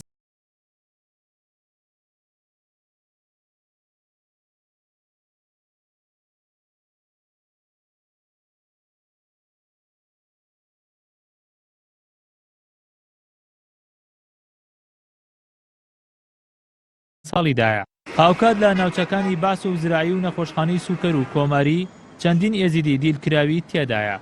تا ئێستا شاری مووسڵ نەچۆتە حاڵەتی ئینزارەوە و هیچ شوێنەوارێکی جەنگی پێوە دیار نییە و دانیشتوانەکەی ئاگادارنکە لە چواردەوری مووسڵ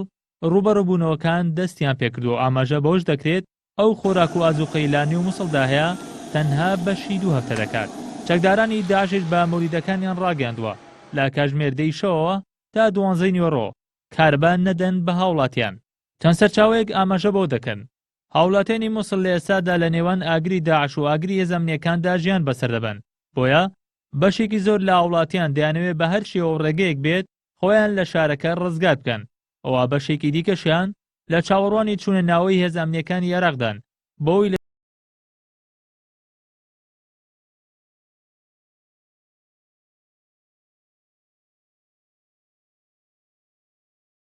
شارەکە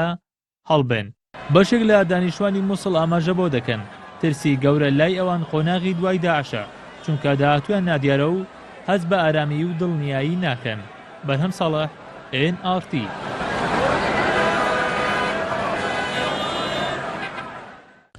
بەرپرسی پەیوەندیەکانی دەرەوەی حکوومەتی هەرێم خودی ئیبراهیم جعفەری وەزیری دەرەوەی عێراق نەیهێشتووە نوێنەری کورد لە کۆنفرانسی ئایندەی سیاسی مووسڵدا بەشداری بکات کە بە بەشداری 20 وڵات لە پاریس بەڕێوە چوو. بەڵێ فەلاح مستەفا بەرپرسی پەیوەندیەکانی دەرەوەی حکوومەتی هەرێم بە NRT ڕاگەیاند چەند ڕۆژێک پێش کۆنفرانسەکە ڕێکخەرانی کۆنفرانس بەڕوونی نووسراویان بۆ سەفارەتی عێراق لە پاریس ناردووە بۆ ئەوەی نوێنەری کورد لە کۆنفرانسەکەدا بەشداری بکات. بەڵام خودی ئیبراهیم جعفەری وەزیری دەرەوەی عێراق نەیانهێشتووە کورد بەشداری بکات. دوێنێ لە پاریس کۆبوونەوەیەکی فراوە لەسەر ئاستی وەزیرانی دەرەوەی 21 وڵاتی بەشدار لە هاوپەیمانی نێودەوڵەتی دژ بە داعش ئەنجامدرا کە وەزیرانی دەرەوەی عێراق و فەڕەنسا سەرۆکایەتیان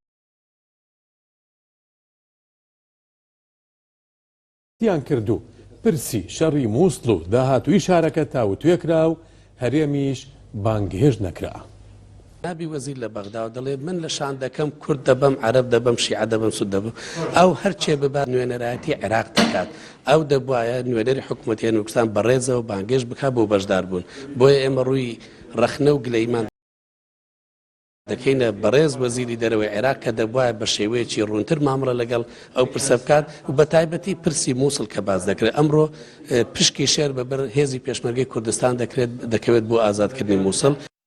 بەڵێ بەڕێزان بۆ ئۆرگانیزیاری زیاتر سەبارەت بە بارودۆخی ناو شاری کەرکووک ڕاستەوخۆ ڕۆکان جاف لەگەڵمانە بێت. ڕۆکان زانیاری زیاتر سەبارەت بە ڕەوشی ئەمنی ناو شاری کەرکووک ئایا لە ئێستادا دەنگی تەقە دەبیسترێت؟ تەبگەر دەنگی تەقەت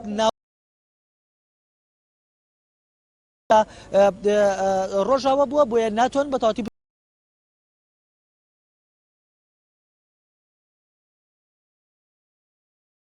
خود بە گولەی هێزە ئەمنیەکان ئەو پشتێنە بۆ بڕشکراوانی کە لە بەریانە ئەتەقێنەوە بۆیە هێزە ئەمنیەکان تا ئێستا بەتەواتی نەچونەتە ناو بیناکان هەرچەندە بانکی ڕافیدەین هێزە ئەمنیەکان چوونە نهۆمی یەکەمی بانکەکە بەڵام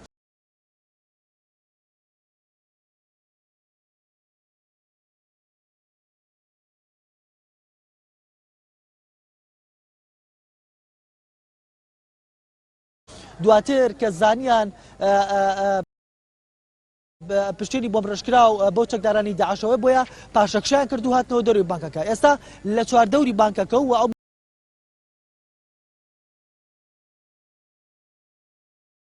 مزگەوتی کە لە تەنیشتێتی ئەو ناوچەی یاخود شەقامی مەجیدیەوە تەواتی کۆنتڕۆڵ کراوە یاخود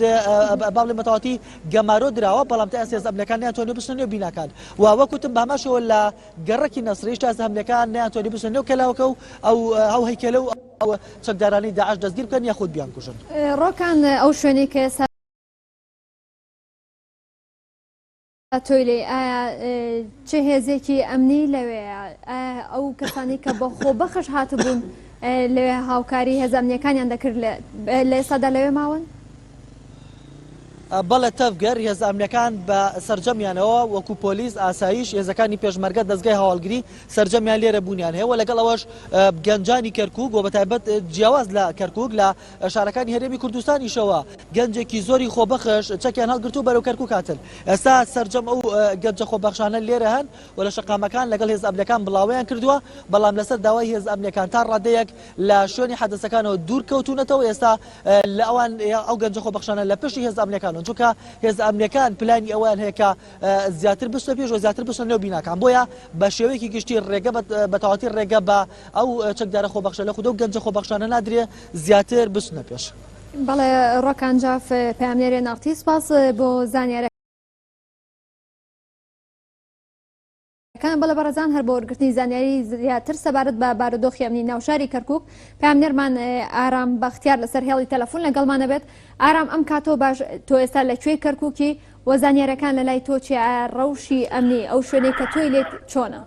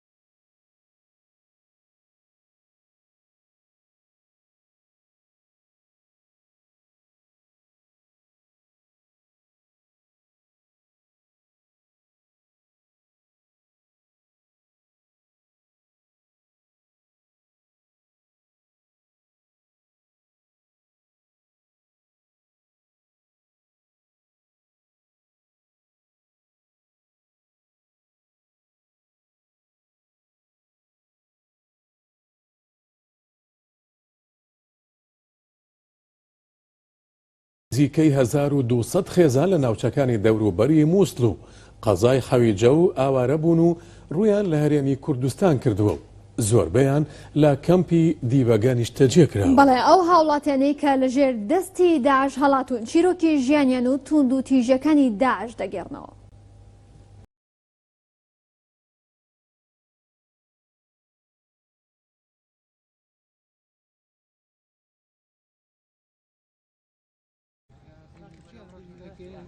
لە دوای دەستپێکردنی ئۆپەراسیۆنی مووسڵ جارێکی تر شەپۆلی ئاوارەبوونی دانیشتوانی حەویجە و دەوروبەری مووسڵ ڕووی لە هەرێمی کوردستان کردوتەوە. بەپێی زانیاریەکان لە ڕۆژی دووشەممەوە نزیکەی 1200 خێزان خۆیان گەیاندۆتە ناوچەکانی ژێر کۆنتڕۆڵی هێزەکانی پێشمەرگە و زۆربەیان لە کەمپی دیبەگە جێگیر کراون. ئەو هاوڵاتی عەرەبانە کە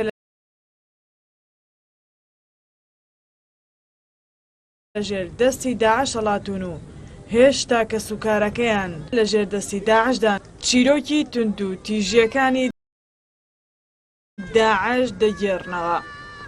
ويفرضون علينا لەسەر خەڵکی ناوچەکەیان فەرز کرد کە ئەوە بکەن کە ئەوان پێیان خۆشە.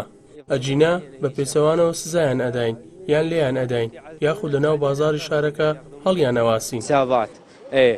تعاملهم حيل صعب والله. گەنجێکی ئاوارە ئاماژە بەکردەوەکانی داعش دەکات و دەڵێت 3 جار لەلایەن چەکدارانی داعشەوە گیراوە و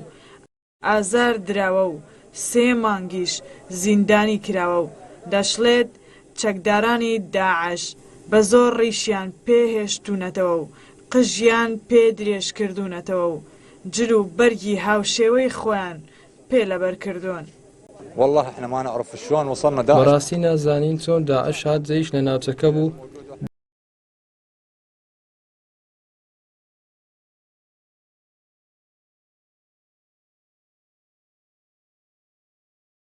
بۆ سبەی هاتە سەرمان فریا هیچ نەکەوتین.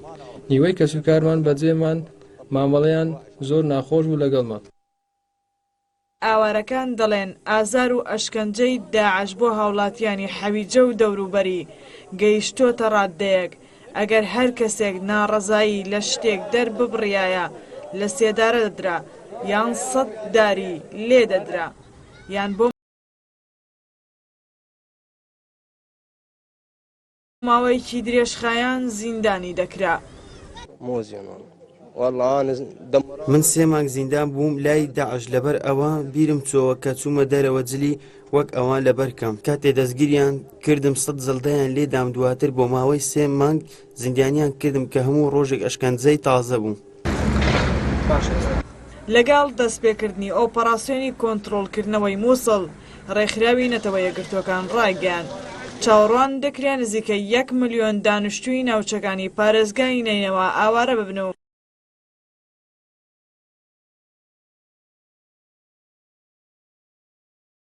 پێشبینیش دەکرێت زۆربەیان ڕوو لە هەرێمی کوردستان بکەن. ڕێناس عەلی NRT کەمپیدی بەگا. با مەبەستی نزا و پاڕانەوە بۆ هێزی پێشمەرگە و پاڵپشتیکردنیان لە بەرەکانی شەڕی دژ بە داعش وتاری هەینی مزگەوتەکانی هەرێمی کوردستان تایبەت بوو بە باسکردنی ڕۆڵی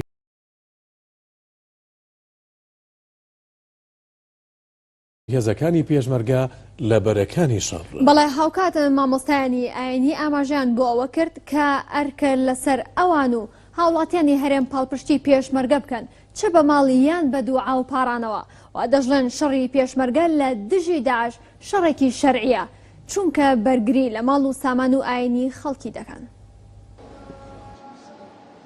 ئەم باوکە نزا بۆ کوڕەکەی و هەموو ئەو پێشمەرگانە دەکات کە دژ بە چەکدارانی داعش دەجەنگن و لە بەرەکانی شەڕدان. ئەم هەینیە جیاواز بوو لە هەینیەکانی ڕابردوو. وتاری هەینی مزگەوتەکان تایبەت کرابوو بە باسکردنی ڕۆڵی پێشمەرگە لە بەرەکانی شەڕی دژ بە داعش و نزا و پاڕانەوە بۆ هێزی پێشمەرگە و پاڵپشتیکردنیان. دوعای خێران بۆکەین و خوا لە بەڵان لایەنە هەمووی هەر کەسوکاریە من هەمووی براییە من کوڕیە من هیچ فەرقێک نییە دەبینی جیاوازی پێشمەرگەی ئەمەوەی خەڵقێکی تر داواکەین حەقی وایە هەموو پێشمەرگەیەک بە قورسایی خۆی ئاڵتوری بدرێتێ هەموو پێشمەرگەیە کورد کە سەربەرزە بەهۆی پێشمەرگەوە سەربەرزە بەهۆی مەسوولەوە نییە بەهۆی بەڕێوەبەرەوە نییە بەهۆی پێشمەرگەوە کورد سەربەرزە. بیلەتەکەمان ئینشاءڵڵا بە کەمترین زەرر پێش ئەوەی دوعا بۆ خۆم بکەم و بۆ ماڵ و مناڵی خۆمی بکەم بۆ پێشمەرگەیەکەم چونکە ئێمە هەناسەکەمان و وجودمان بەهۆی پێشمەرگەوەیە بە براو بە باوک و بە کوڕی خۆمیان ئەزانم لەبەر ئەوە کە ئەبینم ئەبیستم یەکی برین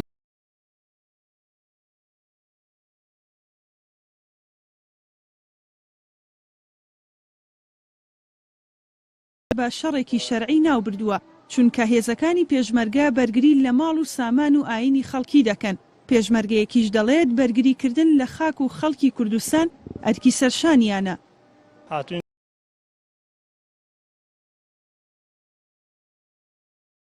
دوعا دەکەین بۆ پێشمەرگە بۆ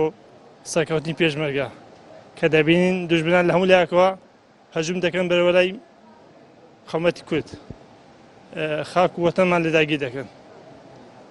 دابەداوا لە هەموو مسلمان دەکەن هەموو دوعاک بۆ پێشمەرگەکەم پێشمەرگە سەرکەوتوو بێت بۆ پێشمەرگە بە خوێنی خۆی بەبێ بە موشەیەکی کەم بەرگی دەکات لە کوردستان.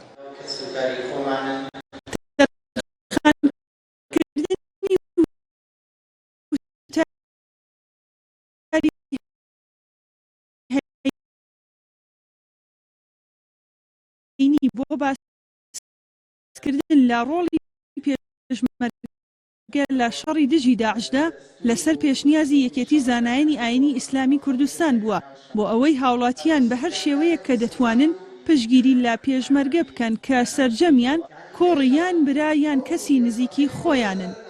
ژاڵە محەممەد NRT سلێمانی. وەزیری بەرگری ئەمریکا ڕایگەیاند هەردوو لایەنی عێراق و تورکیا گەیشتون بە ڕێکەوتن لەبارەی بەشداری ئەنقەرە لە ئۆپراسیۆنی کۆنتڕۆڵکردنەوەی مووسڵدا. وتەبێژی حکوومەتی عێراقیش ڕەتی کردەوە هیچ ڕێکەوتنێک هەبێت بۆ بەشداری لە شەڕەکەدا. بەڵێ لە دوای کۆبوونەوەکەی لەگەڵ ڕەجەب تەیب ئەردۆغان کۆماری تورکیا ئاشتۆن کارتەر وەزیری بەرگری ئەمریکا ڕایگەیاند ئەنقەرە و بەغدا بە شێوەیەکی سەرەتایی گەیشتون بە ڕێکەوتن کە ڕێگا بە تورکیا دەدرێت لە شەڕی مووسڵدا ڕۆڵی هەبێت. وتیشی ئەوان کار دەکەن بۆ دەستنیشانکردنی وردەکاریەکانی ڕۆڵی تورکیا لە ئۆپراسیۆنی کۆنتڕۆڵکردنەوەی مووسڵدا. هاوکات سەعەد حەدیسی وتەبێژی حکوومەتی عێراق ڕەتی کردەوە هیچ ڕێکەوتنێک هەبێت بۆ بەشداری تورکیا لە ئۆپراسیۆنی کۆنتڕۆڵکردنەوەی مووسڵ. لە پێش دەستپێکردنی ئۆپراسیۆنی مووسڵدا هەریەکە لە تورکیا و عێراق لێدوانی توند و دژبەیەکیان دەدا لەبارەی بەشداری و هێزەی سوپای تورکیا لە ناوچەی باشیک جێگیر کرابوون.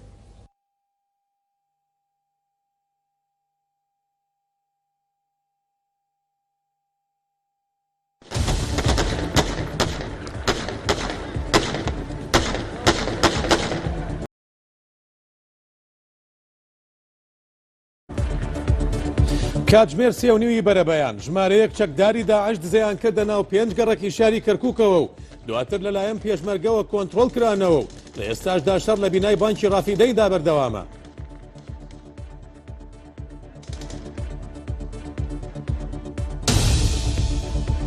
سەرۆکی ئەنجومەنی پارێزگای کەرکووک دەڵێت لە سەدا 90 دۆخەکە لەژێر کۆنتڕۆڵدایە و تەنها چەند چەکدارێک ماون لە شارەکەدا.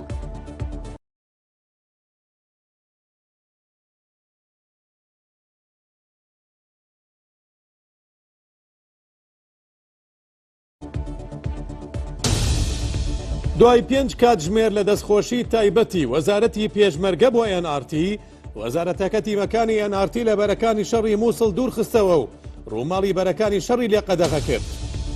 هەرێم بەبێ ئەوەی داواکاریەکانی جێبەجێ بکرێت و ڕێکەوتن لەسەر داهاتووی مووسڵ بکات پێشمەرگەی بەشداری پێکردووە لە شەڕەکاندا.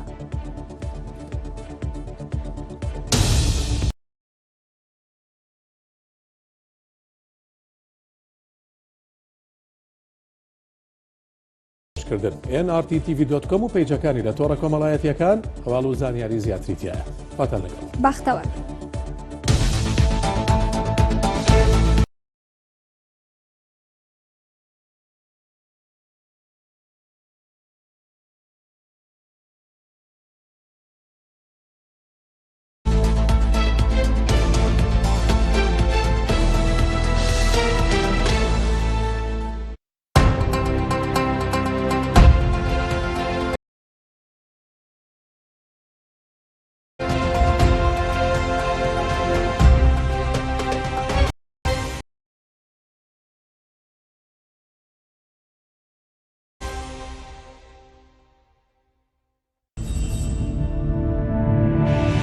سڵاوتان لێبێت و ئەم کاتەتان باش. لە ڕووماڵی تایبەتیە ناوتی بەسەر ئۆپراسیۆنی کۆنتڕۆڵکردنەوە ئازادکردنی مووسڵ بەردەوام لەگەڵتان دو زانیاری سەبارەت بە هێرشەکانە و ئۆپراسیۆنەکە چین.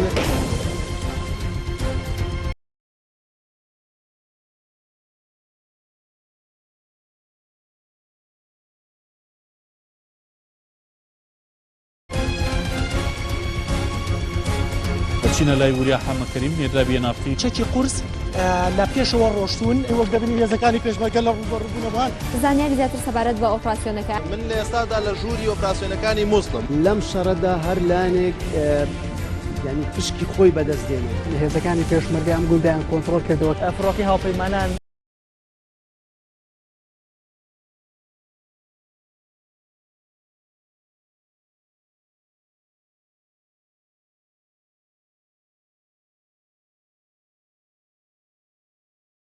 کە بردومانی ئەو گوندانی کردوت ئەو چەکدارانە بەشێکی هەڵهاتوون باڵەفرێن هەفتەیمانان نایەنە دیتن ئومێد دوای پێشاتەکانی ئەمڕۆ ئەو میحورانەی کە سوپای عێراقیدا بەشداری دوو میحوەری سەرەکین کۆتایی بە داعشدا لەم سنوورەدا یەکەچەند ئەم شتانمانەوە چ شتێکی نوێ نەوترا سەبارەت بە ئۆپراسیۆنی کۆنتڕۆڵکردنەوەی مووسڵ هیچ هێزێکی بیانی بەشداری ئەو پرۆسەیە ناکەن دوێنین باژێڕە عێراقیە باژێڕە مووسڵدا ڕاگەهاندیا هێزی پێشمەرگەی کوردستان و ئەم سنوورداریان بردومان کرد ئەفکارێمە بنووترین ئاگەهی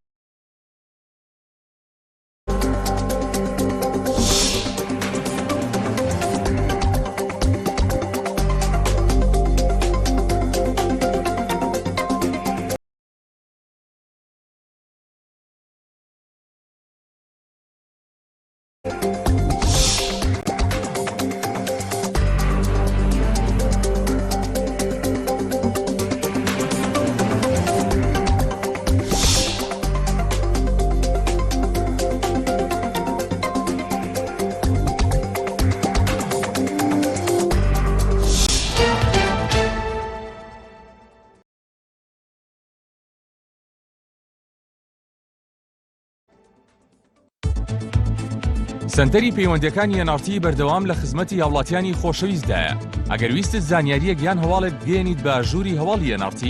ئەگەر ویستت دوێنە و ڤیدۆکانت لەسەر شاشە و تۆڕە کۆمەڵایەتەکانی NRT بڵاو بێتەوە، ئەگەر دۆکومنتت لایە و دەتەوێت بیگەێنیتە کەناڵی NRT، ئەوە پەیوەندی بکە بە سنتەری پەیوەندیەکانی NRTەوە NCC.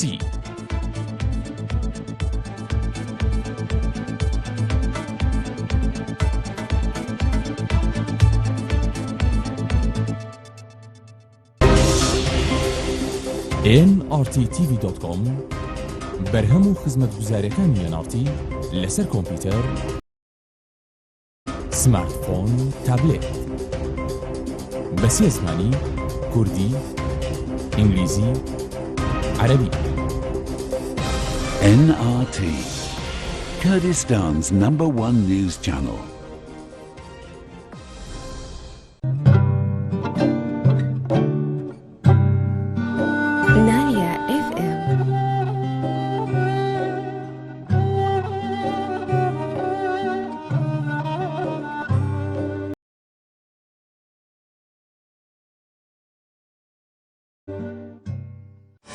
ژنان باشتر لە مەتیەکەن. چەندێک مەطبەخەکە جوان بێت بێسوودە ئەگەر مەطبەخێکی یاریدەدەرت نەبێت.